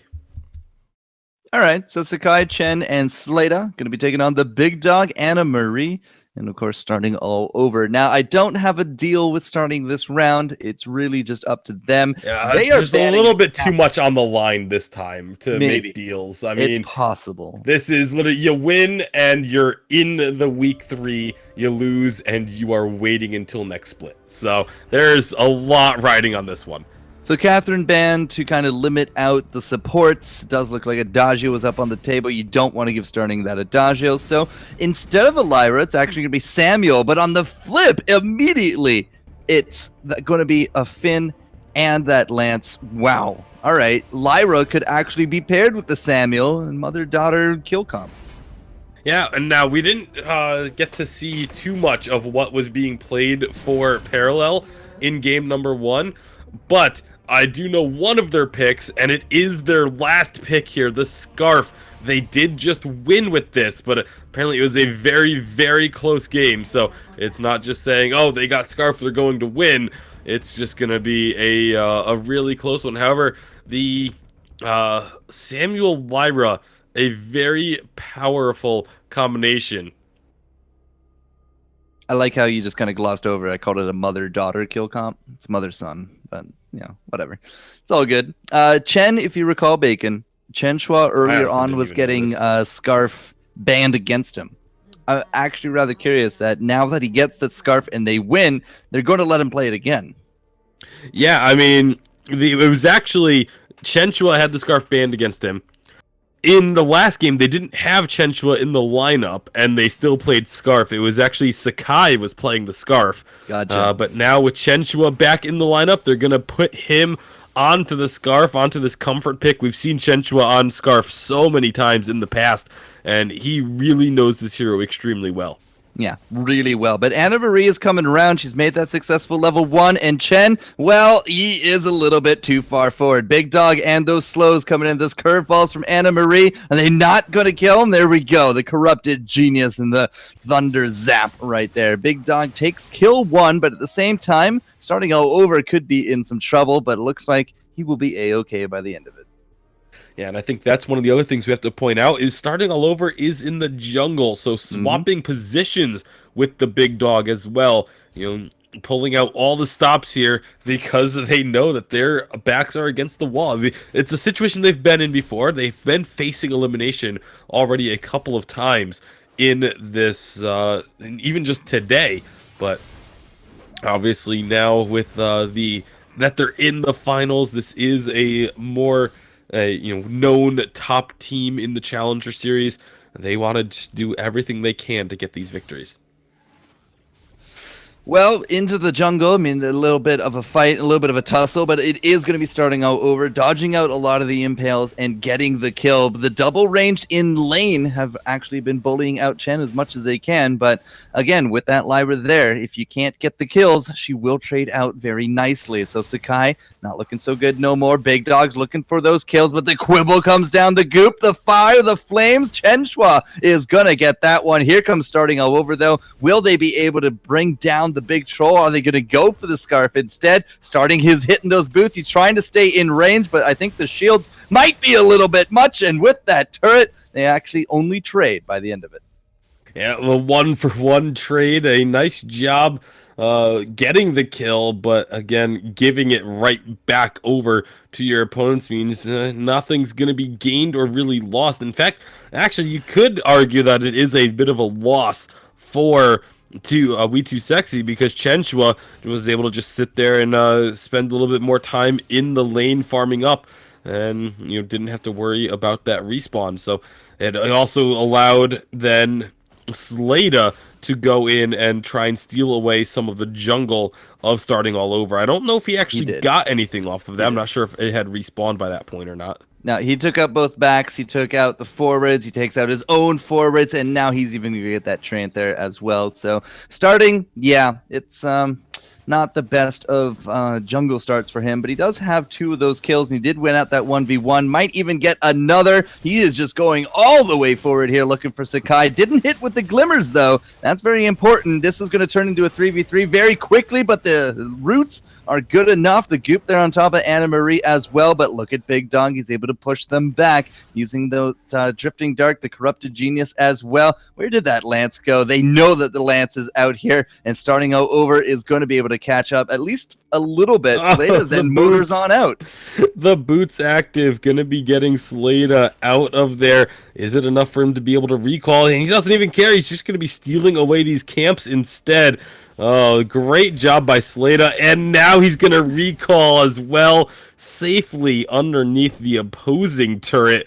It's not too often you get to hear those words uttered, but great job by Slada, not giving up a kill and stealing away more of that jungle from starting all over. You look at the farm numbers, 28-18 in favor of Slada as a result of those movements. Yeah, the greed for the kills did not end up paying off for We2Sexy for VG. And because of that, the gold difference, it's starting to eke ahead a little bit. Parallel at one point was up about 800, but now with this lane farm kicking in, Big Dog, he's kind of tied it up a bit, but still Chen Shua is going to be able to just, again, widen it out. What's going on in the jungle? Is this revenge? Is Slada a god?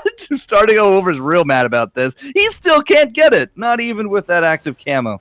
Yeah, that's got to be very upsetting. And starting all over, he's one of those players that can get emotional when he doesn't get kills, when he gets so close. But Slada, doesn't connect with the impale, and that means he will finally go down. Unfortunately for starting, he doesn't actually factor in that kill at all. But it is still at least the kill went over, and you can rest easy. You get your teammates saying, "Oh, don't worry, I got him for you. I'll take care of it." But 4-2 currently in favor of We2Sexy. Parallel earlier today when we saw them in their loss that they suffered, they were the big thing that they had going for them was their team fight capability. They were getting out-rotated pretty frequently, but they were just doing so strong in the team fights that they were able to keep games close and really have huge leads in terms of the kills. But that's just not the case here thus far. A large portion of that is because of Scarf. You're not going to be great at team fights early with a Scarf, as he just gets completely caught out there. But late game is really what they're going to be playing for. And we just heal up the little bit of damage that we had from that Scarf. Slada didn't actually land the Impale on any one of the players. It did actually land it on a bunch of the minions, though. And now starting all over, he is still low. Sakai is going to be trying to bring them into a kill range, but unfortunately, he just brings himself down into that potentially fatal range himself. But he did use out the fountain. That's a button press for a big team fight that they can't really afford for the next 49 seconds. So wouldn't expect Parallel to get too antsy about anything for the next little bit. Yeah, I mean, you look at the gold difference right now, it is actually still in favor of Parallel, despite the fact that they're down on kills, largely due to Slade's work in the jungle. Chenshua has just been a constant target from We2Sexy. Now it's going to be a nice hook. There's no stun yet, no level 8, but a lot of damage getting put down. Oh, Chenshua gets put to sleep just as the Dragon's Breath was about to come out, but they still managed to find 1 kill from that. And now here comes Slade flying out of the jungle, finding 1 kill. That's a double, and just like that, an ace from Parallel. What a beautiful hook from Sakai to start that. A big thing would have been if Anna Marie was level 6. She just hit 6 while respawning. I think did not put anything into portals. Wow. Okay, so maybe it wouldn't have mattered whatsoever. Portals would have been fantastic that fight, though. That hook in and then that breath was basically a doomsday warning for We2Sexy. But because, again, they didn't have that mobility, he got aced. So level 6 there from Anna Marie. Still doesn't have those portals. Might have been a bit of a misclick. Might have forgotten. Either way, Parallel's going to be super happy to get the cleanup. The last hit there on top of the turret. And they're up almost 2K now. Yeah, it was either a misclick or just really wanting to get the overdrive on the sigil.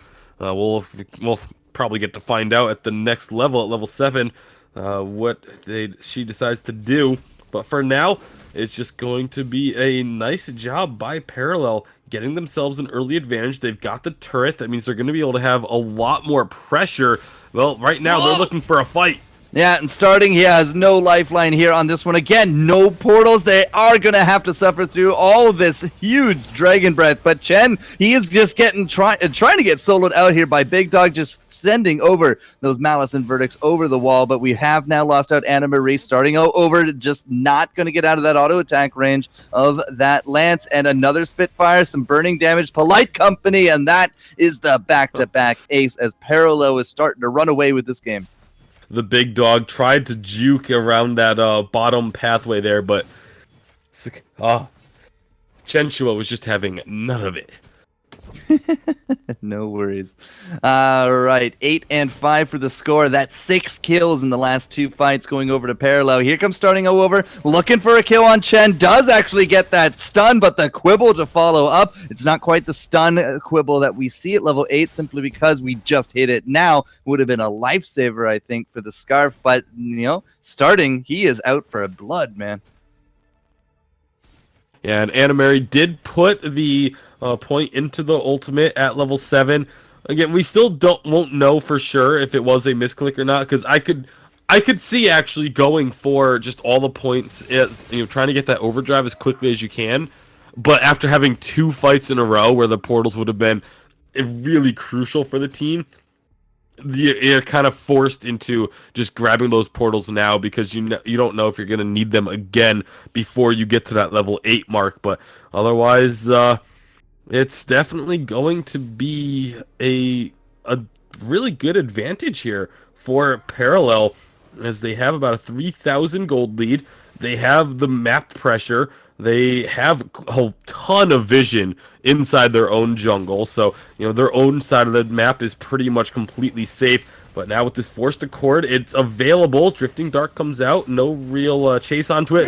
Forced Accord comes out. I don't think it would have hit, but the Crucible, it gets thrown down anyway to block it just in case. It's definitely good to have that reaction right there, but the one shot not going to hit anyone. Parallel, we've used Anchor, we've used the one shot. Now we still have Portal for the engage here from Anna. If she wants to throw it out, she is starting to take some damage. Bulwark is up, cannot really get in there with that portal now, so they might have to use it for escaping purposes. But Sakai, there's the stun quibble starting out over. He's the target, he's burning down as well. We got that fountain to come through. Slater, though, getting those hits off. All he has to do is hit Anna Marie, and that is the cleave through. 1 kill, and Big Dog, unfortunately, is the next as well. Chen is just going to go right by that scout trap. Not much we can do with this Lyra. The portal's coming out. Again, a little bit strange on their use, and that is 9 kills in a row going to Parallel.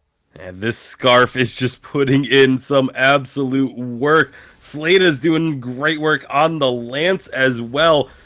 I talked about, early on, the Scarf was going to have trouble. Scarf always struggles early on in the game, but once you get to this mid to late game stage, 2 items, 2-3 items especially, is when Scarf is really just devastating. He's got the 2 item spike right now, Broken Myth and the Eve of Harvest. One more offensive item, this Scarf is going to be nearly unstoppable. Good early games for Scarves typically do lead into good late games. He's still behind in farm compared to the big dog, but the rest of the gold makes up for it there, Big. And so I do agree.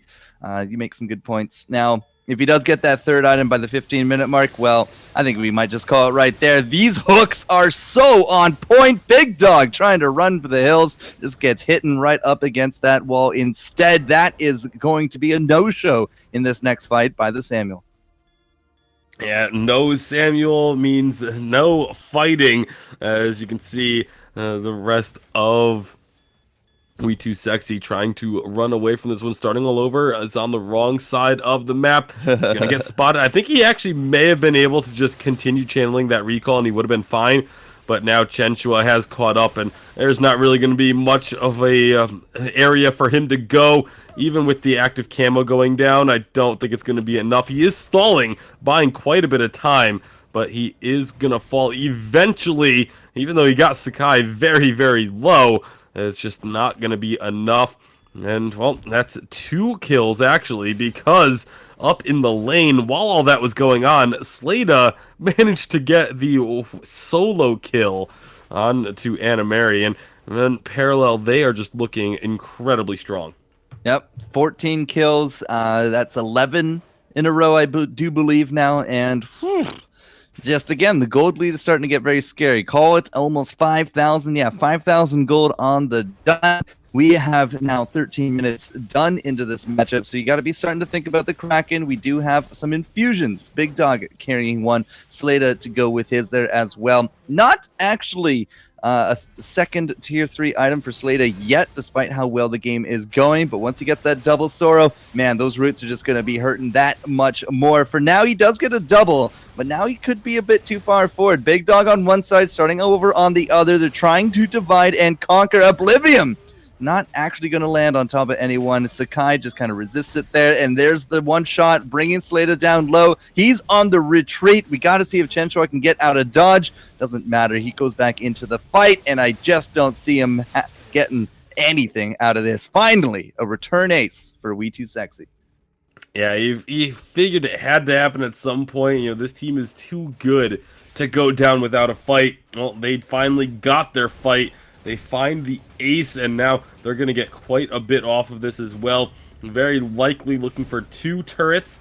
They got 1, but they're going to lose out on most of their minions here before they can get the second. So they do just have to kind of back off. There is going to be the Kraken spawning in just a few seconds. We heard from the members of We2Sexy. They said they overstayed in game number 1. That was why they lost. So they make sure that they are not going to be overstaying this time around. But now here comes Parallel looking for a fight. Yeah, but they only got Anna Marie with that anchor, but still it's the stun quibble on top of starting, and Anna Marie, she's got to get out of dodge. Doesn't matter for the Lance. Oh, the one-shot goes through, and Parallel have now found themselves into a 2-death deficit, followed up there by the 3rd as well. The ace comes through. This is Kraken, and this could actually be We2Sexy tying up the series. Yeah, they find another fight starting all over, and the Big Dog able to stay alive throughout that. So much focus was put onto Anna Marie, and they didn't even get Anna Marie down. And as an end result, you saw Chenshua got a bunch of damage in, but if they aren't able to finalize those kills, then they can just be turned around on. Obviously, they split them up a bit. The CC, the peel for Chenshua wasn't there, and that's kind of the key for this composition. The Finn and the Lance both need to be able to peel for the Scarf. But Sakai, despite the fact that he's this Finn, he's this big tank, he's still getting chunked down very quickly in these fights. It's kind of curious that with all that armor and health, that is kind of the case here, isn't it? It's rather curious how we go back and forth. A lot of Parallel seems to depend upon getting some good forced accords. That definitely wasn't a good force to Chorus. You can now see him backing up, the Kraken pushing down. This is going to be do or die for Team Parallel, and the damage, it has to be there. Chen needs to start laying into this Kraken with those Spitfires, with that goop on fire, and it's just not happening. They're trying to take their pot shots here. Big Dog just dancing in the dark. That's gonna be it for the Scarf, and the Kraken is cleaving through. Slata is on the retreat. Sakai nowhere near the defense of this crystal that they need to get done. It might be the stun quibbles, but it's gonna be the death of the crystal, and we are going to game 3. Yeah, the last-ditch efforts from Sakai not going to be pulling the enemy team into the Sanctuary. Even if he did, yeah, it just would not have been enough. And game number 3 incoming, despite really kind of dominating for a good portion of that game. Parallel just not able to close it out, not able to get the finish that they were looking for. And 14-14 end score on the kills just kind of goes to show how close this game is and how close this series is as we are going the distance. Gonna give a shout out to Rome there in the chat as he tunes into this loss, but it's not over yet here, Dragon. Anna Marie, the Big Dog, and starting out over, they fight back. It's gonna be game 3 hype, and I just don't know which one of these teams is moving forward. It's going to be very close. Game 1 was very close. This game, very close, if you think about the fact of how close Team Parallel was to winning it. They hadn't really... Was it close? It was. I mean, they were dominating the game, and they were really close to closing it out. I feel like even Lance hadn't hit his peak in the game. You know, he had not even built that second Star Blade. Maybe that was the issue. It was a little slow to building it. 17 minutes in and didn't get it. Focusing a lot on defense, which he definitely needed to do. The real challenge is that, you know, once you started seeing, and it was almost like a switch went off. Once you started seeing We Too Sexy for VG dodging a lot of those impales and those impales not hitting, they were able to completely turn those fights on end for Team Parallel. It was really those early fights where they didn't have enough reflex blocks, or they just weren't mechanically performing to their peak. They weren't able to dodge a lot of those impales, getting locked down. Every time Starting got a few impales on him, he usually went down in that fight, but once he was able to start dodging them, they went much, much better. Well, just out of courtesy of the players, I say if you want to do your break, do it quickly now. Otherwise, we need to get this last game rolling. No, we're not going to do a break. We are going to move right into the next game. It's going to be game number 3. It is late here, guys. We're moving to the wee hours on the East Coast. And with that, it looks like we are ready for the draft. The players are too. So very few moments of breathing. And here we go. Ladies and gentlemen, we are moving into game number 3. Team Parallel versus We Too Sexy. And once again, there is no Adagio to be going over to anybody. Lyra does get through. She gets picked up here after the Scarf Ban. Finally, a Scarf Ban does come through. So Chen Shua perhaps actually going to hit that Ringo. We saw the full crit Ringo earlier here, Bacon. Yeah, we did see the full crit Ringo, but we also had already seen the Samuel Lyra in our most recent game, and it resulted eventually in a victory for We Too Sexy. And, well, they say if it ain't broke, don't fix it. They are going to run the exact same composition. There is still a Finn on the other side, though. Have they learned how to dance around it enough? They need to get a much better early game if they want to control the tempo. That being said, as you did say, I mean, if it ain't broke, don't fix it. It's quite the powerhouse comp, starting over back into the jungle with this Kestrel. Yep, going to be heading into the jungle once more. Meanwhile, on the other side, it's Chen Shua on this Ringo and Slata with a Taka. So a similar, at least, idea behind the hero for the early game playstyle, wanting to be extremely aggressive, constantly steal away your opponent's jungle, etc., and then falling off pretty heavily late, but without the crowd control. And that could be a big problem for Parallel as we get later into this game. All right, so we'll have to see how they do. Will the raw damage be enough to bring them into that top 4 situation, or will they fall to this power comp that We Too Sexy for VG have been running? Big Dog is back in that lane as expected. Here comes Anna Marie. Chen Shua's not exactly as far up as you might expect. He is not getting kited or, well, baited into any of this either, but he is going to get hit by a sigil and a few hits there from Anna Marie, but it's not going to be the first blood. Yeah, no first blood this early in the game, at least not yet. Slata gonna try and steal away one of these camps. It's a very small one, 23 gold, but still 23 gold your opponent didn't get. However, starting all over, he's got a lot of damage onto Sakai. Sakai's not gonna hit with that quibble, and that could very well be the fact that turns this fight. You know, if that quibble hits, this is almost certainly a kill going over to Parallel, but because it didn't connect and because Anna Marie has that heal, instead, it's going to just be a 0-0. Right. They do bounce off each other, and they're going to go back to their respective jungles. Sakai up into the lane, just trying to get a little bit of that farm going, but he can't stray too far here. Starting over in that bush. Here's Anna Marie as well, but they're not going to find a kill, at least not yet. They are looking perhaps for that invade. They are going to find the Treant. Slata all by himself in that jungle. He is hurting. Starting over, he's going to find him here. He will steal out that Treant, and Slata has no choice but to run now. Yeah, this is the attempted escape here, but Sakai is eating so much, and so is Chenshua. A double kill for the big dog. The big dog on the Samuel has been very impressive. Yeah, and picking up those kills with that Drifting Dark with the Malice and Verdict is a really good job of starting over. Just throws arrows in from the side. He said, well, all right, I'm in town, might as well make it happen. And 2 kills are their effort and their reward. It's really good stuff out of them. Slata did pick up the backs starting out over. Not so happy about that, but he should know it's actually going to be the steal. Slata picks up that Treant. I don't think starting over can kill him now. Yeah, I don't think he's going to have the ability to, but I mean, it's not really going to be that much of an issue because starting all over is getting plenty of gold now. You can look at the farm numbers, 16-9. It was a pretty sizable lead that Slata had built up, but starting all over with these kills, he misses that last glimmer shot, but he is going to be on the hunt now. Does get hit by a quibble. This could be a little bit too aggressive. We'll see how it goes. Slata's actually going to back off of this one because of Anna Marie being there.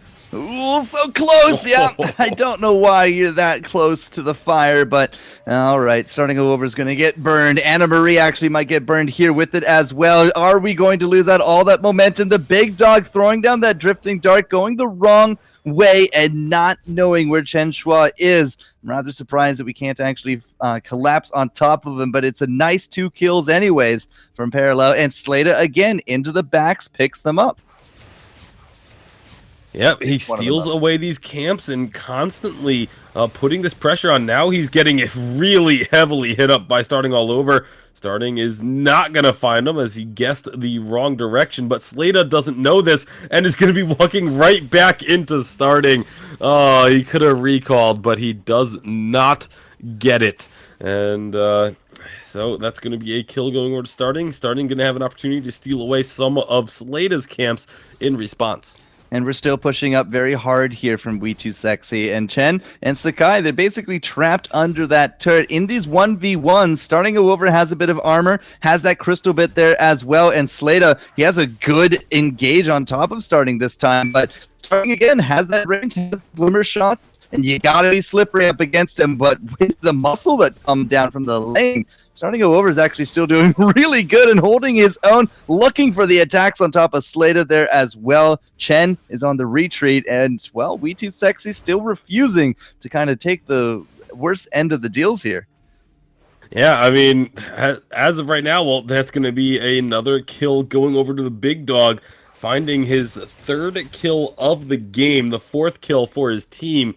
And the pressure is just going to continue to mount. I mean, the big dog getting a lot of gold thanks to, obviously, not just keeping up in farm, but also finding plenty of kills for himself.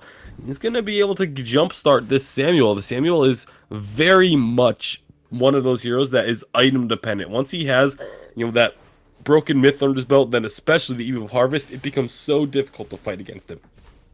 Yeah, absolutely. But at the same time, we've seen turnarounds before. The one shot out from the jungle.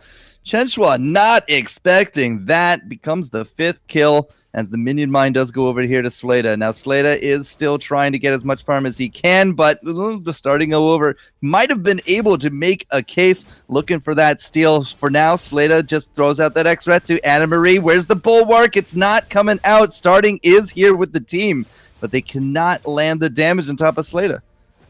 Yeah, kind of surprising that the Bright Bulwark wasn't thrown down, because that could have very well been an opportunity to find a kill, but instead they're going to be now looking for a kill onto the big dog. He got separated from his team. Anna Marie's very, very low. This is actually not looking good for Too Sexy, and it's Parallel finding themselves 3 kills and the ace going over. A 5-6 minute ace. That's going to mean a whole mess of damage onto this turret, especially with a large minion wave at its back. That could very well be the first turret of the game going down in favor of Parallel. And, well, they are going to get it, as the big dog does not get there quickly enough. Gold mine also going to be a target now. Not going to be a full payout. We're still about a minute away from that. But 200 gold each, not a bad swing. Going to put them up by about 2,000 gold. Well, we've seen this kind of swing before, Bacon. Parallel doing some good work, tying up the kills, tying up really those, well, not the turrets. Sorry, I thought they lost the turret for some reason. But getting a turret, getting a gold mine, the 3 kills, they can't screw it up here. They got to be very careful because We Too Sexy trying to push that advantage. They are looking for the damage, but they're not going to find it. Slata is now going to get that kill. Chen throwing down the Hellfire on the dead target, but it doesn't matter. Look at Parallel just powering through it all. Big Dog, Oblivion, doesn't matter on top of that Finn. He resists it all, and that is the back-to-back ace. Parallel is now going to pick up the jungles, the farms. They're going to push out these lanes, and that gold lead is starting to get scary. Yeah, I mean, well, this is what Parallel did in game number 2 as well. Obviously, we didn't get to see game number 1, but they had a big lead early on. They were finding these kills. I mean, this has been the story for Parallel. They find the kills, they find these fights, but then just have trouble closing out the game. We'll see if they can do it here. Slata is going to get the kill and is going to survive somehow through all of that. Now Big Dog goes down as well, and just like that, that's a 3rd ace in rapid succession. They have 3 aces in the last 2 minutes. I'm never going to play poker with these guys. Mark my words, Bacon, because they seem to be holding all the cards, and they've done this before. 5 aces in a row. It was a little bit earlier on, but turret down, more gold into their pocket, almost looking at 5,000 gold. Slata into that tension bow, and now very likely into a crown since he's so far ahead. No, it's going to be an aftershock. Oh my goodness.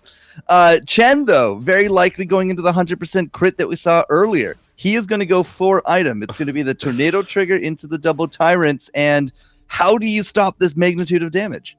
Yeah, well, the big burst Taka coming out. Tension bow, aftershock, and a Storm Guard banner that's going to eventually be turned into a Storm Crown.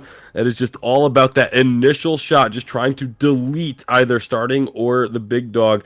Well, right now for Parallel, this is their game to win. They have a huge advantage now, almost 5,000 gold in the lead at 9.5 minutes, 11-5, 2 turrets destroyed. It's just, I mean, they are really starting to run away with this one, but this is a team that has had trouble closing out games.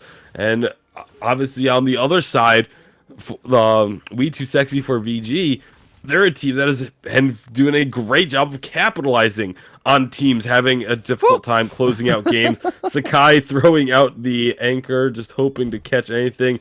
I like to call it fishing for anyone. That was a big point of a big talking point. The end of the live championships in North America.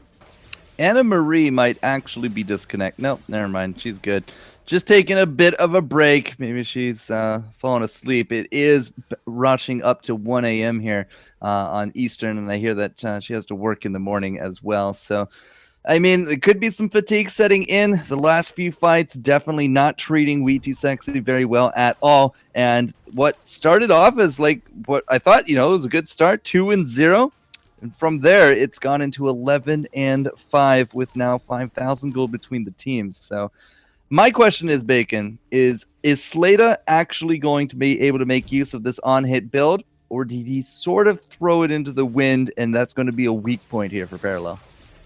Yeah, well, for now, well, we're about to maybe find out, and never mind. No, they're going to back off of this one. Looks like we are going to get a pause coming out here.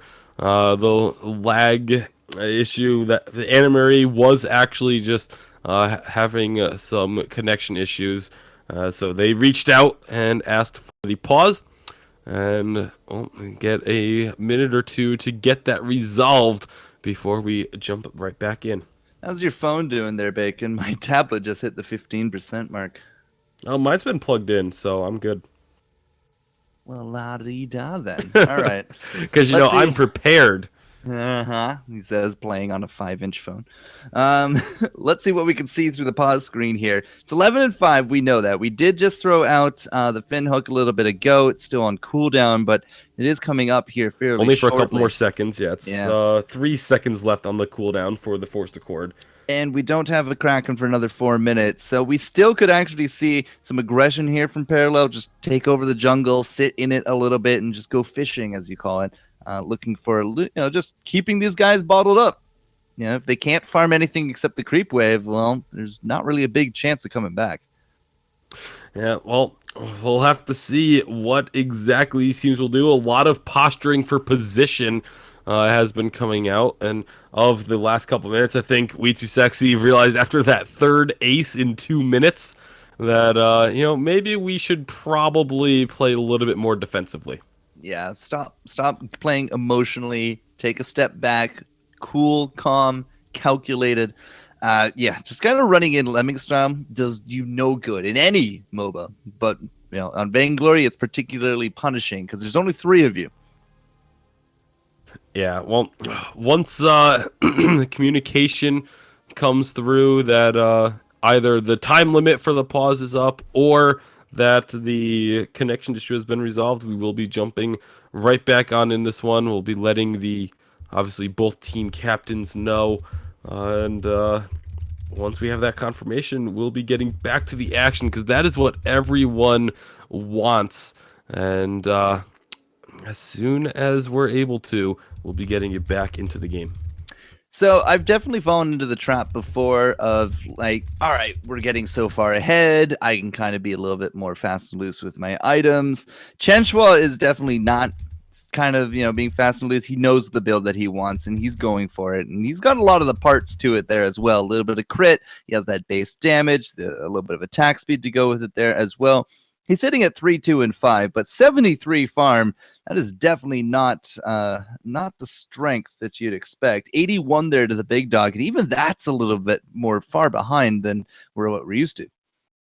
Yeah, I mean, it's definitely a strange situation to be in, but for now, I mean,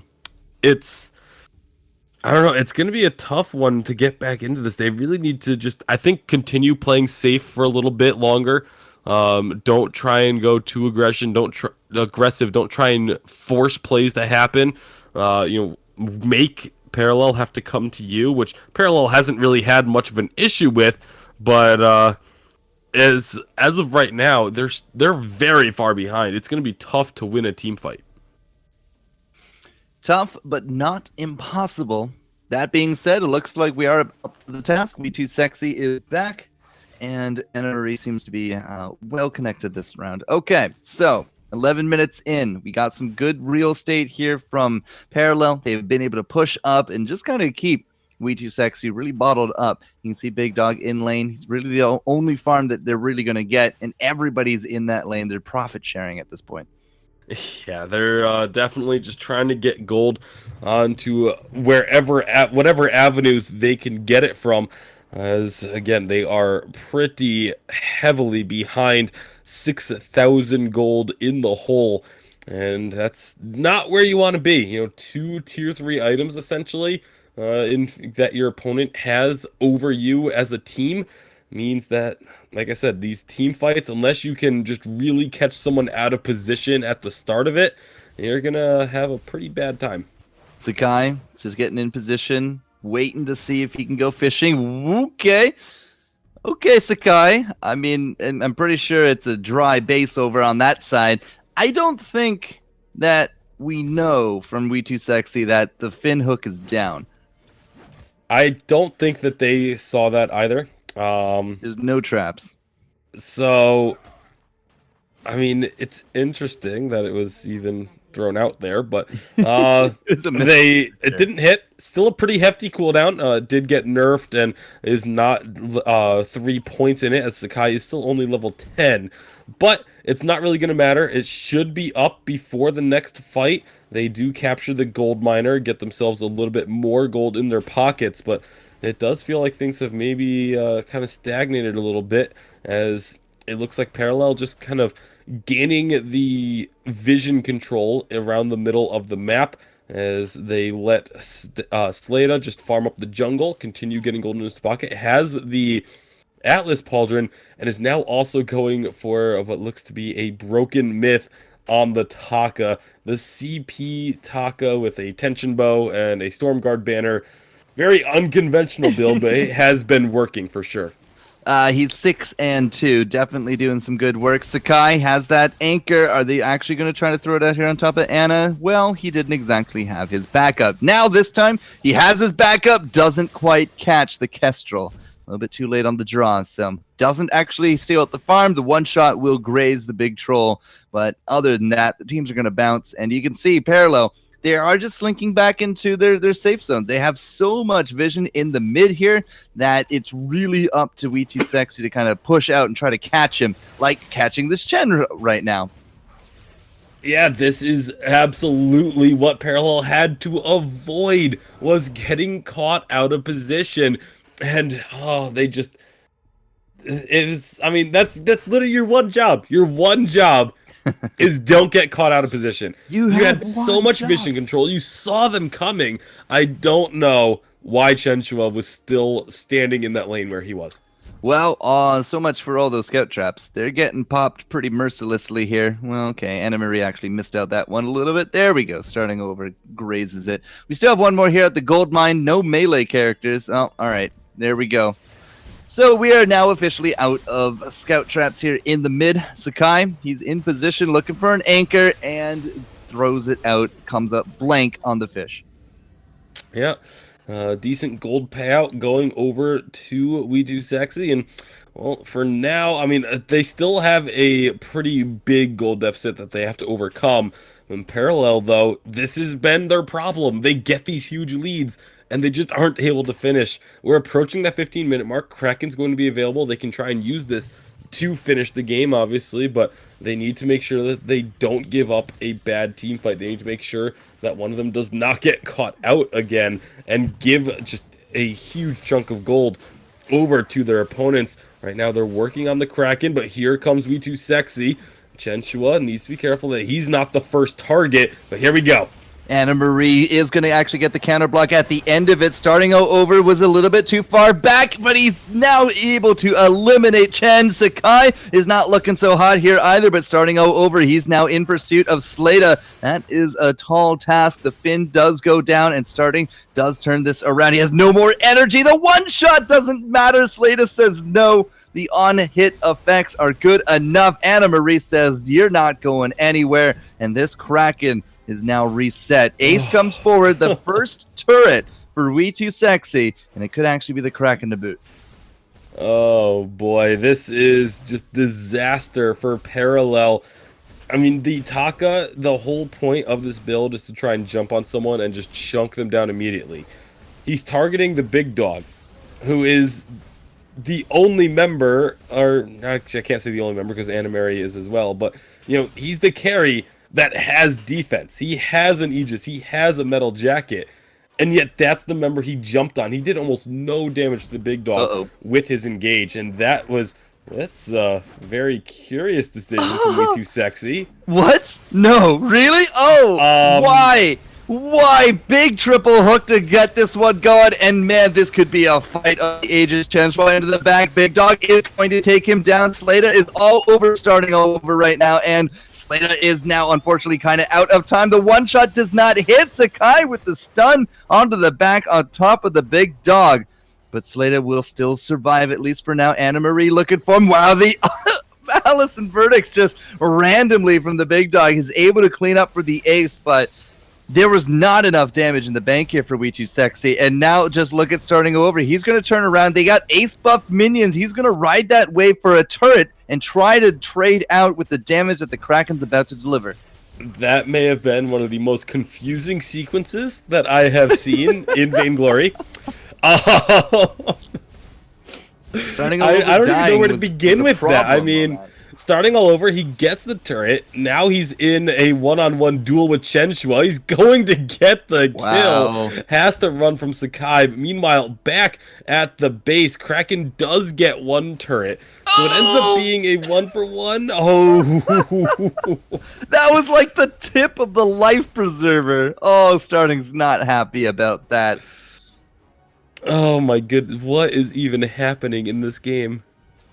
Strange things happen after midnight. That's all I can say. After midnight and after that pause, things are just kind of out the window here, Bacon. Kind of curious, but funny at the same time. Chenshua losing the 1v1 when he is up so far in gold is rather strange. Sakai, if he had hit that portal, could have been a very dead Finn, but as it is for now, Big Dog, it's actually slated to go through the portal instead. But Big Dog, he's going to be living through this one. He still can get actually a lot of damage here on top of Sakai as Slata tries to pick up the Trent. We are going to have starting all over. He is back. They're going to be looking for Slata. He is the squishier target. Where's the one shot to come through? No one shot being thrown, but they aren't actually going to get that kill. Instead, they just turn and say, okay, we'll take the one who's not a slippery, evasive hero, and they're going to find the kill onto Sakai.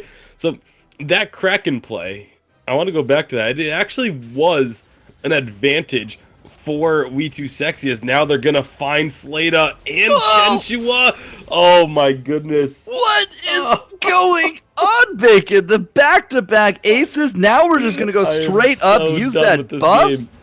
Do we have two? We have two sets of ace buff minions coming down. One, the first wave is not so healthy, but they might actually be able to ride this to 2 turrets, maybe even the game.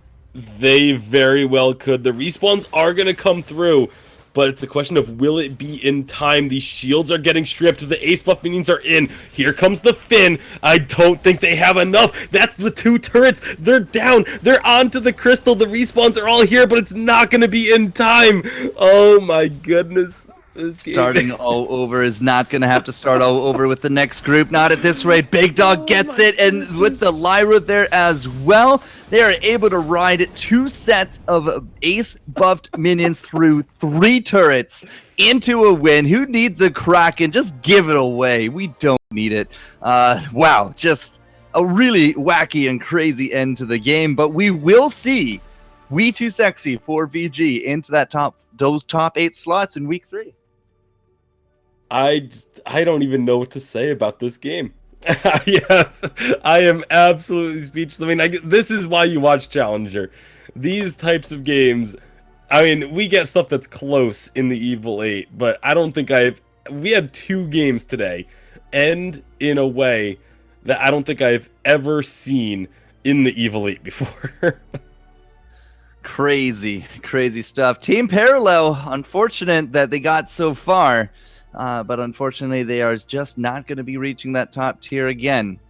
We're going to wish them luck. Hopefully, we'll see them in another future endeavor. But for now, I think we can all just say with confidence that starting all over might not be an Evo 8 team, but he's going to be gunning for the spot. Yeah. Wow, guys, that was probably the most exciting finish I've seen in the Challengers yet. I mean, there have been some great games. This one definitely ranks among the top. As we conclude, We Too Sexy, man, they love coming from behind. Either that or Parallel really struggles in the late, but I really think it's just trying to work their way back in. The Samuel play by Big Dog, he has made some incredible shots. Of course, starting all over, no exception there as well. Some really big plays, and with that, for Corn Tasty Bacon, that does take us into what is going to be the top 4. Let's pull that graphic up here as we see Noble Pro and Team Eonix. They round up the winner bracket. We Too Sexy, 4VG, and Terminal rounding out the loser bracket. But these 4 teams, they all qualified. They're all going to week number 3 into that quarterfinals. And then, of course, this is just for Group A. We do this all over again next week for Group B.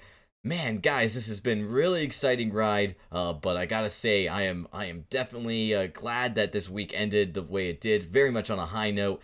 Going to get some sleep as we had again an incredible stream. But we're going to be doing this all again next week. Can't wait, my friend. Always happy to be watching some of this challenger, getting to know some of these prospective teams. We keep saying this, right? But Team Avalanche went from challenger to champion. They're now number 1 in Europe. You could too have that kind of story here from challenger to champion.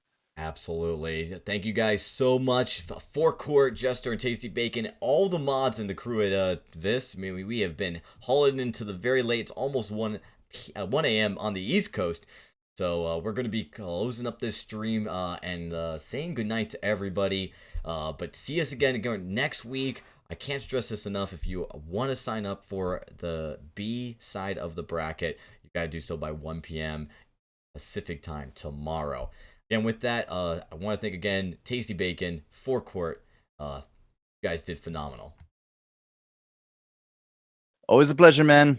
Great job on the desk. Thank you, guys. All right, we're going to be saying goodnight. We'll see you guys next week for B side of the bracket.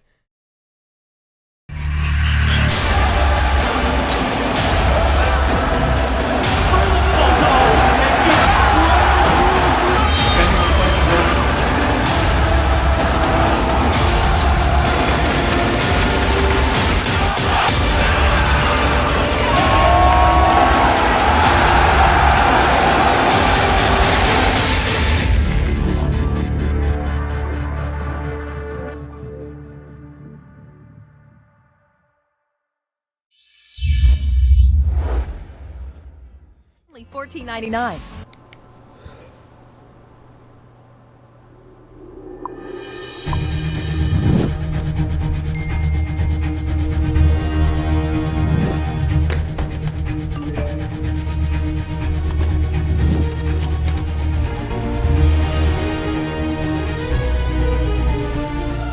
Don't miss the call. Download Band. Communication made easy.